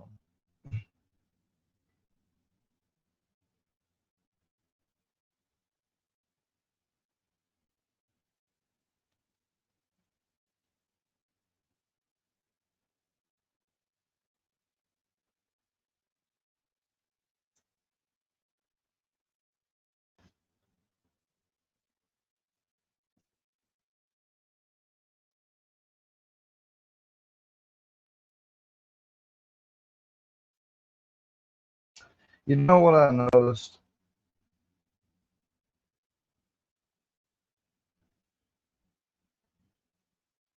Women, or girls in general,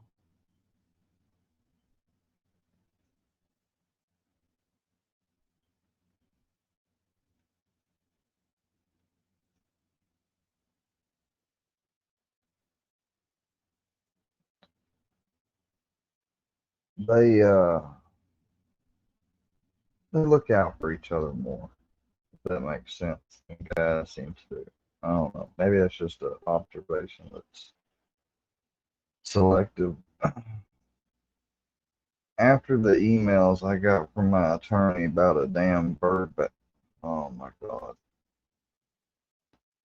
Stone, I don't know if you ever watch anything of mine anymore or not, but Stone, I hope you're doing all right with whatever's going on. Oh, that's great.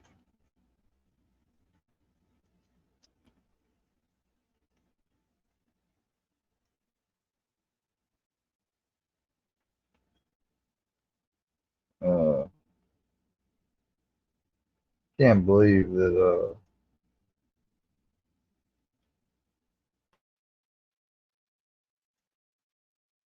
just can't believe that some of the people that try to do stuff they do.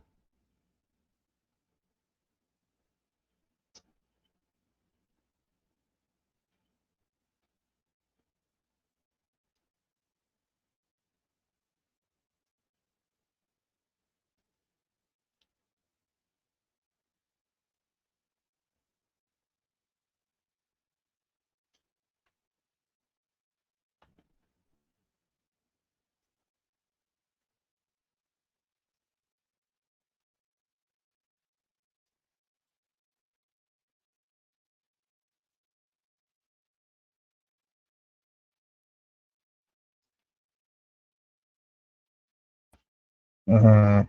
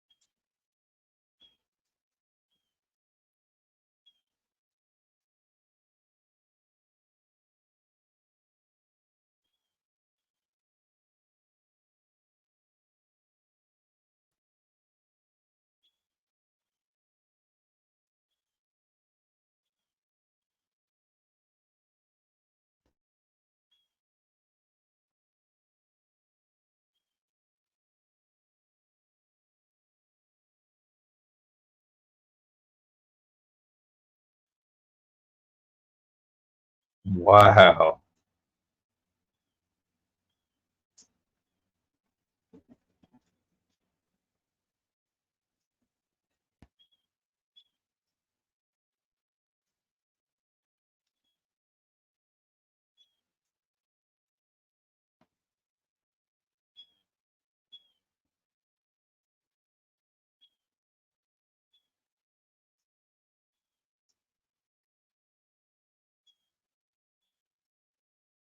Wow, wow, wow. I think I'll check that stuff real quick.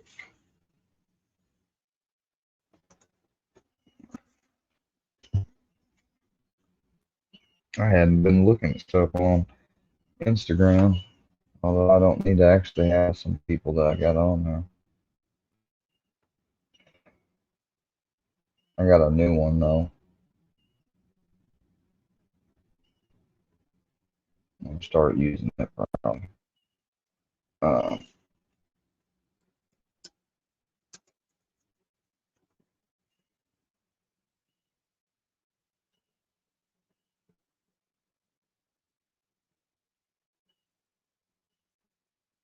you still got a channel?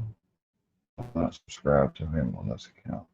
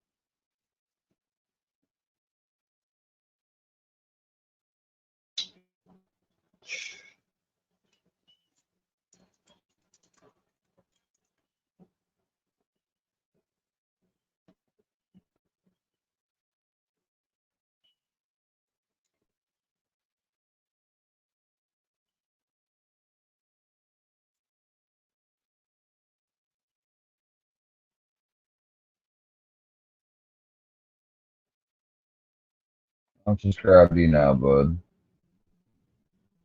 Oh shit.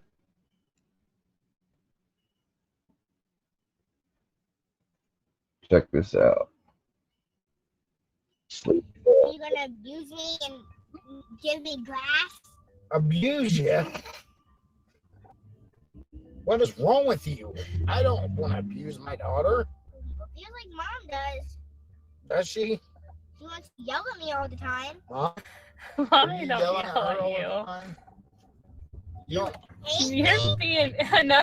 You don't be yelling at my daughter all the time. You're being grouchy for no reason. There's no way I'm going to allow you to yell at my daughter all the time.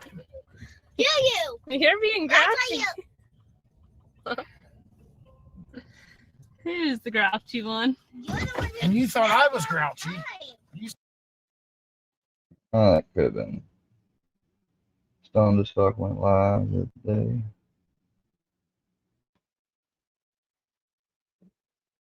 Hope you're doing good, man.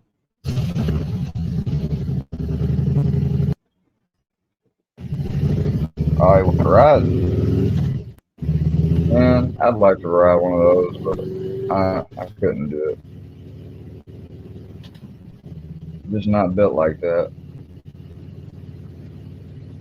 I mean, I could probably ride one, but shit. I mean, then again, I wouldn't want to. Like, I mean, unless you're like dating somebody or something, and they could drive it, then that still looks bad. But I couldn't balance the thing. I know I couldn't. I wouldn't be able to. Not with my leg and stuff. No. Too dangerous.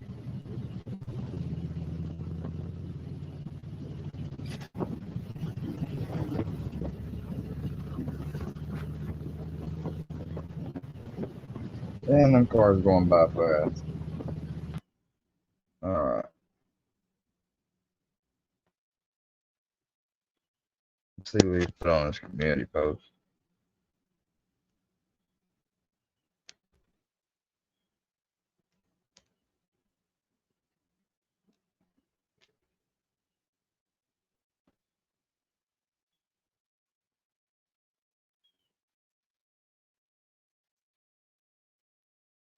I mean, it sucks that y'all, I mean,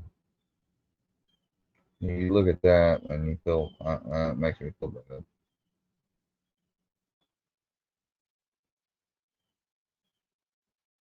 I don't like to see any relationship go bad.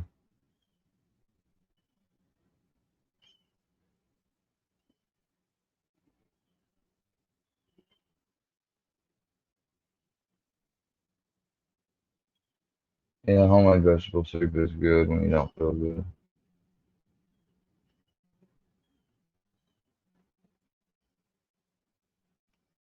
I like to go to people's pages every now and then, check out their stuff and give it likes and stuff.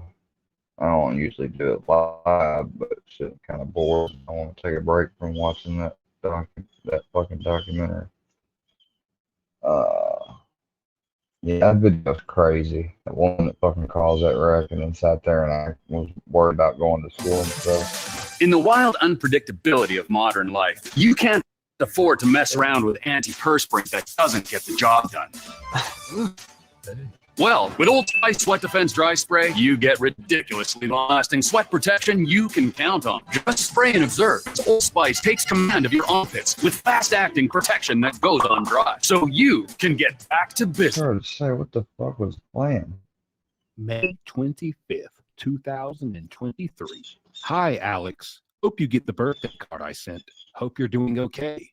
Wish I could pop out of a birthday cake for you on your birthday. Oh my god. Alex Murdoch's getting love letters. On November 12th, I don't know why these people don't ever think. Maybe these people just fucking with them. 2004, after a 6-month jury trial, Scott Peterson was convicted of the homicide of his pregnant wife, Lacey, and their unborn son, Connor. We find the defendant, Scott Lee Peterson, guilty of the crime of murder of Lacey Dees Peterson. But what if I told you that regardless of what you may believe about his case, that you have not heard the whole story? A story that involves a well-funded effort to hide the truth and ultimately to deny justice to the real victims of this case. And I am confident that how this story ends will change the way that you see the Scott Peterson case for good. When I originally started to write the script, my intention was to create a single hour-long episode. But after several hundred hours of research,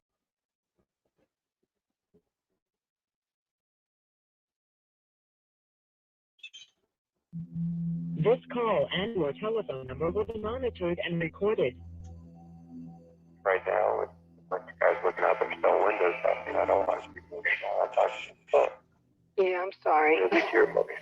Yeah. Yeah. All the people ready to come out, read your emotion negatively. I don't know what they are. Yeah, so Why don't you come from a long line of stoic? Trials are human dramas. Very much so. All right, ladies and gentlemen, and the jury, I'm going to ask. And jurors will follow their gut, their emotion, as much, if not more, than they will follow their intellect. While Scott Peterson won't be tried in the court of public opinion, can he get a fair trial in any court of law? He's a homicidal maniac. He chose to go with his mistress. What the press's responsibility is in a case like the Scott Peterson case, where we are giving wall-to-wall coverage, we're expressing opinions, we're putting on the air people who act as prosecutors, not as people who are sorting out facts. Why did he leave his wife alone 8 months pregnant on Christmas Eve?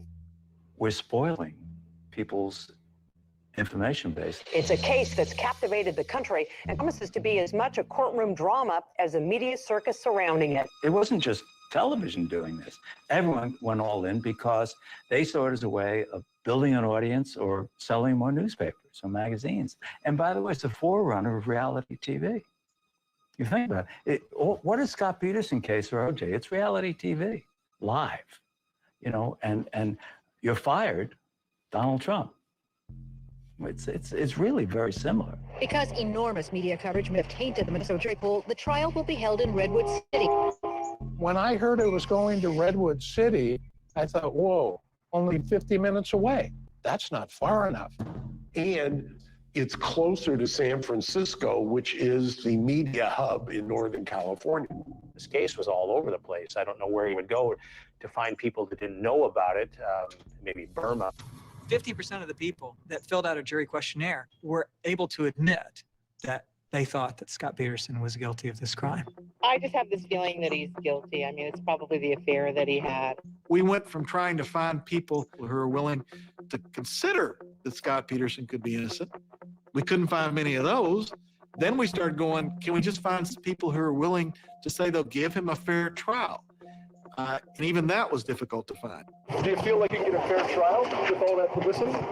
So, with a fair jury, yes. All we need is an open-minded, intelligent jury. The question really is, in that atmosphere, could any defense attorney pick a fair jury for Scott? There's a lot at stake. Too many people have worked too hard, too long for where we're at now. We want this to be a fair trial, and that's why we're over here. Every jury trial is a crapshoot. You never know what's going to happen. All you can do is work around the clock and do your very best, do all your research, and get in there and strike the right jury and go. It's like jumping off a waterfall and riding down to the bottom. And then you see if you float.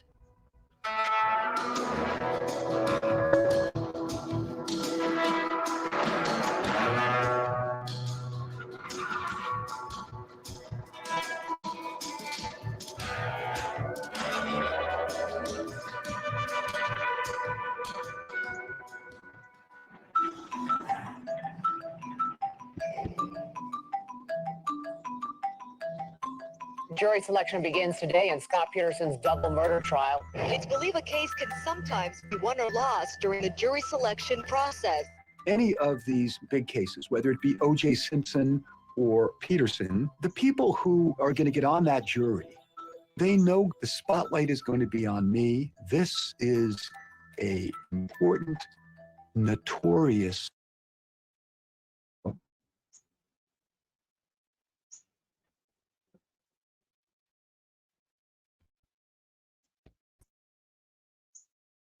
case. My wife said, "Oh, you got something from county?" And okay, I open it up. I go, "I got jury duty. That's what I got." She goes, "Oh my God, you're probably going to be put on that Scott Peterson trial." I said, "Nah, that's not going to happen." As soon as you walked in the courtroom, Scott Peterson was sitting there. So I just went, oh. Once I figured out it was the Scott Peterson trial, I went home and Googled it.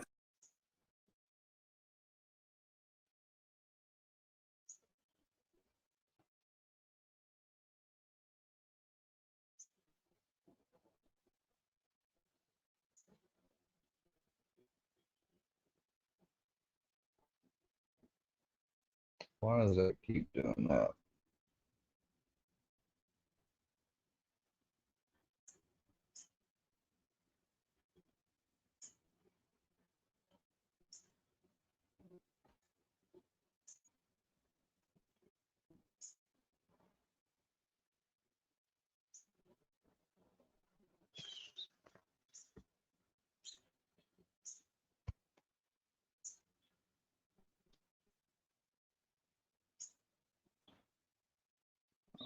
This should be working.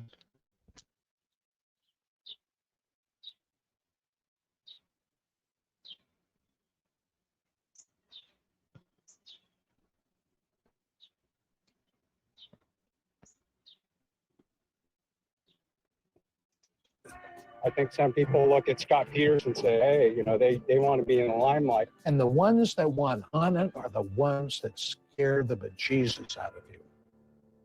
Stealth juror is a juror that comes in with an agenda, and they give just the right answers to get on the jury. There'll be people who will get up there and lie about their opinions or the amount of coverage that they've seen.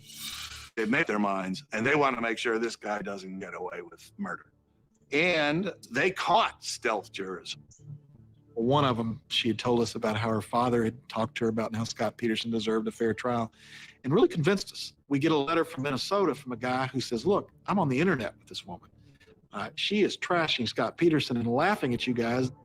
She's saying, I got called back for the second round. I really fooled the crap out of that dumb defense lawyer. I can hardly wait to get onto this jury and fry Scott Peterson. Oh, shit. But their point was you couldn't find them all. After 9 weeks of questioning hundreds of people, 12 jurors and 6 alternates will be seated. They were down to the very last seat and they called my name. And I was like, oh no. We were brought into a back room. The bailiff said, you know, we don't want to use your names. We want to give you fictitious names. Think about it, what you want to be called. My name was Zane, and they said, why'd you come up with Zane? I said, because this is in Zane. Jurors must decide more than Scott Peterson's innocence or guilt. They may also determine whether he deserves the death penalty. Jurors will not be sequestered, which means they could be exposed to sentiments like this one on a highway billboard.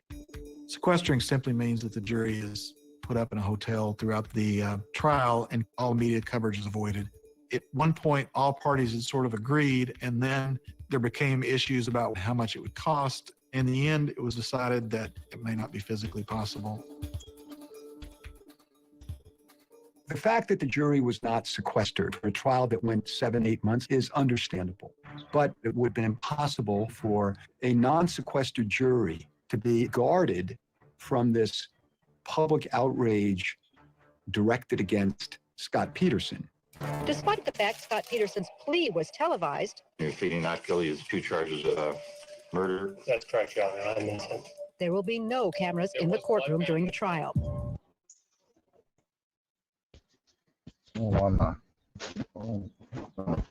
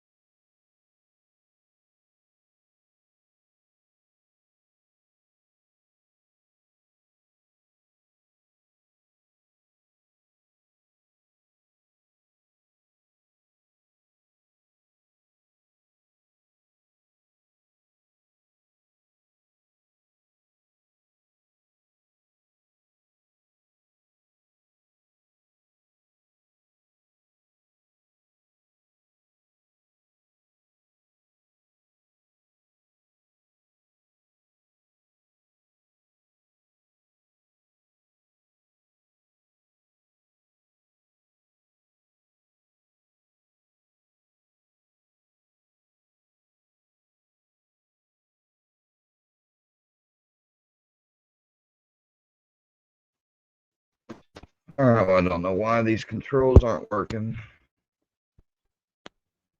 Seem to detect when they're in my ear and the volume controls are working, but touch doesn't want to work.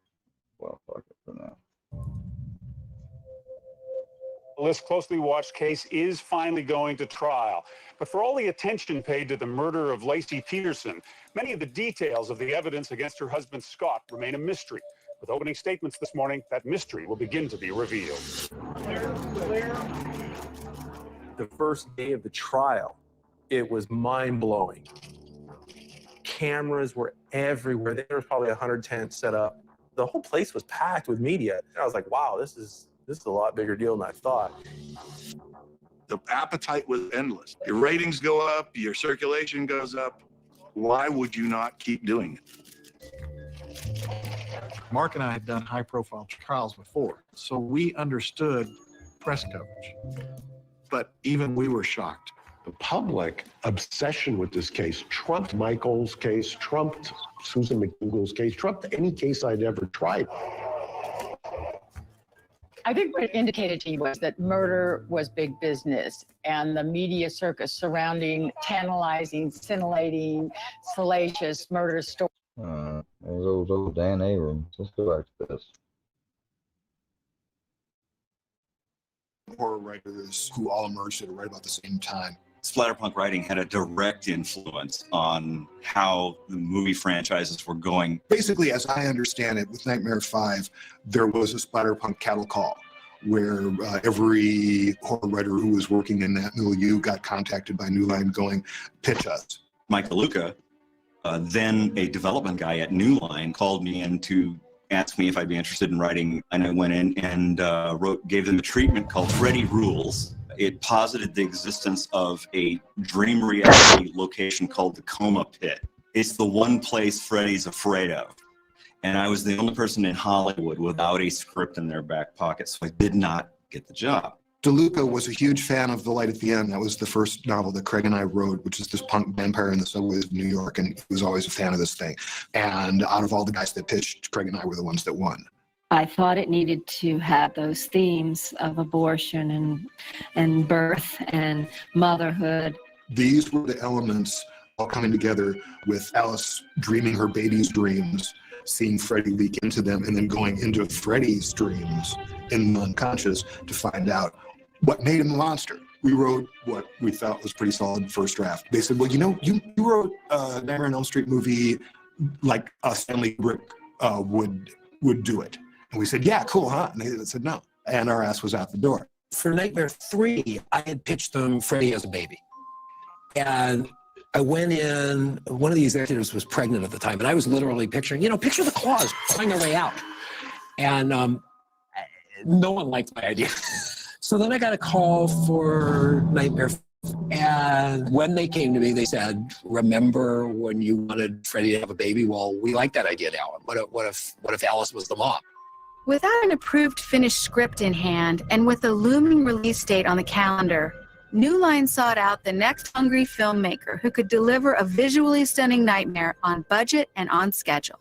Stephen Hopkins, who was our director, was terrific. He had really come from the art direction world. He was just so visual. I guess they'd been seeing a bunch of different people, but I did big storyboards. I had ideas about the 3 different scripts they'd sent to me. And Stephen was telling me some ideas, and he started to doodle, like cartoon, like a graphic novel. It was like, well, this guy's great. Stephen was a big comic book buff. He has tens of thousands of comic books. Nice English guy. We got along very well. We were good friends. Bob was very determined to make this one back to being, more serious and creepier.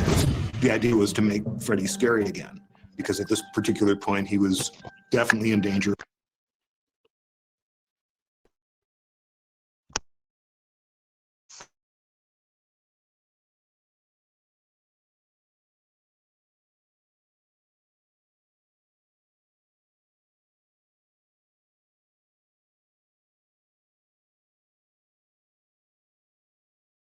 Of turning into like a game show host or a breakfast cereal mascot, which is of course what happened. I got the job on Valentine's Day, and it was out in 3,000 cinemas in August. I think we only had like 4 weeks prep for this film. I remember, I haven't seen part 5. I can't believe it.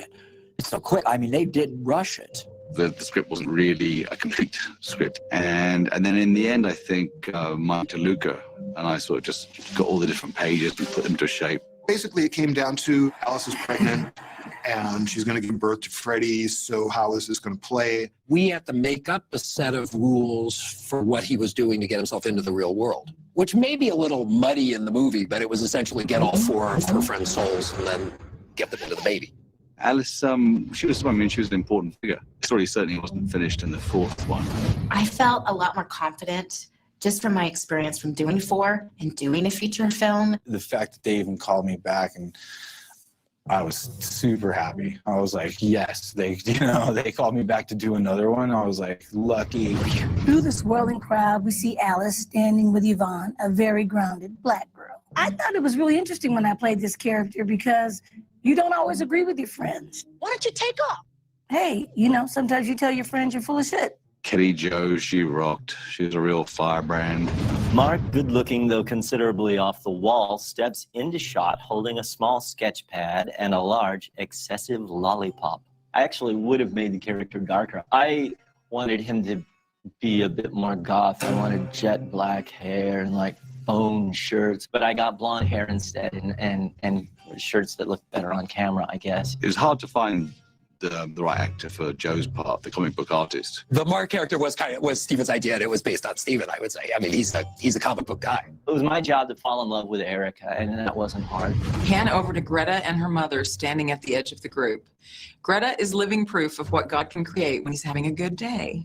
I remember that Stephen Hopkins told me that he chose me because I wasn't afraid to get really ugly. And I guess a lot of girls were concerned with that, and they didn't really want to go that far, but I did.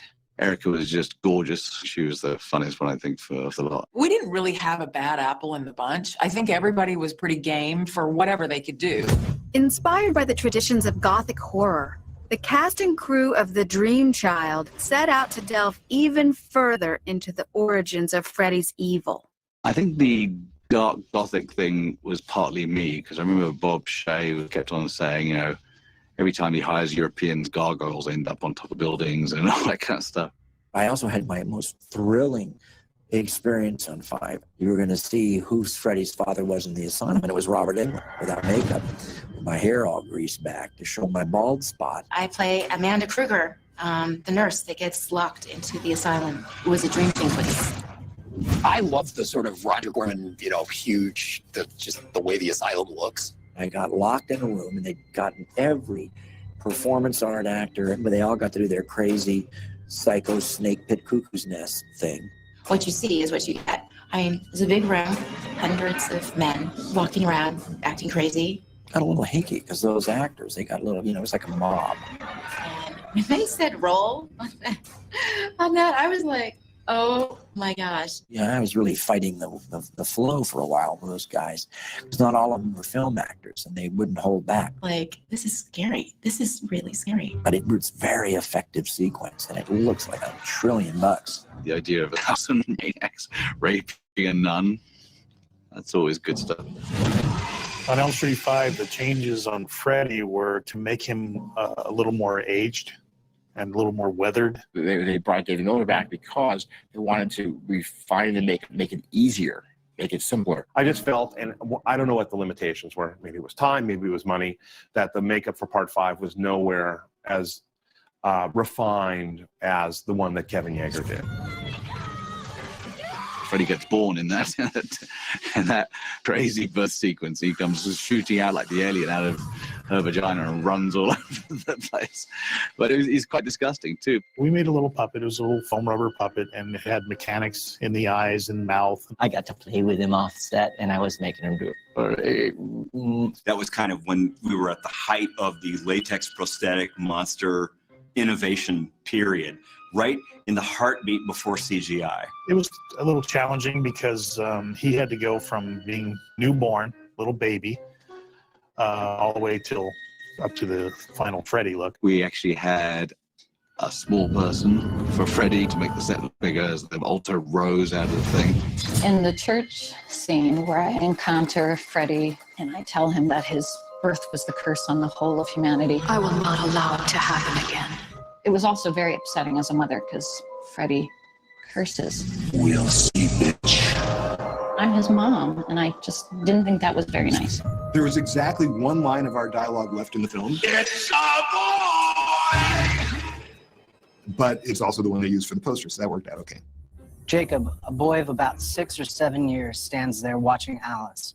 He's frail, otherworldly, not ghost-like, but possessing a strange, transcendent quality. The first day, admittedly, I was scared because Robert's there, you know, and he's on set. Automatically looks over, and he points at me, and he walks towards me, and I almost took a dump at that point. The kid is terrific. He's just wonderful. He'd gone through quite a difficult period of his life during that film. My dad passed away in real life. He was my hero, and I loved him, and it was really great to get to work, you know, and kind of forget about it and be in a real state of imagination, which is what that set was. Amid constant script changes and a rushed production schedule, the cast and crew of Nightmare 5 were left to wonder how or even if the finished film would play. Now Nightmare 5 is shooting, having gone through all of these other writers. They bring it back to me. The movie that I couldn't get hired to write, they brought it back to me for dialogue polish. I remember the script was changing as we were going through it. We were just racing to do it. And I mean, I didn't really have much time to miss things that were. I eventually just stopped trying to memorize scenes because I knew they'd be different the next day. You know, we would just put together sequences and solve problems with storyboard ideas when we couldn't figure out what to do. He would sit while we were doing a scene and literally go, it'll look like this, you know, and draw the picture. There wasn't always a lot of direction happening. Stephen was spread really thin. And he said at one point, you're going to pretty much have to direct yourself in these scenes. We were at an old, like, I think it was a spaghetti factory or something like that where they made noodles. And there were sets everywhere. We'd have to shush people because they were trying to build while we were shooting. There were all these different levels there, and he'd be running up and down stairs to all the locations. As I'm talking about, I can't believe you actually did all this stuff. I mean, I wouldn't even attempt it now. If someone showed you a schedule and you're trying to attempt to do all these physical effects and something, you just laugh. You know? Boy feels the need for speed. I was the first one to die in 5, but it was a cool death scene. They were working with special effects to build a running motorcycle that looked like it had been, you know, beat to hell. Every time he was getting stabbed by something from the motorcycle, it was starting to convert him into the Iron Man. I took a lot of influence from Giger, I think, at the time, you know, and a couple of other great artists. It was pretty fun to work with all that stuff and make it look the way it did. Because even today, people are like, wow. Right in camera, it was really good because you could see the stuff moving under the skin. A lot was in reverse. You know, you had prosthetics put underneath the skin, which would pull out. We did tests and tests and tests. We started with the hypodermics, and we injected this chemical into it. Oh, nice. Bitchin'. Cool. The biggest thing, though, was, of course, the suit. We had to build the suit, boom, ground up. We didn't have time to do castings, molds. The stunt driver was going to be wearing it. He came over at least 10 times to do fittings. And we actually had Dan wear the head one time for a close-up of just his eyes. The end of the scene, they put me inside a cab of a truck with all this makeup thing on my eye and pull a neck piece, and I look just wrecked. And I have a line where I'm like, hey, Alan, you want to be babies? People were pulling over, and then I stepped out, and they're like, oh my God. And I'm like, no, it's a movie, but it looks so real, and it was pretty fun. It was like the best Hollywood costume I've ever had. I was devastated when I found out that they were cutting it down. I've seen it, the uncut version and the cut version and the cut version. It's just so truncated. Snake toes thing comes out of the exhaust pipe, and it stabs into the back of his calf. It's like everything is just about to happen, and they cut. We just had to keep on cutting and cutting and cutting. We would send it back and forward to the MPAA, I don't know, 20 times or so. They cut out half of everything we did. Well, every sequence in that went a lot further. That's about the best way to describe it. My favorite kill would be. I think Greta's is really cool. I really do like that one a lot. I went to high school with a girl named Greta who became a model and was as anorexic as possible. Then there was the Monty Python Meaning of Life eating scene. It just became almost like a vomiting food fight. I mean, it really was gross. All the people at the dinner party were all laughing, and there was something clownish and weird about it. I got his mom. Don't talk with your mouth full, dear. Todd Masters did my makeup, and he was fantastic. And the first day that I went in for a makeup test, we did everything in 3 stages. Spent a lot of time with Todd, just moving my mouth around and my jaw to see what was most horrifying to sell it. And they wouldn't let me eat. They told me that I had to have everything through a straw. And we had long days. And I got hungry. And on the 3rd day or something, I just said, you know, forget it. I'm going to eat. I don't care. They serve spaghetti. with tomato sauce, and all that tomato sauce was living in the pocket of my chin, and I could smell it all day. It was gross, and I haven't done heavy prosthetics ever since. They actually gave me a copy of Erica's head that didn't work for them, and I teased her one time that it was my bath toy, and she kind of freaked out.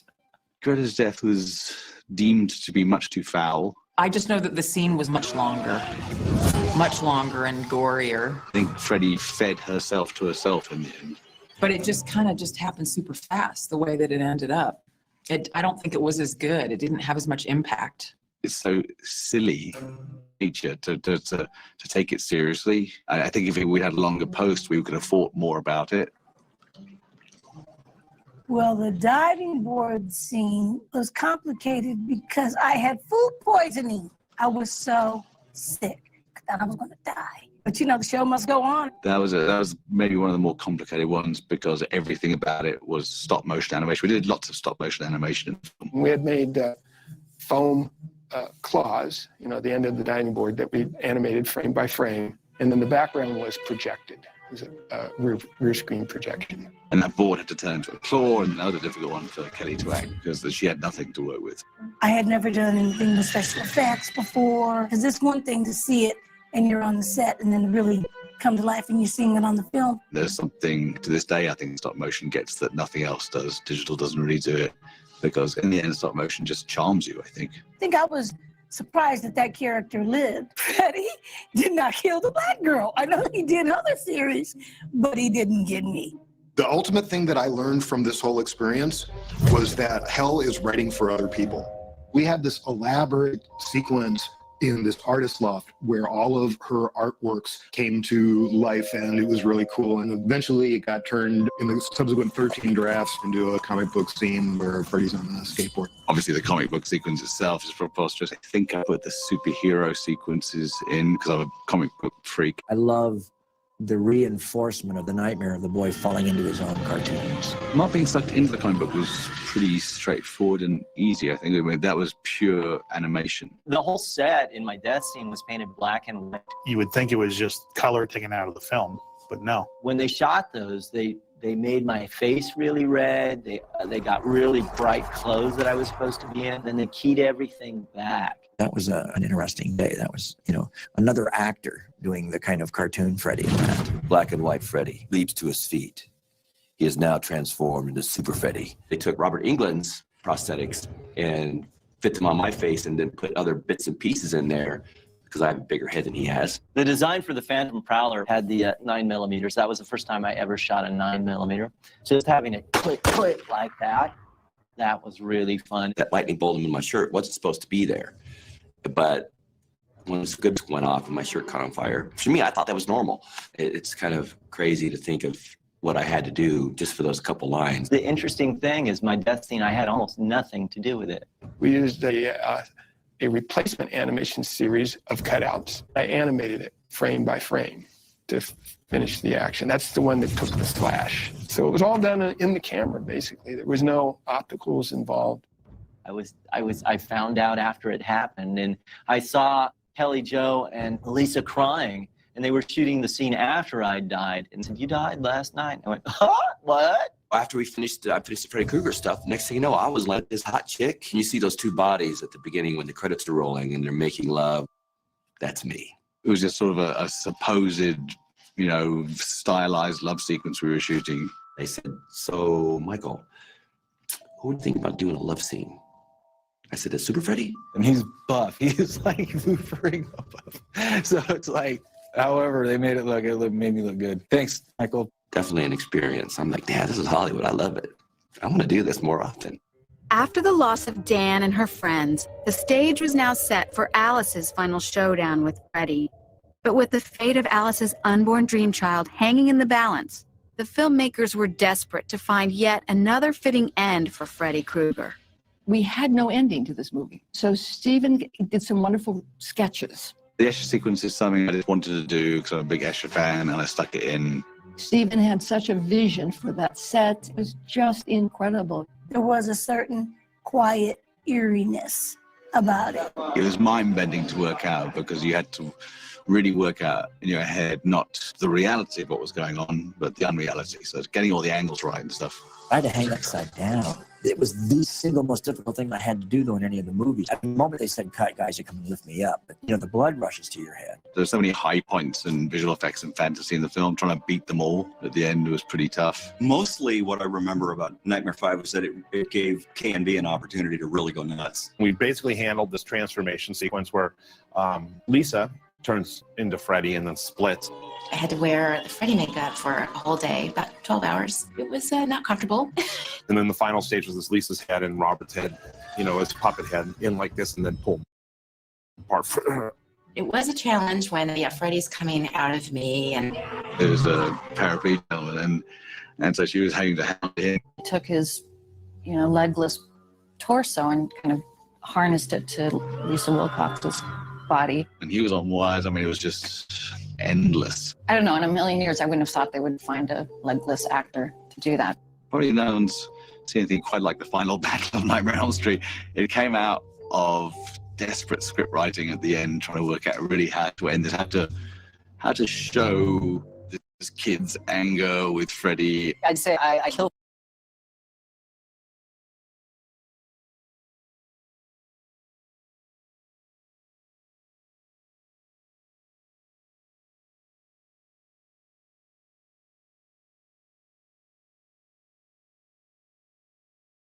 Freddy, and they'd say, how? And I'd go, how do I describe that? I literally, this is the only way that a 10, 11-year-old can describe it. I barf on him. That's what I would say. I'd say I barf on him and I go.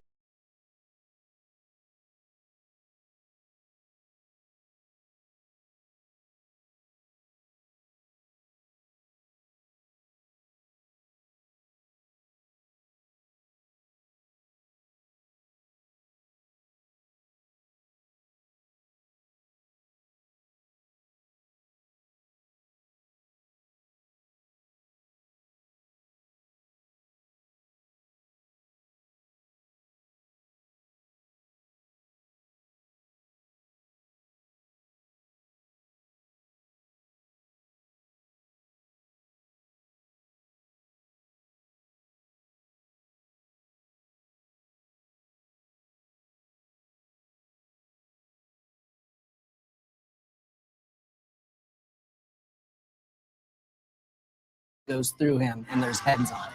Having all these creatures that Freddy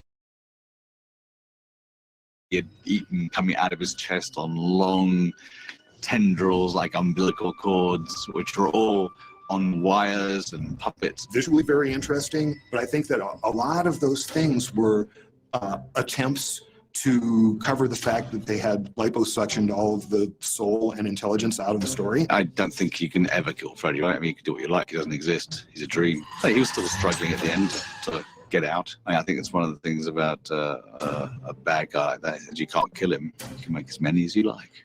After 4 hugely successful nightmares, each one having outperformed the last, The Dream Child was released less than a year after its predecessor on August 11, 1989, to generally negative reviews, becoming the lowest grossing film of the series. People forget Nightmare on Elm Street 5 was a success. It was even a hit. It just wasn't a blockbuster. I think it came out very quickly after 4. And I'm not sure if that's, it's a little less of an event. Steven did a lot of wonderful disorienting work on that. I thought he did a wonderful job. So I wouldn't blame necessarily any of the people making the movie. Maybe it was the fact that Freddy was a little played out. This was the period where fans will tell you the series was in decline. And I tried to live up to the promise that I made to the fans that we were not going to make a movie that we didn't think was going to be good. 5 was arguably lame. Honestly, I wish it was scarier. If it's a series, you have to work really hard at keeping it at what its original roots were. And I think it kind of strayed from that. As an ongoing narrative of what happens to everybody in Elm Street, probably a lesser movie in the canon. I have to take some of the blame for Nightmare 5 not working, since the story was so much part of what I wanted to say. They touched on some really serious issues. Abortion. I mean, that's heavy. I don't think it was the pro-choice nightmare. I think it was like controversy for controversy's sake. And if we made a political point, fine. Like, did you know of horror movies? Guess you should have aborted him, right? And it shows abortion's a good thing.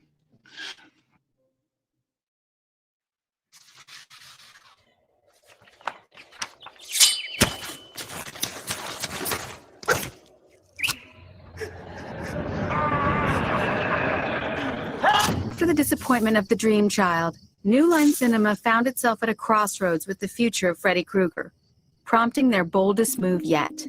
Frankly, like with everything in the world, it's time to move on. I mean, we were truly running out of good ideas, and I sensed that. And so they wanted to do, what could they do to go out with a bang? The only way now to revive it after 5 hadn't been as successful is let's make sure that everyone knew it was the last nightmare. So it'll be the end of Freddy. We'll kill off Freddy, and it's the end. There was always multiple drafts going. And I'd been a big fan of a young New Zealand filmmaker by the name of Peter Jackson. And I'd been talking him up for a while, and I made this. Peter and his, he had a writing partner at that time named Danny Mulheron. The two of them wrote a script. Peter Jackson actually turned out a draft of Elm Street 6. It was in our office typing away at the time. In his conception, Freddy is this kind of tired, decrepit figure. No one takes him seriously anymore. In fact, in the ultimate sort of insult, kids like put themselves to sleep like with laughing gas or like sleeping pills, just so they can go and like kick him and beat on him, kind of Clockwork Orange style. Like that's what the kids of Elm Street do now because he's such a joke. And at one point, Freddy sort of manages to kill these kids, just enough to kind of get some energy back. And there's a cop. He gets involved in a fire in a house and is sort of knocked out and ends up in a coma. Because he's in the coma, he's permanently in Freddy world. When Nightmare 6 came up, I basically said, would you allow me to direct it? You've given me these promotions. And they expected me to come back and produce it. So Peter and Danny were writing this draft, and DeLuca was also writing a draft. Totally different. And that draft became Freddy's Dead. I said we shouldn't call it Nightmare on Elm Street Part 6. We should call it Freddy's Dead, The Final Nightmare, which everyone loved. When the smoke cleared, everyone decided that DeLuca's script for Rachel was sort of the way to go. But, the great benefit of what Peter and Danny did is through that process of really working at New Line, that sort of sealed Peter's introduction to Shay and really laid the foundation for what would come much later, which was Lord of the Rings. I was happy to do 6 because of Rachel. Rachel was getting to direct. I go way back to Roger Corman days with Rachel. I was very excited to hear she was directing one of them. I thought, wow, that's a great story. Going from sitting in an office desk to going up to directing one of the films. For the first time in Elm Street's history, the story moved from suburban Springwood, the now abandoned town that Krueger had all but destroyed, to an inner city shelter where a young man with no memory, a group of outcast teens, and a woman with a secret battled Freddy once and for all. It was very difficult making the choice of Sean Greenblatt.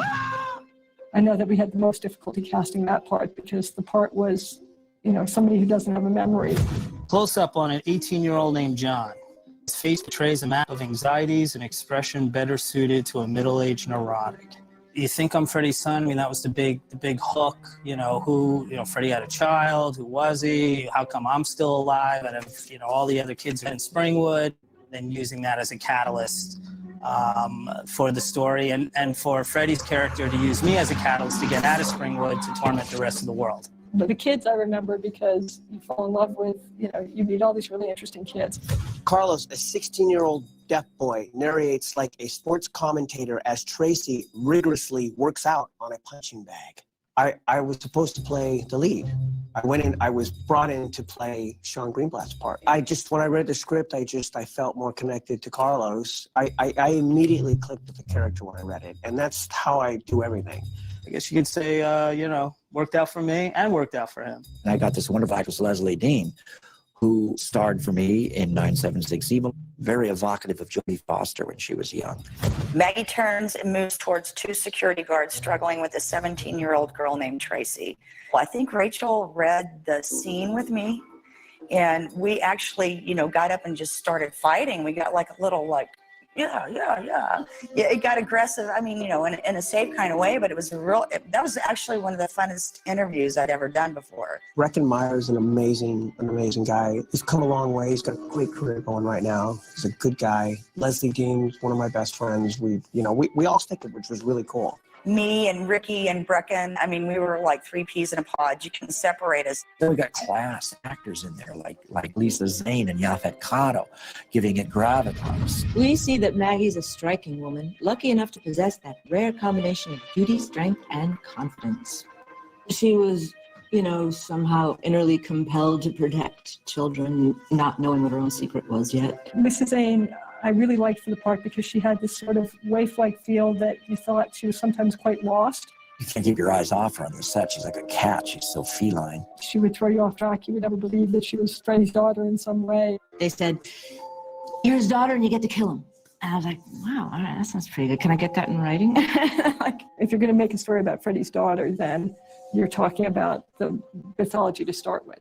So that was basically where we started with the original story ideas. Rachel, you know, certainly had a bit of a stain from her work with John Waters. You know, she has that sensibility. Let's not be coy about this. A lot of the crew members were John Waters crew members. Our prop master at the time was married to Tracy Lords. I mean, you know, it just doesn't get any better than that. We set out to have fun on that movie, and there's stuff in that movie I love. The first scene in the airplane, the beautiful, robust actress to my right was actually a replacement. The original person who was supposed to do that role was the great Divine, who had passed away right before we started shooting. We intentionally made a decision, you know, to kind of do a Warner Brothers cartoon. It was just after Twin Peaks came out. And so there's a huge influence of Twin Peaks in it, which is why I went toward humor, quirky humor, more than horror. It does have a great sight gag, though. Freddie drags out the big cart of spikes. The image in my mind was like Bugs Bunny doing it in some old Bugs Bunny cartoon that I love. There's a town just full of adults who are sad because their children are gone, and seeing that carnival scene with all the adults wandering around kind of aimlessly and heartbroken. The carnival scene was so creepy because there weren't any kids left but us. And we wanted it to be chock full of cameos. We've got Tom and Roseanne in that, who were like the biggest tabloid couple in the world at that time. Obviously, we weren't doing it for the money or anything else. We were doing it because they were a fan of the series and they were like wanting to be a part of like the last one. They just spent most of their time pawing each other. Dry humping each other in the makeup trailer. And I kissed on the face by Roseanne. I mean, that was amazing. Unfortunately, we ended up keeping her for like a whole day. I think she thought she'd be in and out in 2 hours. I think it was not a good experience for her. One of the cool things was the kid Carlos who wore the hearing aid. Mommy, not my ear! Oh, Q-tip from Al. Any child who's ever had an earache knows what it's like when somebody comes towards you with a Q-tip. Carlos's death, which I think is probably the most effective death that I more Power Gloves and Nintendo never sued. But that's the kind of maverick. More Power Gloves and Nintendo never Knows what it's like when somebody comes. TV, and to see that whole thing on set was, you know, was really cool. Some of the scripts, the writers will indict a particular teen fad, and Freddie kind of throws it back at him, you know, on Nightmare 6 when he says, great graphics. You know, he's like one of the first gamer jokes ever. Before the Wii, Nintendo had this Power Glove, but didn't work at all, but was this totally groovy looking glove. And you sort of moved it around like the Wii and said, now I'm playing with power. And we wanted to use the Power Glove, and Nintendo said no. And Bob said, well, I don't care. They said, no, I'm going to do it anyway. Now I'm playing with power. I really want to do this, and it's a really great line, but I think it's really risky. And Bob said, I don't care. They can, you know, whatever. And we used it, and it's great, and it sold more Power Gloves, and Nintendo never sued. But that's the kind of maverick Bob story that I absolutely love. One of the more disturbing scenes in the movie deals with child molestation. It's really interesting. Whenever I shot the scene with my father, I thought to myself, God, this scene's coming really easy to me. I don't have to go prepare for it or anything. And I was like, that's cool in a way because it wasn't really hard work. And then maybe 3 weeks later after that, I started getting flashes of being molested. It was weird how it just like pulled that scar back. Ultimately, in her dreams, she sort of realizes her fantasy, and she beats the crap out of this guy that's been abusing her. That scene actually changed my life. It set me on a journey in life of dealing with things and dealing with my own fears. So that scene right there was very poignant. I think all that father-daughter stuff is nasty and cruel, and no one could have come up with that but Rachel. We were doing the fighting scene, and he went back like that to hit me with his glove, and he actually hit me. I had to go to the hospital, get stitches, get a tetanus shot. So I have a scar. So that scar on me, I get to look at every day in the mirror and be reminded of Robert Englund. Why does Leslie Dean survive in that movie? She has no business surviving in that movie. Way too many people survive in that movie. It's ridiculous.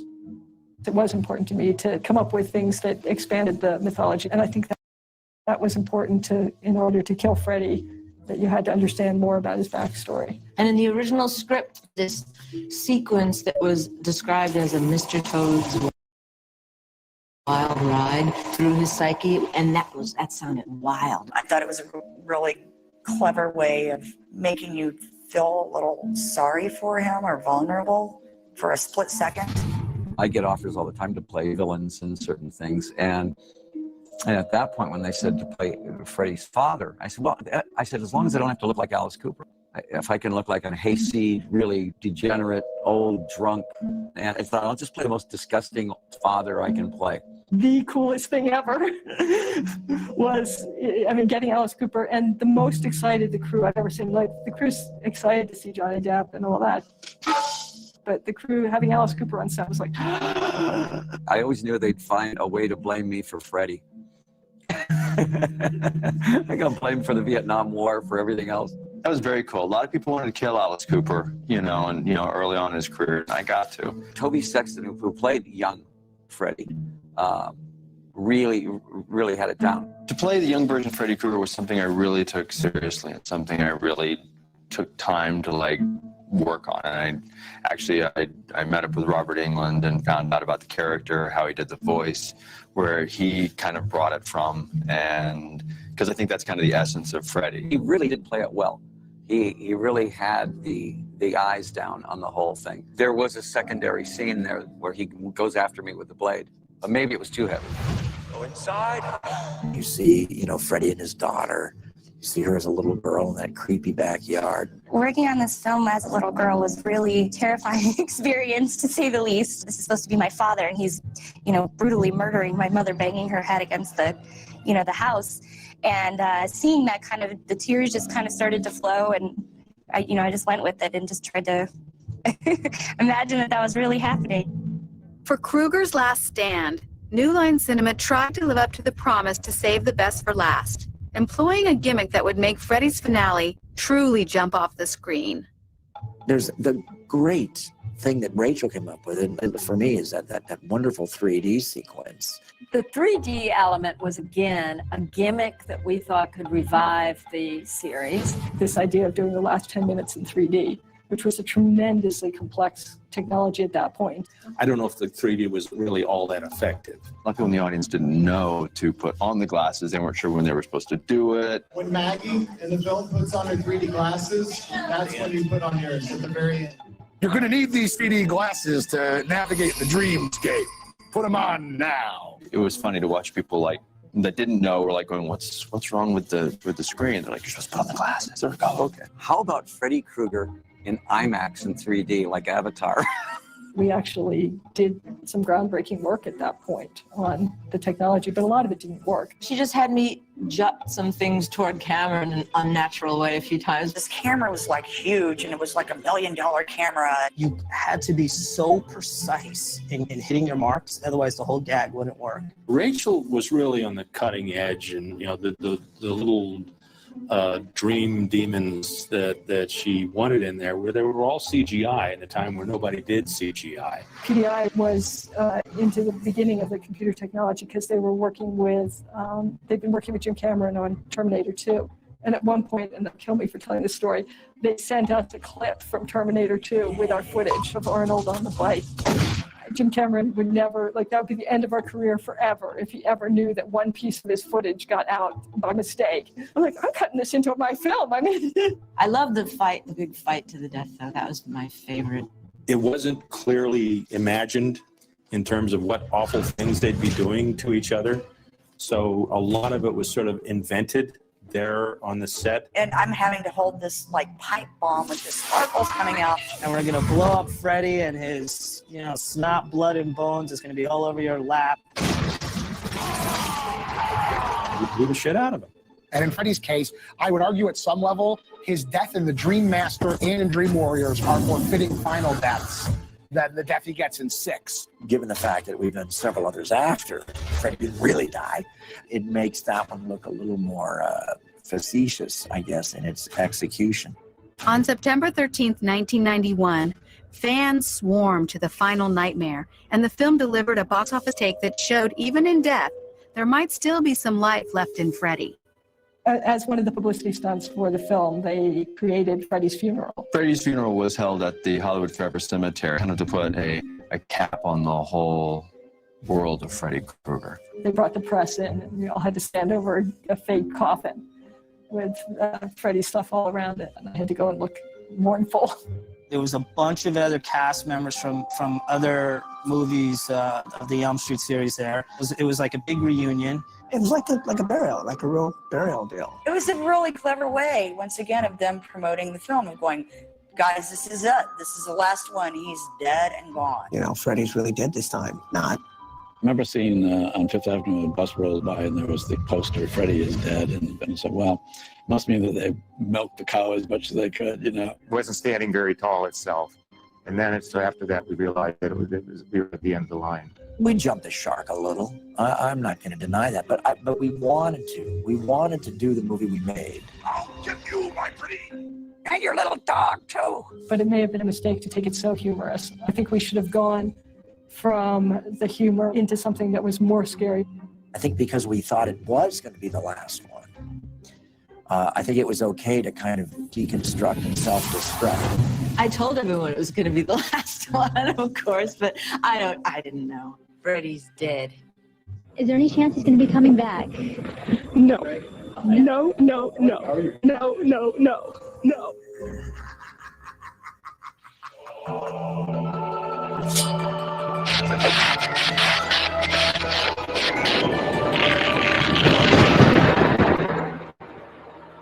Now that Freddy was dead and buried, and with the 10th anniversary of the original Elm Street approaching, the inevitable question was raised. Could everyone's favorite boogeyman be resurrected again? The answer to that question would come from Wes Craven himself, who conceived a radical new approach to the story. Most people say their sequels are the last sequels that are going to be made, and then they make 10 more. We didn't know that we were going to be able to work with Wes again. And the way New Nightmare happened was I got a call from Bob Shaye out of the blue. From Elvis to Quentin Tarantino and Robert Redford and Bruce Lee.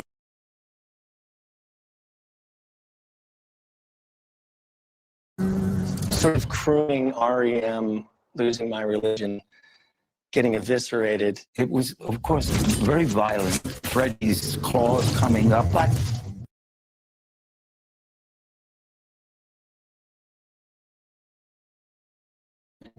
it was like some electrics.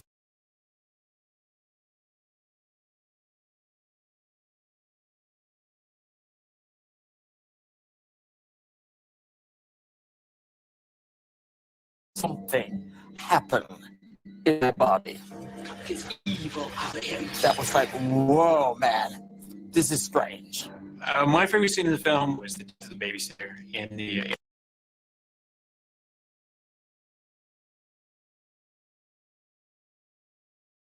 It was just great fun.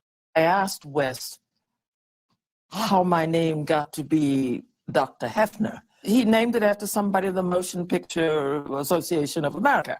You have let your child see your films, haven't you? It was almost me just saying the lines. without adding anything at all until it came to the glove. Each time that glove got on my hand, it was like some electric something happened in my body. This evil out of him. That was like, whoa, man, this is strange. My favorite scene in the film was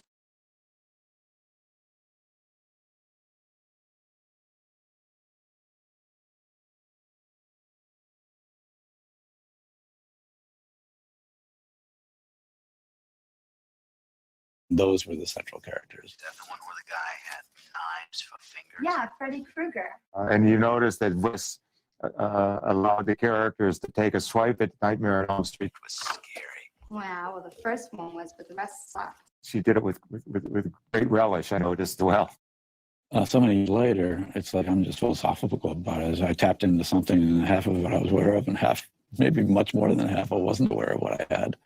And it's just like something you sit back and say, wow, I might have started that, but it took on a life of its own.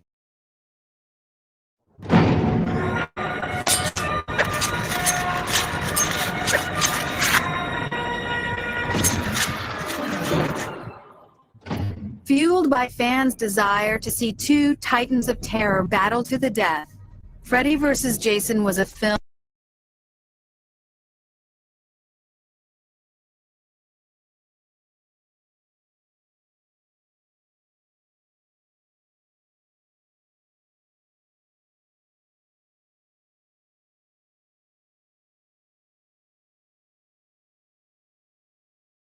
inspired by the classic horror matchups of the 30s and 40s. Freddy vs. Jason has been incubating since the first 14-year-old boy came up to me after the first Nightmare on Elm Street and said, dude, like, you think you could kick Jason's ass? Each time I did another Friday the 13th movie, it was talked about. Which is that male adolescent fantasy. It goes back to Frankenstein meets the Wolfman. This is nothing new. And then when we finally got to Jason Goes to Hell, of course, at the end, the hockey mask is on the ground and Freddy's hand comes out of the ground. That's a mask, which, by the way, was my hand. So I technically did a shot as Freddy. There was a problem with it because we didn't have the rights to Jason. That was Paramount. And it took a long time for Paramount to finally lose their option. They wanted to distribute the film, and so it was a combination of things. I never really had any participation after New Nightmare. That was kind of the end of it for me. There was always this little bit of a conflict in terms of how to keep a Freddy vs. Jason, of how to write Freddy vs. Jason, how to tell the story. The problem was, even if you have these two characters together and they're both box office boffo, Jason lives in this world and then Freddy's over in the dream world, how do you get those two together in a way that they can successfully fight each other? I remember being at New Line during the gestation of Freddy vs. Jason, and it seemed to go on for years, because it did go on for years. It is arguably the single longest developed project in the history of Hollywood. I just thought it was always kind of one of those legend projects, but I didn't realize that so many people had actually been working on it. I think there were 13, 14, 15 writers on that script. Something like 17 or 18 writers. So many dreams, so many ways that Jason has killed people. It was a real challenge to try to kind of reinvigorate everything. I believe I was playing off of the draft they had, so some of the things in the draft I did were original, but some were also in whatever the previous draft was. The only thing we were given was the notion of, that everybody across the board liked, was the notion of the Freddy cult. I created the head of a cult of Freddy fanatics who were called Fred heads. And they all wore like the striped sweaters and everything, and that cult somehow was instrumental in the plot in trying to sort of resurrect Freddy. Ron Moore of now Battlestar Galactica fame and I came up with a take. The O.J. Simpson trial was going on during the time we wrote it. And one of the drafts had this whole thing where Jason actually gets caught and he's actually going to go on trial. And the main character is the defense lawyer.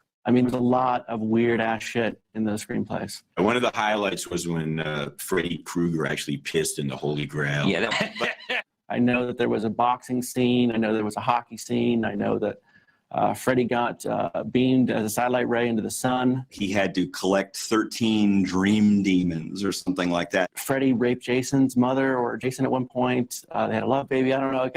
Some of them got a little weird. You got all these sort of pieces built on top of each other when at the end of the day, I think if you ask most of the fans, I want to see Freddy as I know him and love him best, Jason as I know him and love him best, and just let these two sort of forces of nature go head to head. It's Ali versus Tyson. It's the irresistible force versus the immovable object, and let them go. And ultimately, thankfully, we ended up in that place. I think it was the fact that we didn't change their mythologies. We came in saying there is a way to really screw this up, and that's if you start changing who Freddy is, who Jason is. That's if you start reinventing their backstory, fans are going to go nuts. Those guys ultimately, because they grew up as fans of both these franchises, got it. I think what we tried to do and succeeded in some fronts and didn't in others was make them at least truly evil, scary characters again. Things we always thought about were what were the fans going to think and what would Wes Craven think. And, we just tried to basically, not screw it up. When it finally got together, we had trouble finding a director too. They met with probably 40 directors. They met with every director you could think of. We went to one of the executives and said, you should really think about this guy, Ronnie Yu, because we were big fans of Bride with White Hair. We always were pushing for Ronnie from day one. We really liked Ronnie.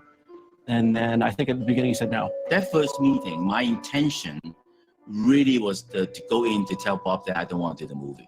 We had a lot of meetings with Ronnie. I remember a meeting, at least 5 hours long, where Damien and I were literally acting out the script. I told him straight away that I'm not a fan of both franchise, but he said to me, that's great because he wants somebody to come in with a different angle.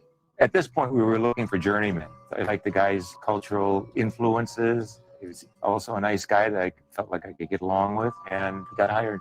There was an assistant, a gentleman by the name of Jeff Cass, and I think he's been a great help to me. When I dropped out of college to intern at New Line, my real goal was I need to get on Freddy vs. Jason before it comes out because that's like my dream movie to go make. I grew up on these things. And when I started writing Bob Shaye as a little kid, it was built around the idea that someday I'm going to come out and make a Nightmare on Elm Street movie. He is the hardcore audience, of Freddy and Jason, and he's told me everything. I was lucky enough to be a 24-year-old kid living the dream, and to have your first movie you work on be your childhood dream movie is a pretty cool and surreal experience. I was very involved once they started developing the idea. I was in contact with people at New Line. They were saying, we're finally going to do this. We always assumed that it would be Kane. I always envisioned him as a Jason that could beat the shit out of Freddy. And then they hired a director, and then all of a sudden I started getting the feeling that something was changing. Immediately, we have some casting issues because before I'm on board, already the studio decided that they want a new Jason. And I was never given any reason. I know that the thinking there, I think physically they were looking for somebody that was taller. Could Kane probably have done it? Sure. But I also do think that you were dealing with the idea that from a directorial point of view, they were very clear. They wanted the idea of one guy big and burly, one guy small and lanky. And I think that to me was really the largest piece of that decision. I said, it's fine. This is their call, and I'm fine with it. It was nice to hear that a lot of fans were not happy with the idea either, but it was going to be a success no matter what, just because people wanted to see the two characters together. The biggest question was who would win the high-stakes matchup, a maniacal dream stalker or a brutal force of nature? When I was making Bride of Chucky, I learned don't take it too seriously. Have fun with the monster. So I used the same sort of principle to apply on Freddy versus Jason. Just that little outsideness that Ronnie Yu brought to it. Being a Hong Kong director really helped it. I think it's got a terrific cast, Jason Ritter and Monica Keena, Kelly Rowland, Catherine Isabel from all of the Ginger Snap films. It's a terrific little cast. Lori, 17, pulls a stuffed toy, like a Furby, but creepier, away from her friend Kia. Lori is an attractive, trusting girl next door. When I was 8 years old, I lived in Brooklyn, and I went down the street to my best friend Leanne's house, and they were watching Nightmare on Elm Street, and I thought, this is just too terrifying. I've never seen anything like that before. I'd never been allowed to watch horror movies before. I was so traumatized by this movie that I literally couldn't sleep for weeks. And it changed my physical appearance. I probably, at the age of 8, I lost like 10 pounds. My teachers got so concerned that they called my mother and said, like, is there something going on? Is she being abused at home? And my mother found a picture of Robert Englund, the actor, and Robert Englund in the Freddy Krueger makeup, and pasted them up near my bedside table. And every night before I'd go to sleep, literally for like a year, I would have to look at it and say, it's just a movie, it's just a movie, he's not a real guy. And I remember thinking, I'm going to grow up one day, and I'm going to be an actress, and I'm never going to make movies that scare little kids. Cut to a couple of years later. I was always joking to her. I said, I mean, your scream can break glasses. When I was screaming and hysterical, I really feel that came from a place that I've repressed for so long that I was able to tap back into immediately. She almost like lost her voice after the movie. And I didn't tell Robert this story until the last day of filming, and he thought that was just so hysterical. I was really excited to work with Jason Ritter, and he was actually a late addition because I don't know if people know this, but Brad Renfro was originally playing that part of Will. I was a big fan. I think he was a really good actor, and we were excited. You know, rest in peace, Brad Renfro. Brad Renfro, I think, was like one of the more promising young actors that, we've seen in a while. As I'm sure everybody knows, he had a lot of personal problems, and those problems became clear when he showed up to the set. I actually had to screen test with him, and they thought our chemistry was so good together that really kind of part of the reason I ended up being cast was because of that. Suddenly, I remember John Ritter, who worked on the Bride of Chucky, and then all of a sudden I remember that he has a son that also is an actor. I was thrilled with Jason Ritter. He's one of my favorite people now. It was sad. It was sad to have to lose one to get the other. In my ideal world, there would have been 2 Wills. You need to have one guy that the audience should invest a little bit of their emotion. Personally, I thought we should invest a little bit more on Jason. For me, he's almost like a samurai that went nuts. You know, a samurai is so loyal, and Jason is so loyal to his mother. We have Freddy here, really tormented him, humiliated him. I never asked anybody to like Freddy, or certainly to feel sympathetic for Freddy. Freddy likes his work. We always saw it as, Freddy was the psychological manipulator. I don't think that Wes ever saw this as, a high body count type thing. Freddy was more cerebral, plot-driven, manipulative. For us, Friday the 13th was more fun, bloody, high body count. So in that sense, we tried to stay true to both characters. Freddie sort of enlisted Jason to be his little minion to help him kill people. One of the funniest things I thought about in that movie was that Freddie was, about to kill people, and then Jason would kind of circumvent him, beat him to the punch. He's mine! Mine! And then it became a competition of them fighting after the same prey.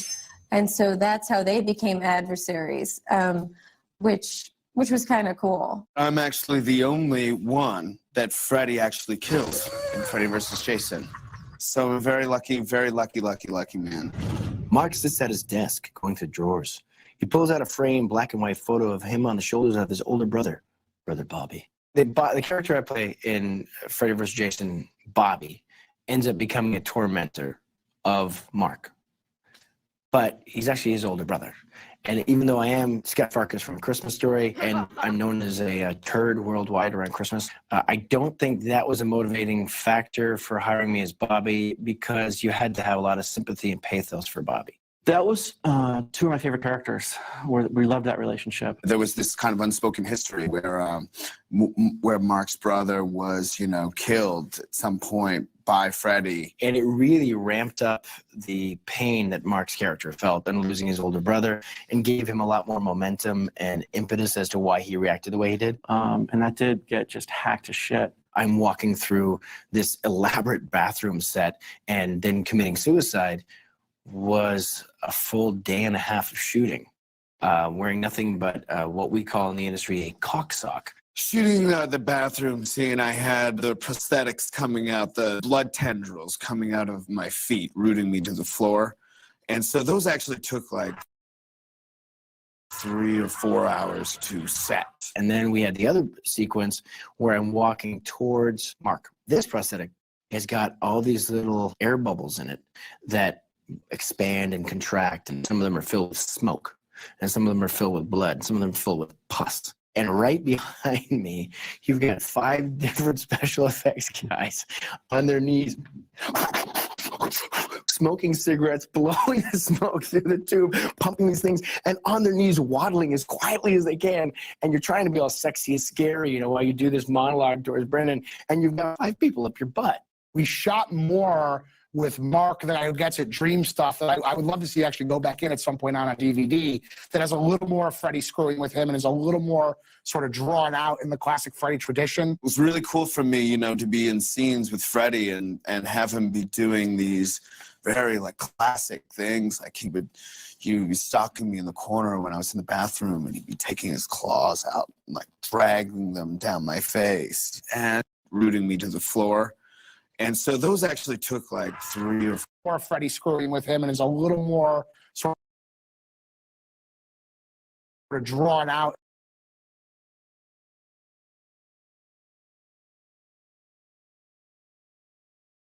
In the classic Freddy tradition.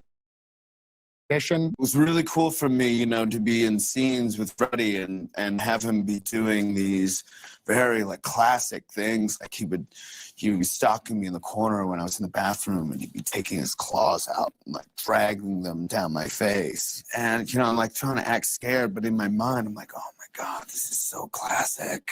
He's like, I can't believe he's doing this. Like, he must really like me. And originally, Brendan was going to vomit all this stuff. I can't remember if that's in the final cut. When you're working on a Freddy movie, there's so much going on that you're like, oh, really? We're setting me on fire now? Okay, cool. Sweet. Nice. Good. What's next? Me getting my face slashed? Awesome. Let's do that. Brendan Fletcher is a really good actor. He's got a fantastic range and a lot of passion and then integrity, and a pleasure to work with. Zach Ward is a liar. Absolute liar. The goalie was pissed about something. The character of Freeberg, I think, was, I don't know that you would even say inspired by the Jay and Silent Bob character. I feel like it was sort of a direct ripoff. It almost takes you out of it because you're like, wait, is that guy from Jay and Silent Bob? And what is he doing here? I mean, it was amazing when they offered this and I went and I played Freeberg, and it was like a lifelong dream. Wait, I didn't play Freeberg. I wasn't in that movie. But it's never going to be the way you picture it. You know, stuff gets rewritten and they change things. I mean, you know, it's an organic thing. I think most of my regrets about the cuts are stuff that made the movie illogical. As a writer, the stuff that drives you crazy is like, well, that doesn't make sense anymore because you cut this scene, or, you know, dialogue that just seems ridiculous now because it's out of context. Freddy died by fire, Jason by water. How can we use that? My philosophy is everything in the movie should set up for the end fight. I finally had dragged Freddy back into reality, into Camp Crystal Lake, where Jason's there waiting. And it was a grueler because instead of chasing Heather around in her underwear or lovely Lisa Wilcox in her teddy, instead I'm like wrestling with a 6'7" Canadian who's been in over 100 movies and is buff and hard and can drink me under the table. And it was a rough shoot. I did a lot of my stunts. I think the final battle was a lot of fun. So over the top. Violence and everything that the audience would laugh at the violence rather than really affected by the violence. I got such a kick out of that because I thought like they finally deserve it, and they're the only two that can torture each other the way they've been torturing everybody else. Maybe the thing that I hate the most is Kelly Rowland's monologue right before she dies. We didn't write a word of it. What kind of faggot runs around in a Christmas sweater? And when I saw it, I mean, it actually really bothered me that she used that word. I'm surprised they kept it in. Interesting enough that nobody, not New Line, not the studio, nobody sort of picked it out. What our original idea was, she's talking to Jason, and she basically says the lines that Nancy say in the original Nightmare. I take back every bit of energy I gave you. She says, I'm no longer afraid of you. I take back all my fear. And Freddy's behind her and says, wrong one, bitch. And that's what kills her because she is mistaking one mythology for the other. But the faggot line made it. I actually did do a lot of my own stunts to the point where I was like a little frightened. I mean, you know, there's this one scene where I'm running out of the burning building and like the whole dock is about to blow up. It was only supposed to blow up about 30 feet from us, and it ended up blowing up. It like ricocheted. Everything, all hell broke loose. We were hauling ass to get out of there, and then we just dived right into the water. And I remember afterwards, you could tell from the look on the director's face and sort of all the people on production's face, like that something went drastically wrong. My shoes would get burned. I don't even notice. Well, they just sort of said, okay, well, we got that, moving on. That's destroyed. So is everyone okay? But it was a great sequence, at the end. It's all worth it. The most, cathartic part about it is that I get to cut Freddy's head off. And it was like, fuck you. Why did you have to play that guy to traumatize me for all those years? That's my favorite moment I've ever had on film, ever. They did a couple endings that ended up usually in hell. That was a very sort of classic third act sort of set piece location in a lot of those early drafts. Freddy and Jason were coming at each other, and then just before it, chains went into both of them, pulled them apart, and I believe Pinhead came out and said, "Now, gentlemen, what seems to be the problem?" Which I thought was hilarious. That didn't work for a variety of reasons, not the least of which was New Line didn't know the character. We have a title named Freddy vs. Jason. I always thought that the ending should be on these two monsters. It shouldn't be on any other people. But somehow the studio thought differently. And so we shot the ending with the love scene. I'm about to be virginized. Will was having sex with Laura for the first time, and his hand was in no glove, which confuses me. For me, it's a little bit sort of wimpy. I think they only showed it once. I mean, the audience hated it because I hated it too. It really didn't make any sense. Bob come in and say, "Okay, guys, we have a problem here because the audience hated the ending. So what are we gonna do?" And I hate to say, I told you so, Bob. I immediately come up with Jason coming out from the lake. I remember Apocalypse Now. Martin Sheen head coming out from the water. That is the inspiration. That's how I get the idea. And Bob says that just one thing I want to add is I said, what? I want Freddy to wink at the end. I said, great. Nearly 2 decades in the making, Freddy vs. Jason finally arrived on August 13th, 2003, and fans turned out in droves, making it the highest grossing entry in both the Elm Street and Friday the 13th franchises. The film's success proved that by themselves, Freddy Krueger and Jason Voorhees were forces to be reckoned with. But together, they were unstoppable. Before the release of the movie, we have this press conference, in Las Vegas, with almost like a boxing match, like a Rocky boxing match, Mama's boy here, stupid and he ain't got no style. And then they both come out and then they fight each other. They smashed the table and smashed the chair, and I stuck in the middle. I scared the hell out of me.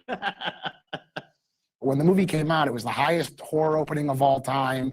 I think it was the highest grossing of the bunch. I think it opened to $25 million or something the first weekend.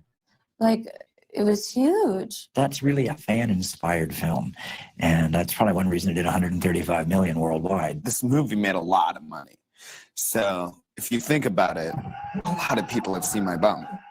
A lot. That performance at the box office was really driven by converting the non-fans, getting those guys back that had not seen one of these movies in several years. There's nothing that brought it up so where you could feel this is about some important human issues aside from just two men smashing each other. So it didn't do it for me. It's just a fun movie. It's kind of like a big comic book. Personally, I just felt that my instinct was right, even though I don't have that much experience, with both franchises. I'm so happy that the audience also endorsed that.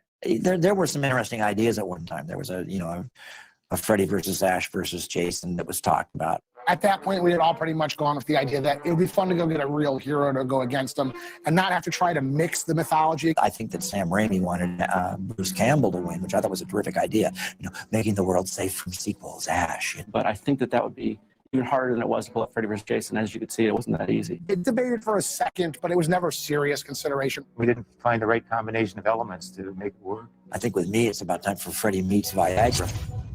Who won, Jason or Freddy? It's fair to say it's a draw, ultimately. They both sort of won. I think the winner is probably Jason Ritter because he gets to do a love scene with Monica Keena at the end. I think that if you were a fan of Jason, you definitely thought he won. If you were a fan of Freddy, you thought he won. And that really, to me, is actually the perfect ending. Freddy's winking at the end there, so he's still clicking. Well, in my mind, not necessarily in other people's mind, I think it's Freddy. I think it's Freddy.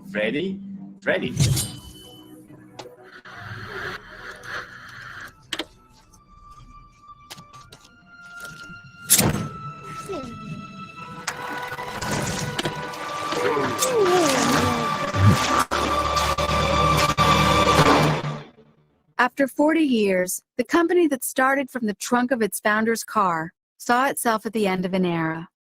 In 2008, Bob Shaye's mini-major empire was consolidated into its parent company, Time Warner. Merging with Warner Brothers, of course, gave them almost unlimited resources in terms of financing, but it also tied their hands in many ways. And already then New Line changed from this really maverick independent company that it had been. By the time we were making Nightmare 7, New Line was already, they called it a mini-major. It had no resemblance to an independent film studio whatsoever. You could never make a film anymore there for less than $20 or $30 million. I'm like, don't you understand? We made these films for $5. But all this sort of small, more interesting stuff got lost in, a bunch of corporate people working within the company. Bob could no longer say, screw it, this is what I'm doing. The company was getting unwieldy, and the politics were getting unpleasant. It was probably time to move on. When Bob was then forced out of the company, that was incredibly sad and incredibly shocking. I still have sad feelings about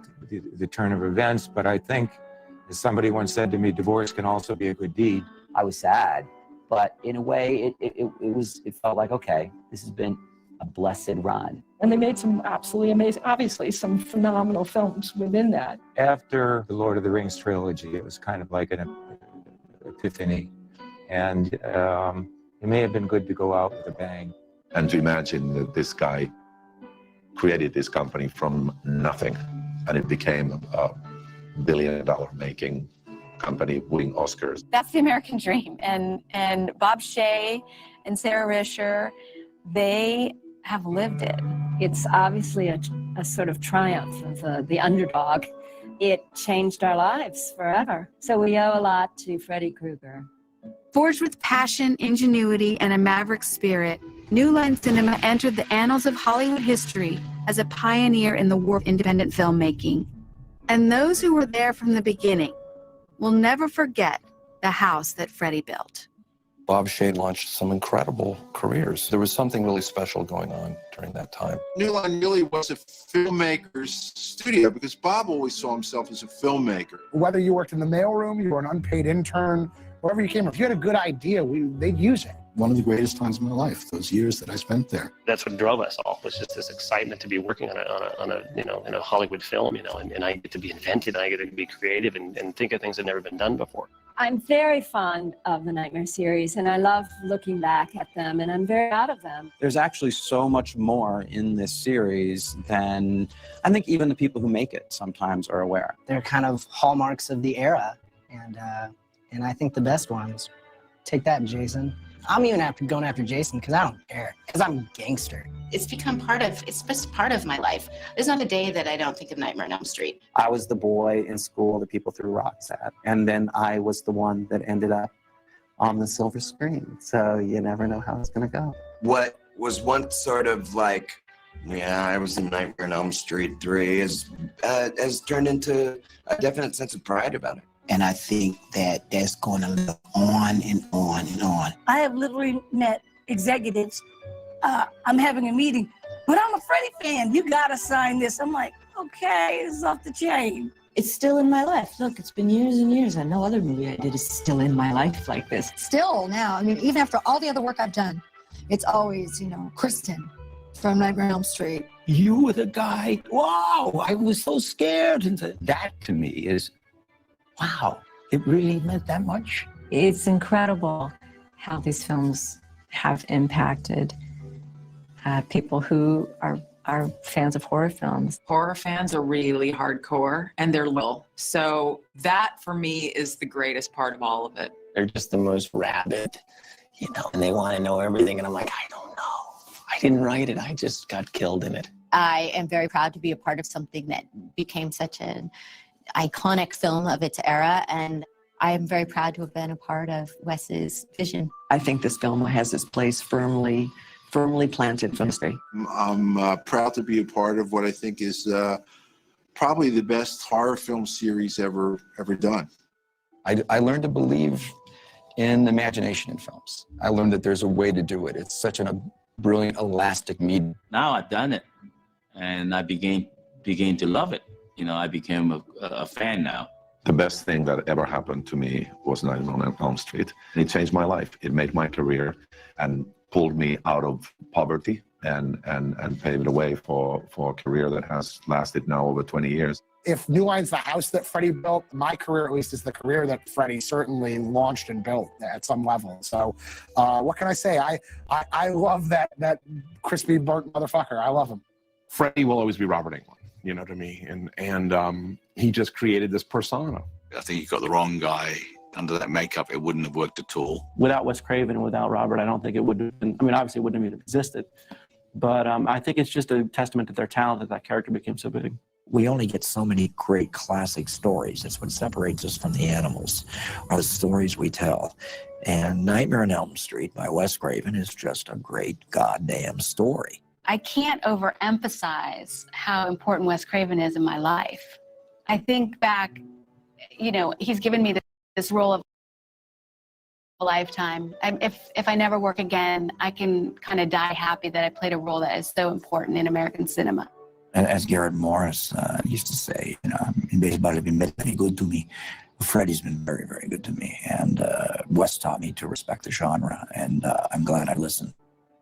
What I say to the fans is thank you. And what I say, and I say that to everybody who's participated in making all the films.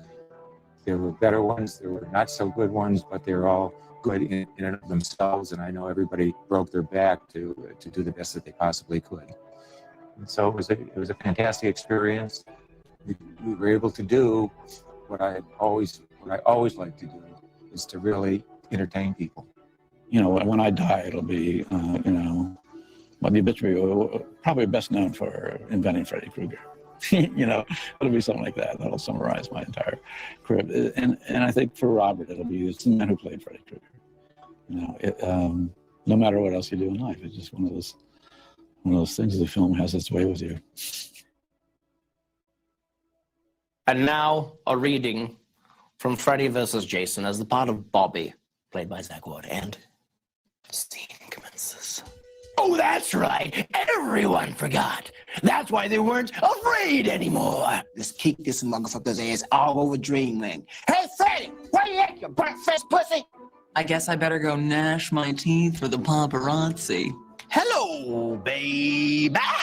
How much longer will you go on blaming your dreams for your own weaknesses? Jesse! Jesse! Hello, dirtballs. You'll need a hall pass. Screw your pass. Miss Langenkamp. Miss Langenkamp. I am the Wizard Master. I am the Wizard Master. Free me, you idiot. I'm your fucking memory. Hey, up yours with a twirling lawnmower. There's 4 letters in my name, Rod. How can there be room on your joint for 4 letters? Hey, yo, Needle Dick. I bet you're the only male in the school suffering from penis envy. Faster than a bastard maniac. Time to die, Scarface limp dick. It's Super Freddy. Come back to me, Jesse. I love you. Come back to me. I'm right here. You ready for it, boy? You've been away since the day I took you in. Now it's time to take your medicine. Thank you, sir. May I have another? Jesse, it's okay. It's all over. Just step away from us, son. Just like your ass depended upon it. Oh, great. Now it's my dick that's killing me. You know, you're one major league hunk. Yes, I am one major league hunk. Hi, handsome. Hi. On the way. No, Mother. You just murdered me. Take that to your goddamn therapy. Somebody please wake me up! Look for me in the tower. School's out, Kruger. Blah! Stay with me, Heather. That's the blood coming out of my eye. What the fuck are you doing in my room, dude? Welcome to my world, bitch. Girl, you better put a lock on that window. In my dream, beautiful and bad. Rex! The deadly dinosaur? God damn it, Christian, you ruin everything. Every time I bring a man home, you spoil it. Matt says we're fucked. It's a goddamn cherry bomb. Jesus, Jesse, what the fuck? I have a feeling we've done this before. Cut the evil out of him.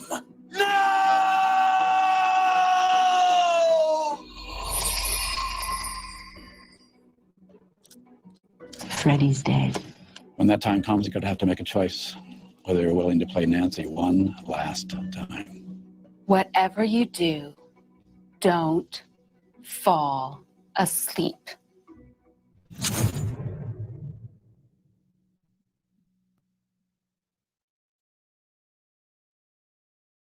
Cast and crew, they were all pulling together. I think it was very close to when we were going to start shooting, maybe 2 weeks tops, when suddenly Bob came into the office and said, you know, Wes, I'm sorry to say. We had lost a piece of our financing. I had just finished giving a speech at a big media conference in New York about how to raise money for independent financing, just as the last $600,000 of investment disappeared. I had to announce that we wouldn't be able to pay the crew or the cast or anyone that week, but that we were very confident that we would get our money. In fact, at one point, you know, the crew worked for several days without pay while they got their financing together. We were committed to this thing. And Bob had to scramble, and we had to shut down for a short period of time, and it was very, very tense.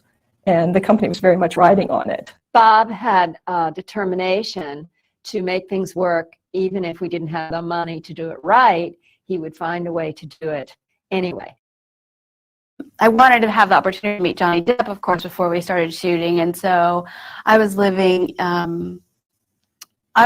in Silver Lake, and I invited him over to my house, and we decided to go up to the Griffith Park Observatory and just kind of spend the afternoon together, where Natalie Wood and James Dean, of course, you know, had their famous scene. And I don't know why we picked it. We just thought it's cool, it's close, it's an old movie that we both really dug. To me, I just feel like, you know, you don't have a lot of pre-production time, and so any of those kinds of moments you can have with the person to get to know them, it really proved to be incredibly valuable. I came up with several initial designs, different sculptures, about 5 different sculptures for Wes Craven to look at. One of them was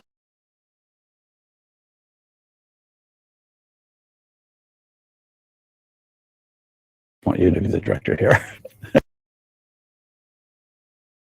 And so Sean went home the next day. I'll tell you a funny thing about Heather, though, because she was so young and she was so fresh and beautiful. And it was very important that because of all the scares and the things she went through, that her hair turned gray. We didn't have a lot of time to do pre-production, where you do a lot of experimentation with your wardrobe or your hair. So Wes tries on her wig, and she looked ridiculous with gray hair. Made me look just like a total freak. I mean, there's no way it could have ever been in the movie, because I did look absolutely 100% crazy. It was just stupid. So we met with him. He called us in and said, look, I have to change this. He said, I think I'll just give her a gray streak. It was a little corny, but I think it got the idea across. We missed a lot of effects on location just because we ran out of nighttime. And so we brought a lot of stuff back to the stage and had to reconceive several things because we couldn't do the wide shot anymore. We had to come in and get it this way. But that was where Jacques really shone, because he could just pop a couple of lights up, and really you were convinced in the frame that you were in the same place that you had been the night before. But if you step sideways a little bit, you realize that nothing quite lined up. You got to understand, regarding effects, this was 1984. There was no digital. Everything pretty much was done in camera, except for a couple of green screen shots. What we realize with Nightmare on Elm Street is that some of the effects don't play in our modern age as well. But the reality of it being really there with the actor makes such a difference in their performance.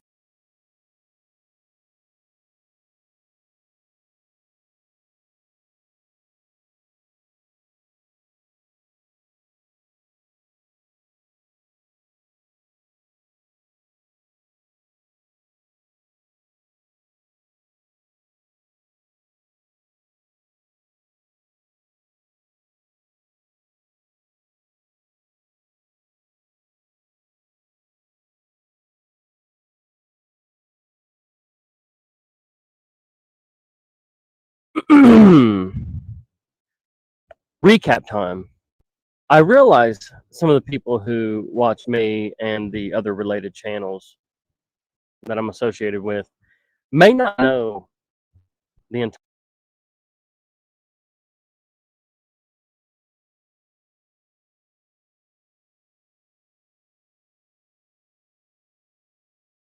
entire story or may not be up to speed. So I'm going to take this opportunity to get you up to speed. As I am nearing the end of my desire to even speak on the topic at all. And by topic, I mean this topic here. All right, so let's recap. Let's go. So this topic here.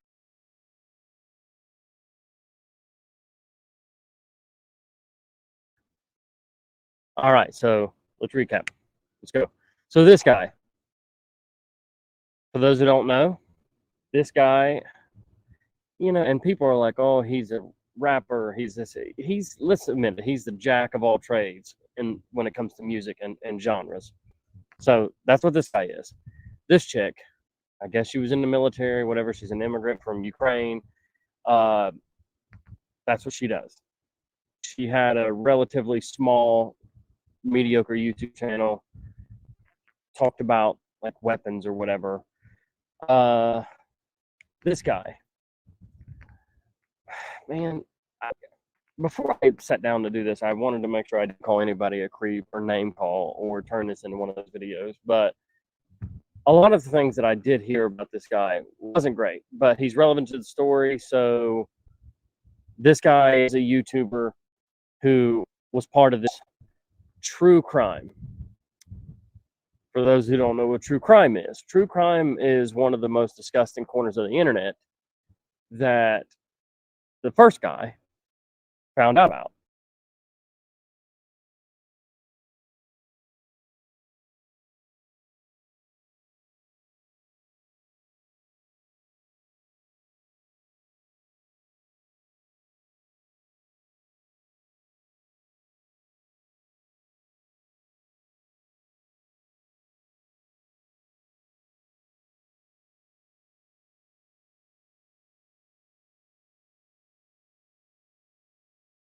In the worst way possible.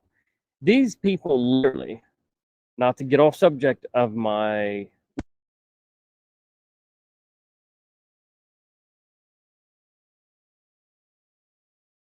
recap, but what these people do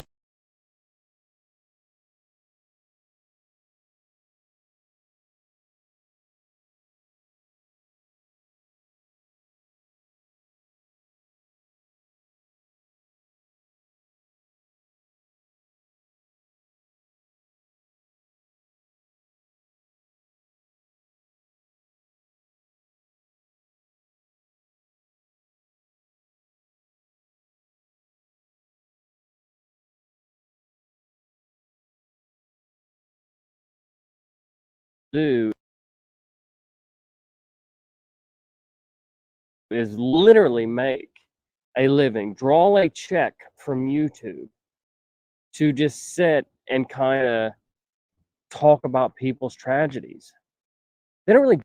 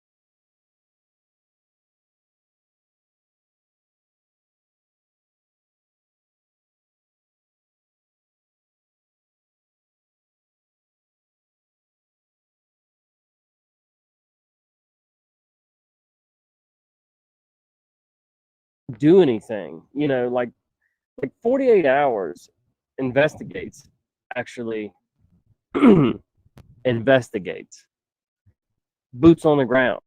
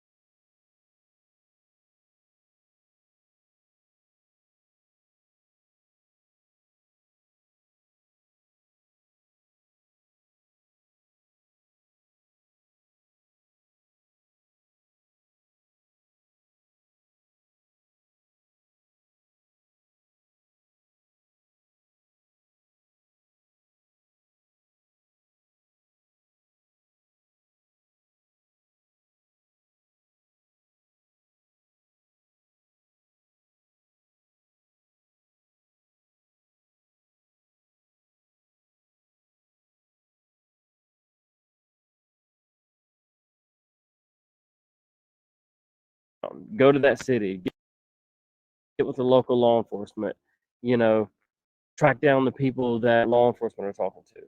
These people sat in their mom's basement and just, did you hear what happened to that kid in Iowa? It's sad, man. Hit that like button and super chat. Anyway, that's what that guy is. If any of you guys are wondering if I want to talk about this guy in this story or recap, no, it's not relevant. He's not relevant. He had been on this guy from way before this thing happened. Oh, and what a loser that guy is. So then there's this guy as well. Oh, and what a loser happened. From way before. He's not relevant. Want to talk about this guy in this story or recap? No, it's not relevant. He's not relevant. He had been on this guy from way before this thing happened.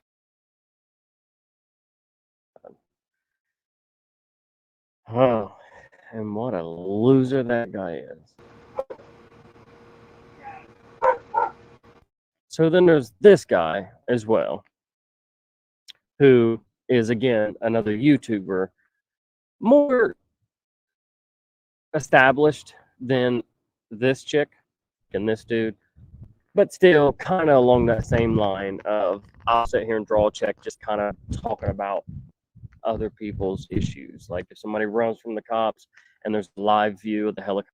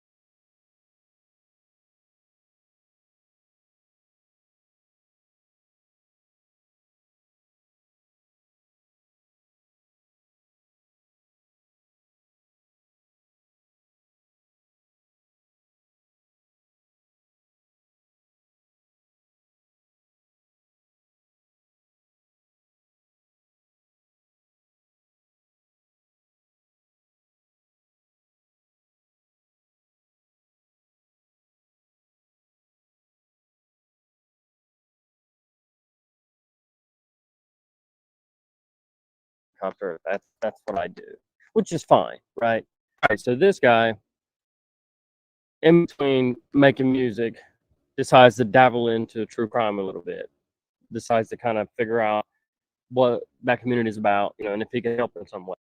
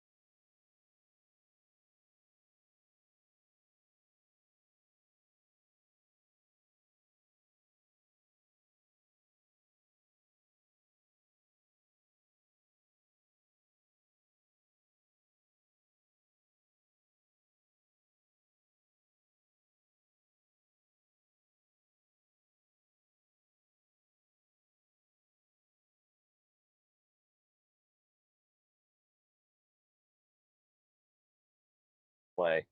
And what started that was a young girl named Summer Wells, and I believe it was a local case to him. It was in his state of Tennessee, maybe in same county, I'm not sure. But it was close enough that it got on his radar and made him say, hey, I want to see what this is about, see if there's any way I can help.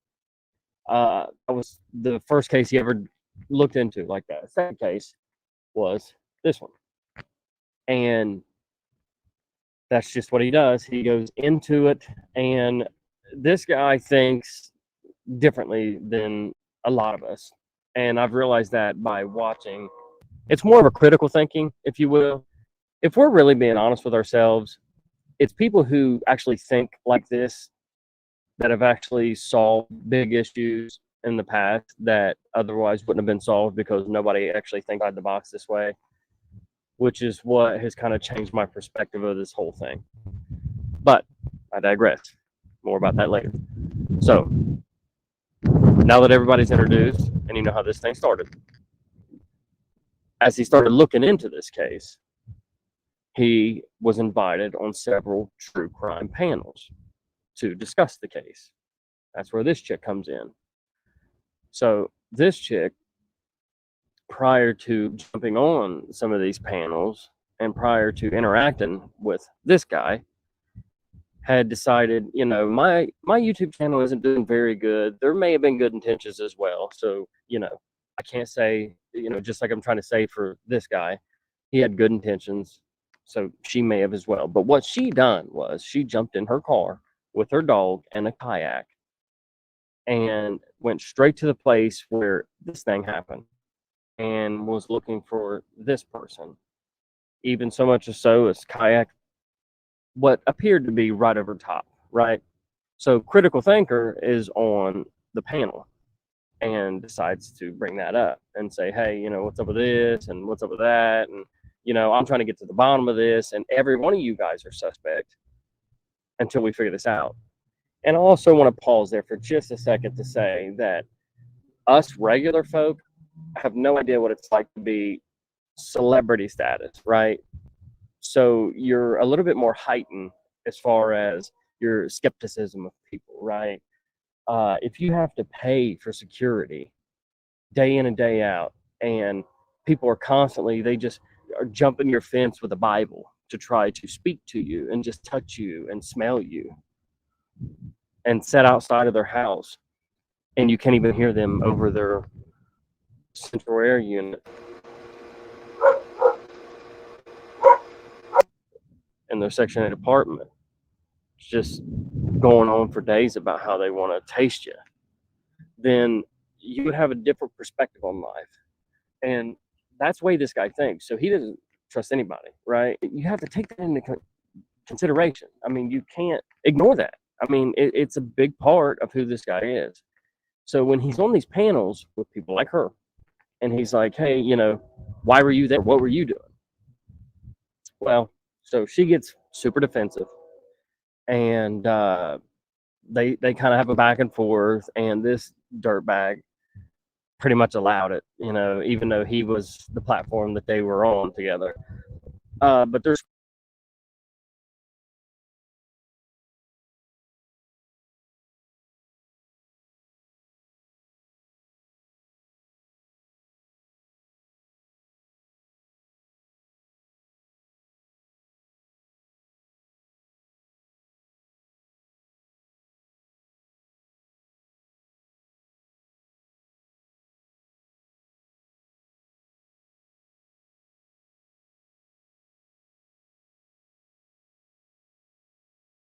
screaming at each other, and then at some point he just sort of shouts out,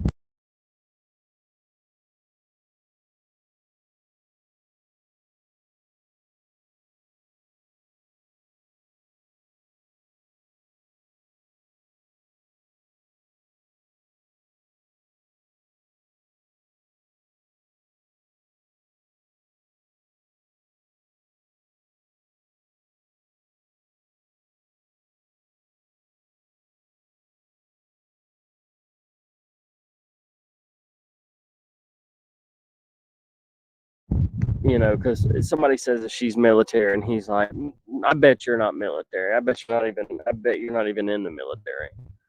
And then that's what sparked this huge.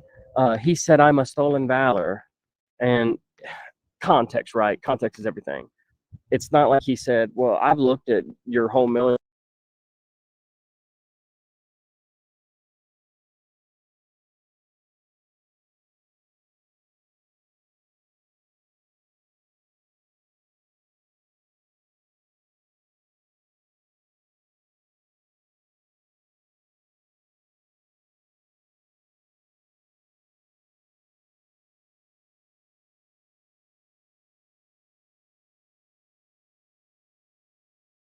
Military documents that you've presented, and I've done all this research on you, and I've come to this conclusion that you're not military.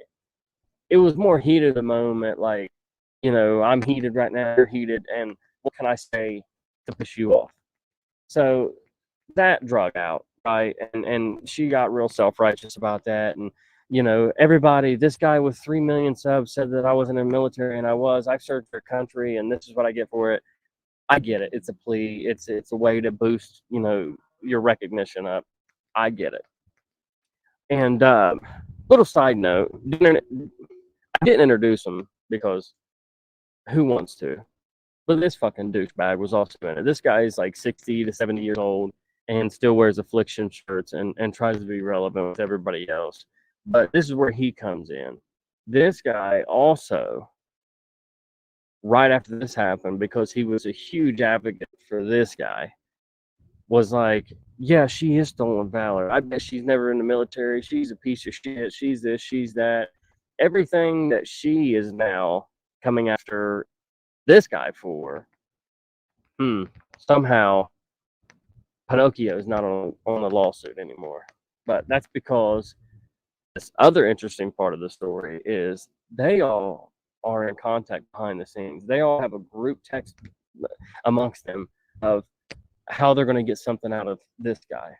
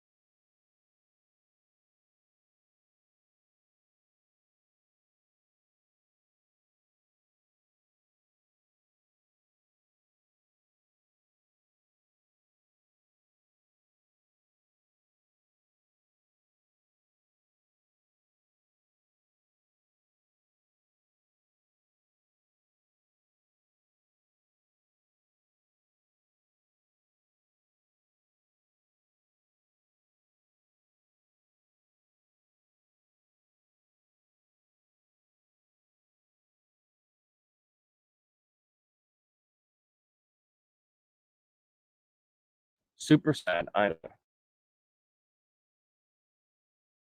But it's part of the story, so it's relevant. And how do I know that? I used to be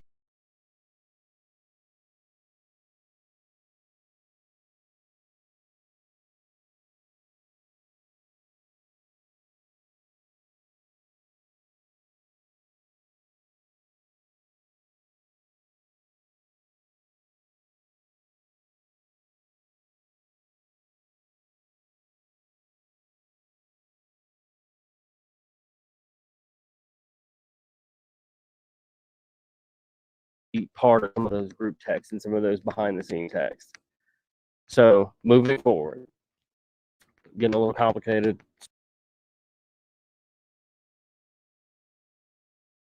Something out of this guy. Super sad, I know, but it's part of the story, so it's relevant. And how do I know that? I used to be part of some of those group texts and some of those behind the scene texts. So moving forward, getting a little complicated, sorry, but it's all relevant, I promise. All right, so the stolen valor thing happened, and then he got mad and was like, what was you up there for, to bury your dog or something along those lines. He never really outright said that, but she really hung on to that as well, you know, and that's neither here nor there. But that was the start of why this chick had a problem with this guy, right? So moving forward, he's looking into this even deeper.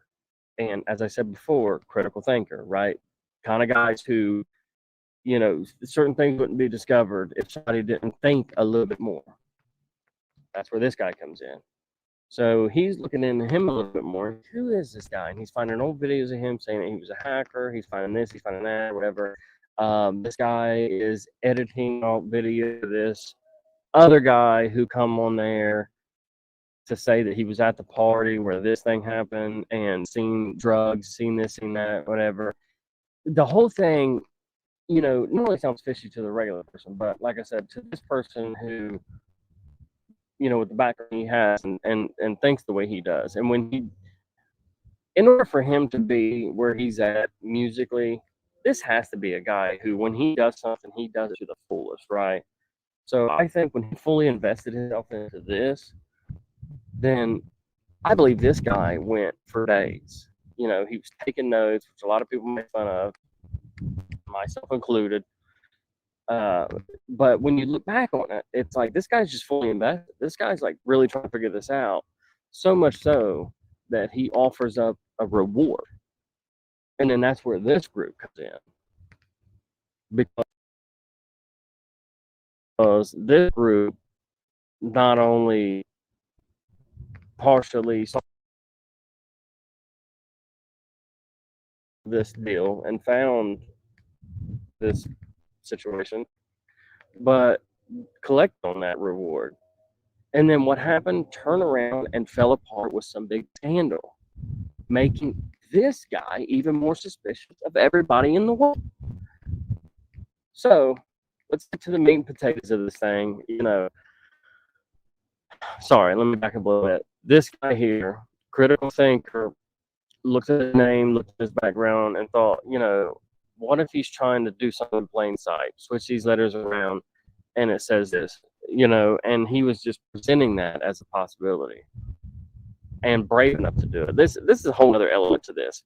Not only do we need people who are willing to think outside the box a little bit, willing to look a little bit past the obvious, but we need them to be brave enough to come out and share that, right? Imagine being brave enough to come out with a Sharpie and a notepad and write down this guy's name and then kind of mix it around and go, what if he means this? What if it means sell me? What if this is, let's be honest, there was politicians and higher up people and millionaires involved in an island that was just for you know what. So for people to, you know, and again, me included, I'm not trying to put this on other people like I was part of it. I thought the whole thing was crazy as well. But at the end of the day, we need people who are willing to think this way, number one, and number two, share it, especially somebody with the reach of this man.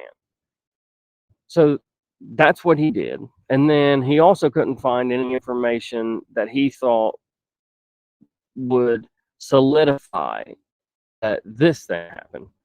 So he put out a second opinion. Number one, that this dude had, you know, a questionable past online, and then his name kind of didn't add up.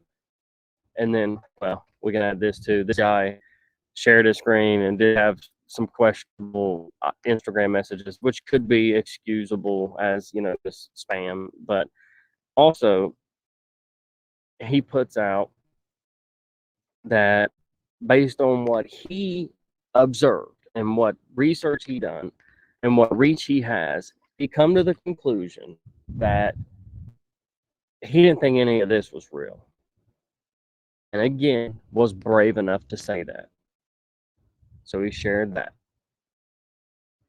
Well, what a kick in the nuts all that turned out to be, right?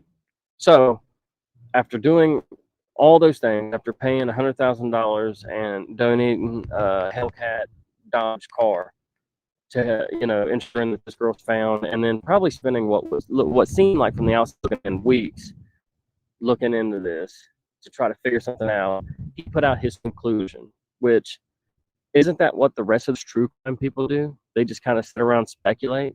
They just kind of sit around and say, well, this is what I think happened. It's a super chat. Right? Cash App's in the description. But this guy, because he quote unquote doesn't belong in true crime because he's a singer, that's not fair. He's got millions of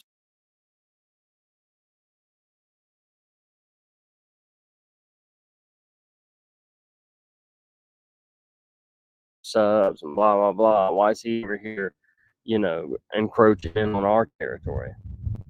But anyway, he does all that, and then as of recent, the family of this thing that happened is now suing this man, and a lot of it has to do with the push from these characters. And I know that, and the only reason I can say that is because I was told that by them. As a matter of fact, one of these characters called me about 6 months ago and said, I want you to put out on your YouTube channel that this is going to happen. To which I said, no. I said, number one, I'm not going to put out something that I don't know nothing about. I don't know if it's true or not. And number two, if it's that important that it gets out, you put it out. So there's something fishy going on. But at the end of the day, the recap is this guy decided to spend some of his time, energy, and money to figure out what happened in this situation, put out what he thought happened in the situation. He offered rewards in this situation, paid out on those rewards in this situation, and then ultimately put out his opinion of this situation, and is now being sued for this situation. And with that recap, now that you're up to speed, my part in all this was taking the face value and not actually taking a minute to think about the full picture. It took me this long to realize all the elements involved and to think of what's in this guy's position. But I'm glad that I finally have took the minute to think about it. And if I had it over to do, I wouldn't have put a lot of those videos out that I put out. And videos, they're all deleted. Not just marked as private, but they're deleted. And I apologize, Ryan. For real. Wasn't my place to do any of that. And you keep critically thinking, and you keep being the brave person that is willing to put it out there when you do have these thoughts, because that's the only way we figure certain things out. You might not always be right, but the important thing is to be brave enough to not only think outside the box, but to share it. That's all I got, I guess.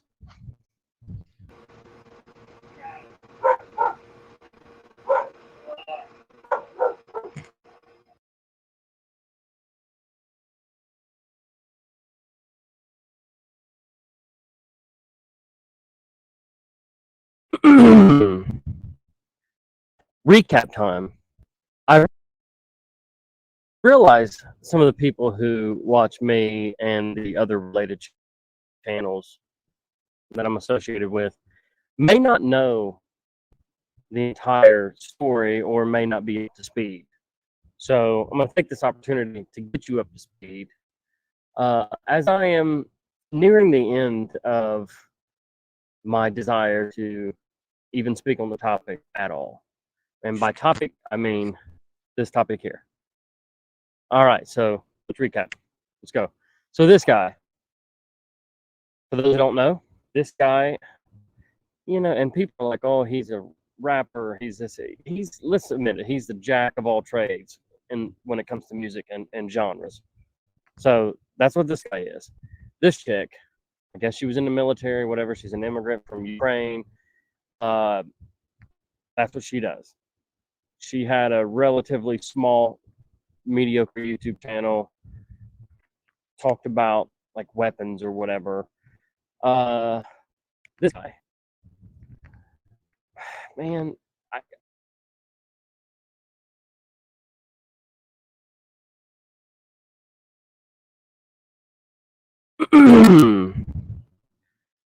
recap time.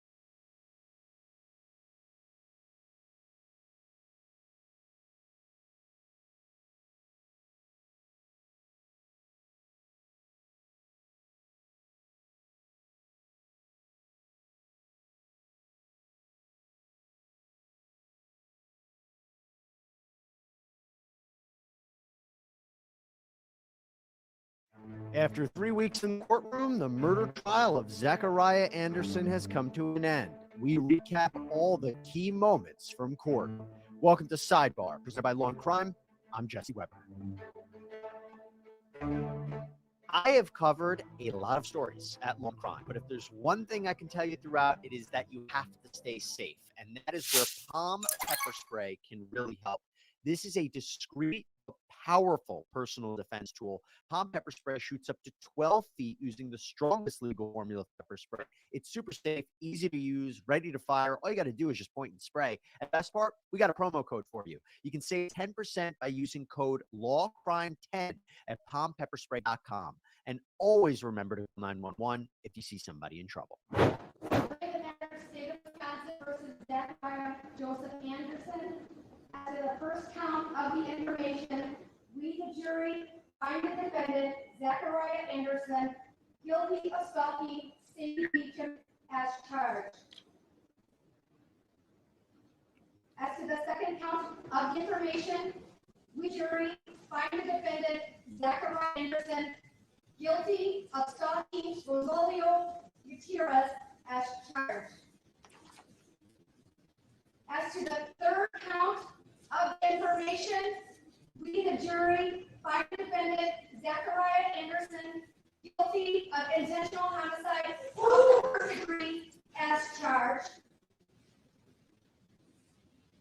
As to the fourth count of the was intentional first-degree homicide, but the other ones that you heard were 2 counts of stalking and 1 count of hiding a corpse.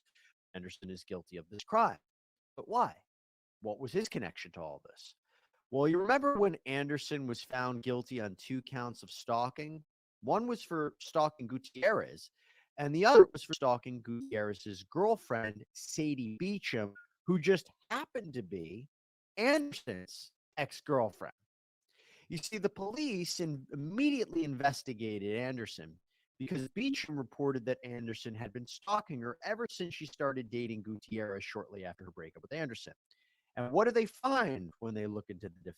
Well, they find a spot of blood in Anderson's work van, and that spot was a DNA match to Gutierrez. Here's prosecutor Michael Gravely explaining what else the police discovered in Anderson's van. When they go on the 19th and they look inside that minivan of the defendants, they find that the back is bleached. There's all sorts of bleach stains on the back carpeting. That the seats are out, just the front seats are in, and the back third of the carpeting in that van has literally been cut out. So you're down to where the electronics is exposed. You're down to the plastic flooring under. The carpeting from the minivan is missing, is cut out.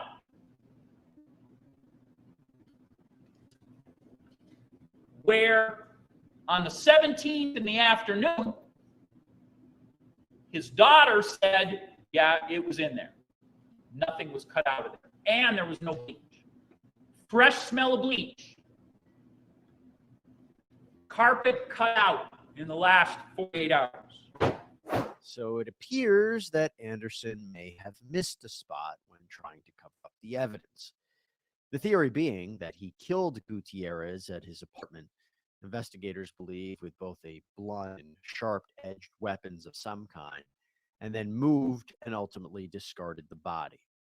Speaking of which, the footage from a Walmart shows Anderson buying gloves, trash bags, and wipes the morning after he killed Gutierrez. Wish to say before sentence is pronounced. How much time do I got? Well, I'm going to talk about that a little bit.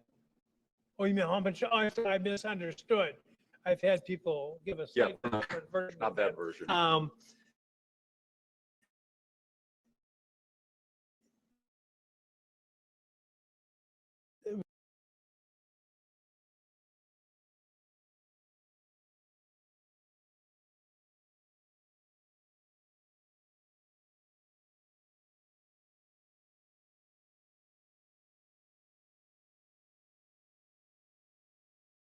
One of the major events of your life, so you're certainly welcome to.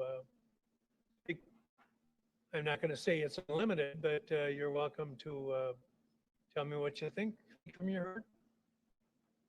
I don't want to go into all the details of the case. I got a lot of dispute about what was said, what was portrayed. I think the facts, with a little more scrutiny, tell a much different story than what the jury decided. And I don't think that things played out fairly. I think that there's some things that are not just from our side, questions outstanding for both sides. And I don't think the court accomplished what it set out to do in any means if both sides are left with so many questions. And I don't think, without going into the case, I don't think we really got to the heart of the matter. What I can tell you is I didn't kill anybody. What I can tell you is I didn't stalk anybody. What I can tell you is I didn't dispose of any corpse. It's really weird to be sentenced for or convicted for it and soon to be sentenced for it, but I didn't, Judge. It kind of feels like there's no turning around on that now. I don't really know how to make a better statement of my opposition, but I disagree. I'm innocent. I don't know what you're going to decide. I don't know what you're all going to weigh. I don't even know how to represent my own character without having my family be able to testify on my behalf. But they do have some things that are relevant.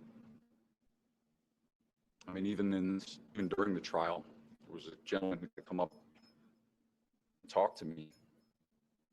I think there was a comment about how now everything happened during the trial when he made that attempt. Nobody really knew who he was. I do know who he is. He's a man who I saved from assault in jail. He's actually related to one of the jailers, and my heart went out to him because I know he appeared inebriated, and I know he struggles. And I know he was coming up here to talk to me because we got along so good.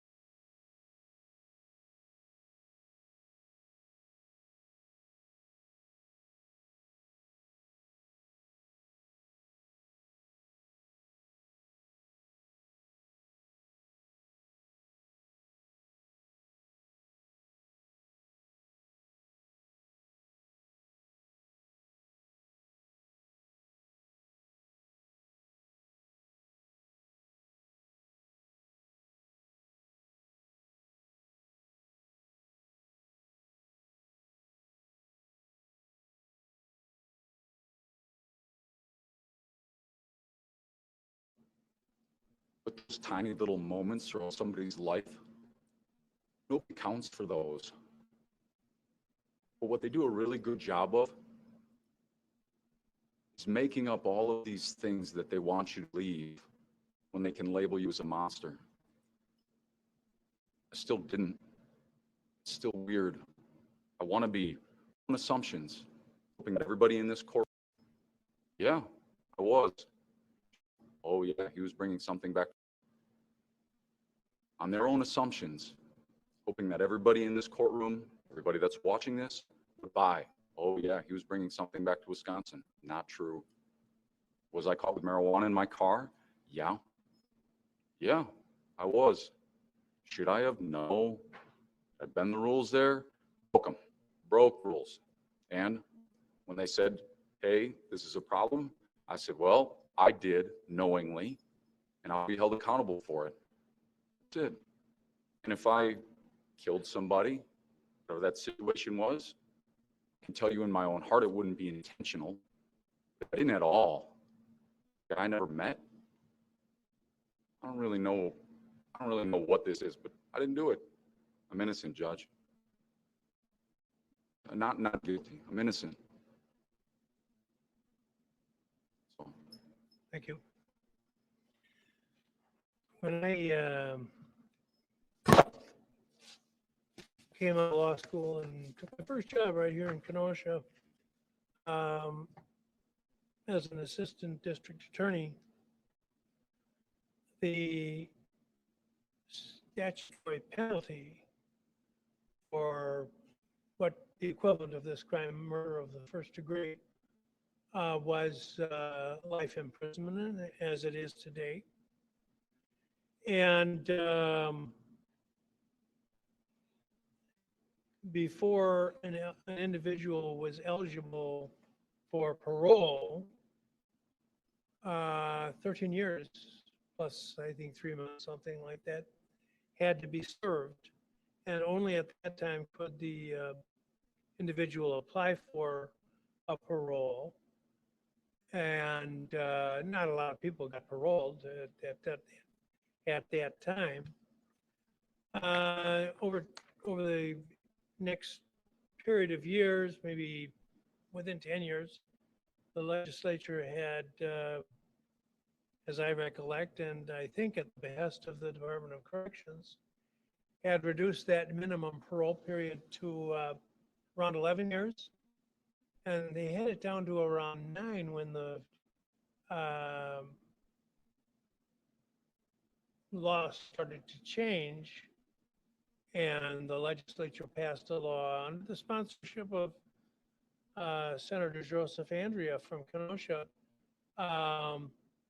that became known as the Life Means Life law, and it didn't provide exactly what it does now for absolute denial of eligibility for parole, but it did allow the judge to fix the minimum period to be served before a person convicted could be eligible for a parole. And then ultimately the legislature made further modifications to the point that the court now has the authority to deny eligibility for release altogether. It's interesting that the statutory penalty has never changed. Life imprisonment. But the eligibility for release has changed very dramatically. And of course, that means not that you get paroled, but you could apply for a release to extended supervision. The price for intentional homicide in this degree remains the same, life imprisonment. And every life is the same. These people have come here and expressed their very touching, moving sentiments about this person whom they loved. And that all is permitted for them to do because they're the victims and they've suffered a loss without any contribution on their part or that of Mr. Gutierrez. They've suffered a loss, which the jury has found, as was their power, to have been caused by you. So they're entitled not only to express and their mourning condition, but also to focus on what the text of the law actually says and ask that you be sentenced to life imprisonment. But the legislature, although it could do so, has never provided that life means life in those explicit terms, except in some cases where the judge cuts it off. And in a very high percentage of the cases, I do deny eligibility for extended supervision. But it's not every case, and every case has to be looked at separately, as your lawyer had pointed out.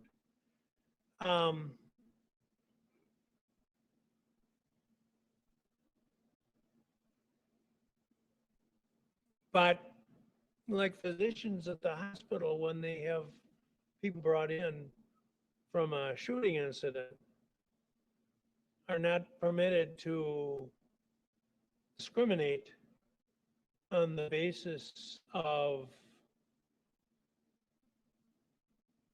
age or sex or religion, or even maybe a police officer who's shot, and the guy who shot him. The physicians are trained and ethically bound to treat people in order so as to preserve life. They're not allowed to treat the less seriously injured and let they're not allowed to treat the less seriously injured police officer before they treat the person who shot him.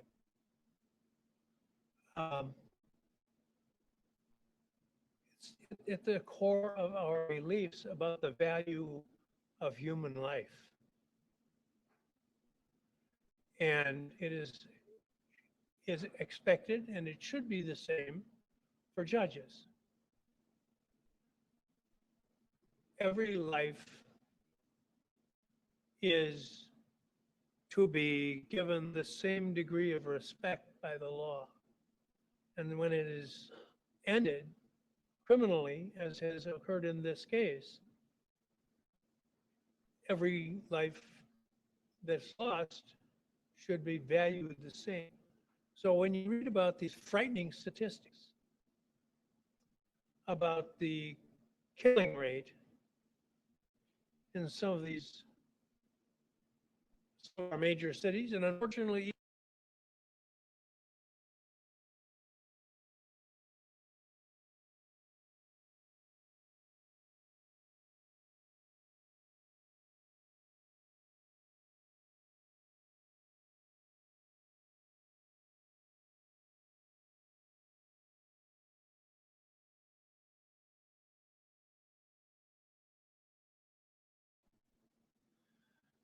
I was very, very moved by the testimony of the remarks today, by the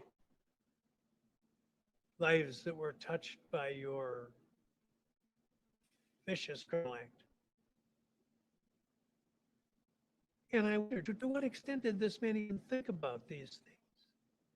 Was he so wrapped up in himself that it didn't even matter to him the effect it would have on the people who loved him? So if I got into the issue of deserve, that would certainly be at the forefront.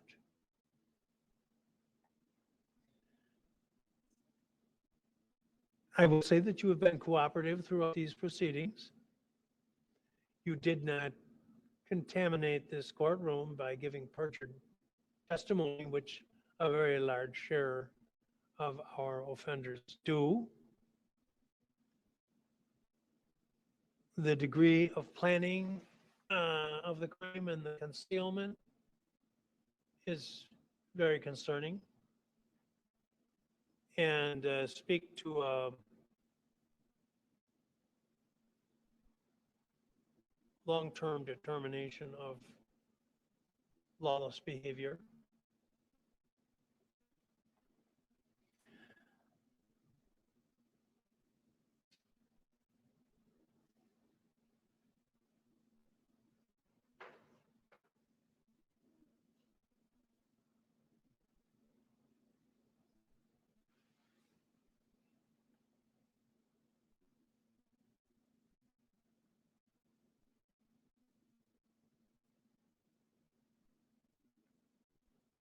On the first count of the information,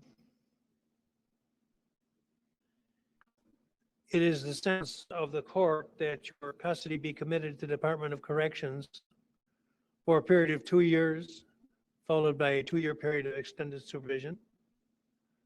On the second count, for an identical sentence to be served consecutively.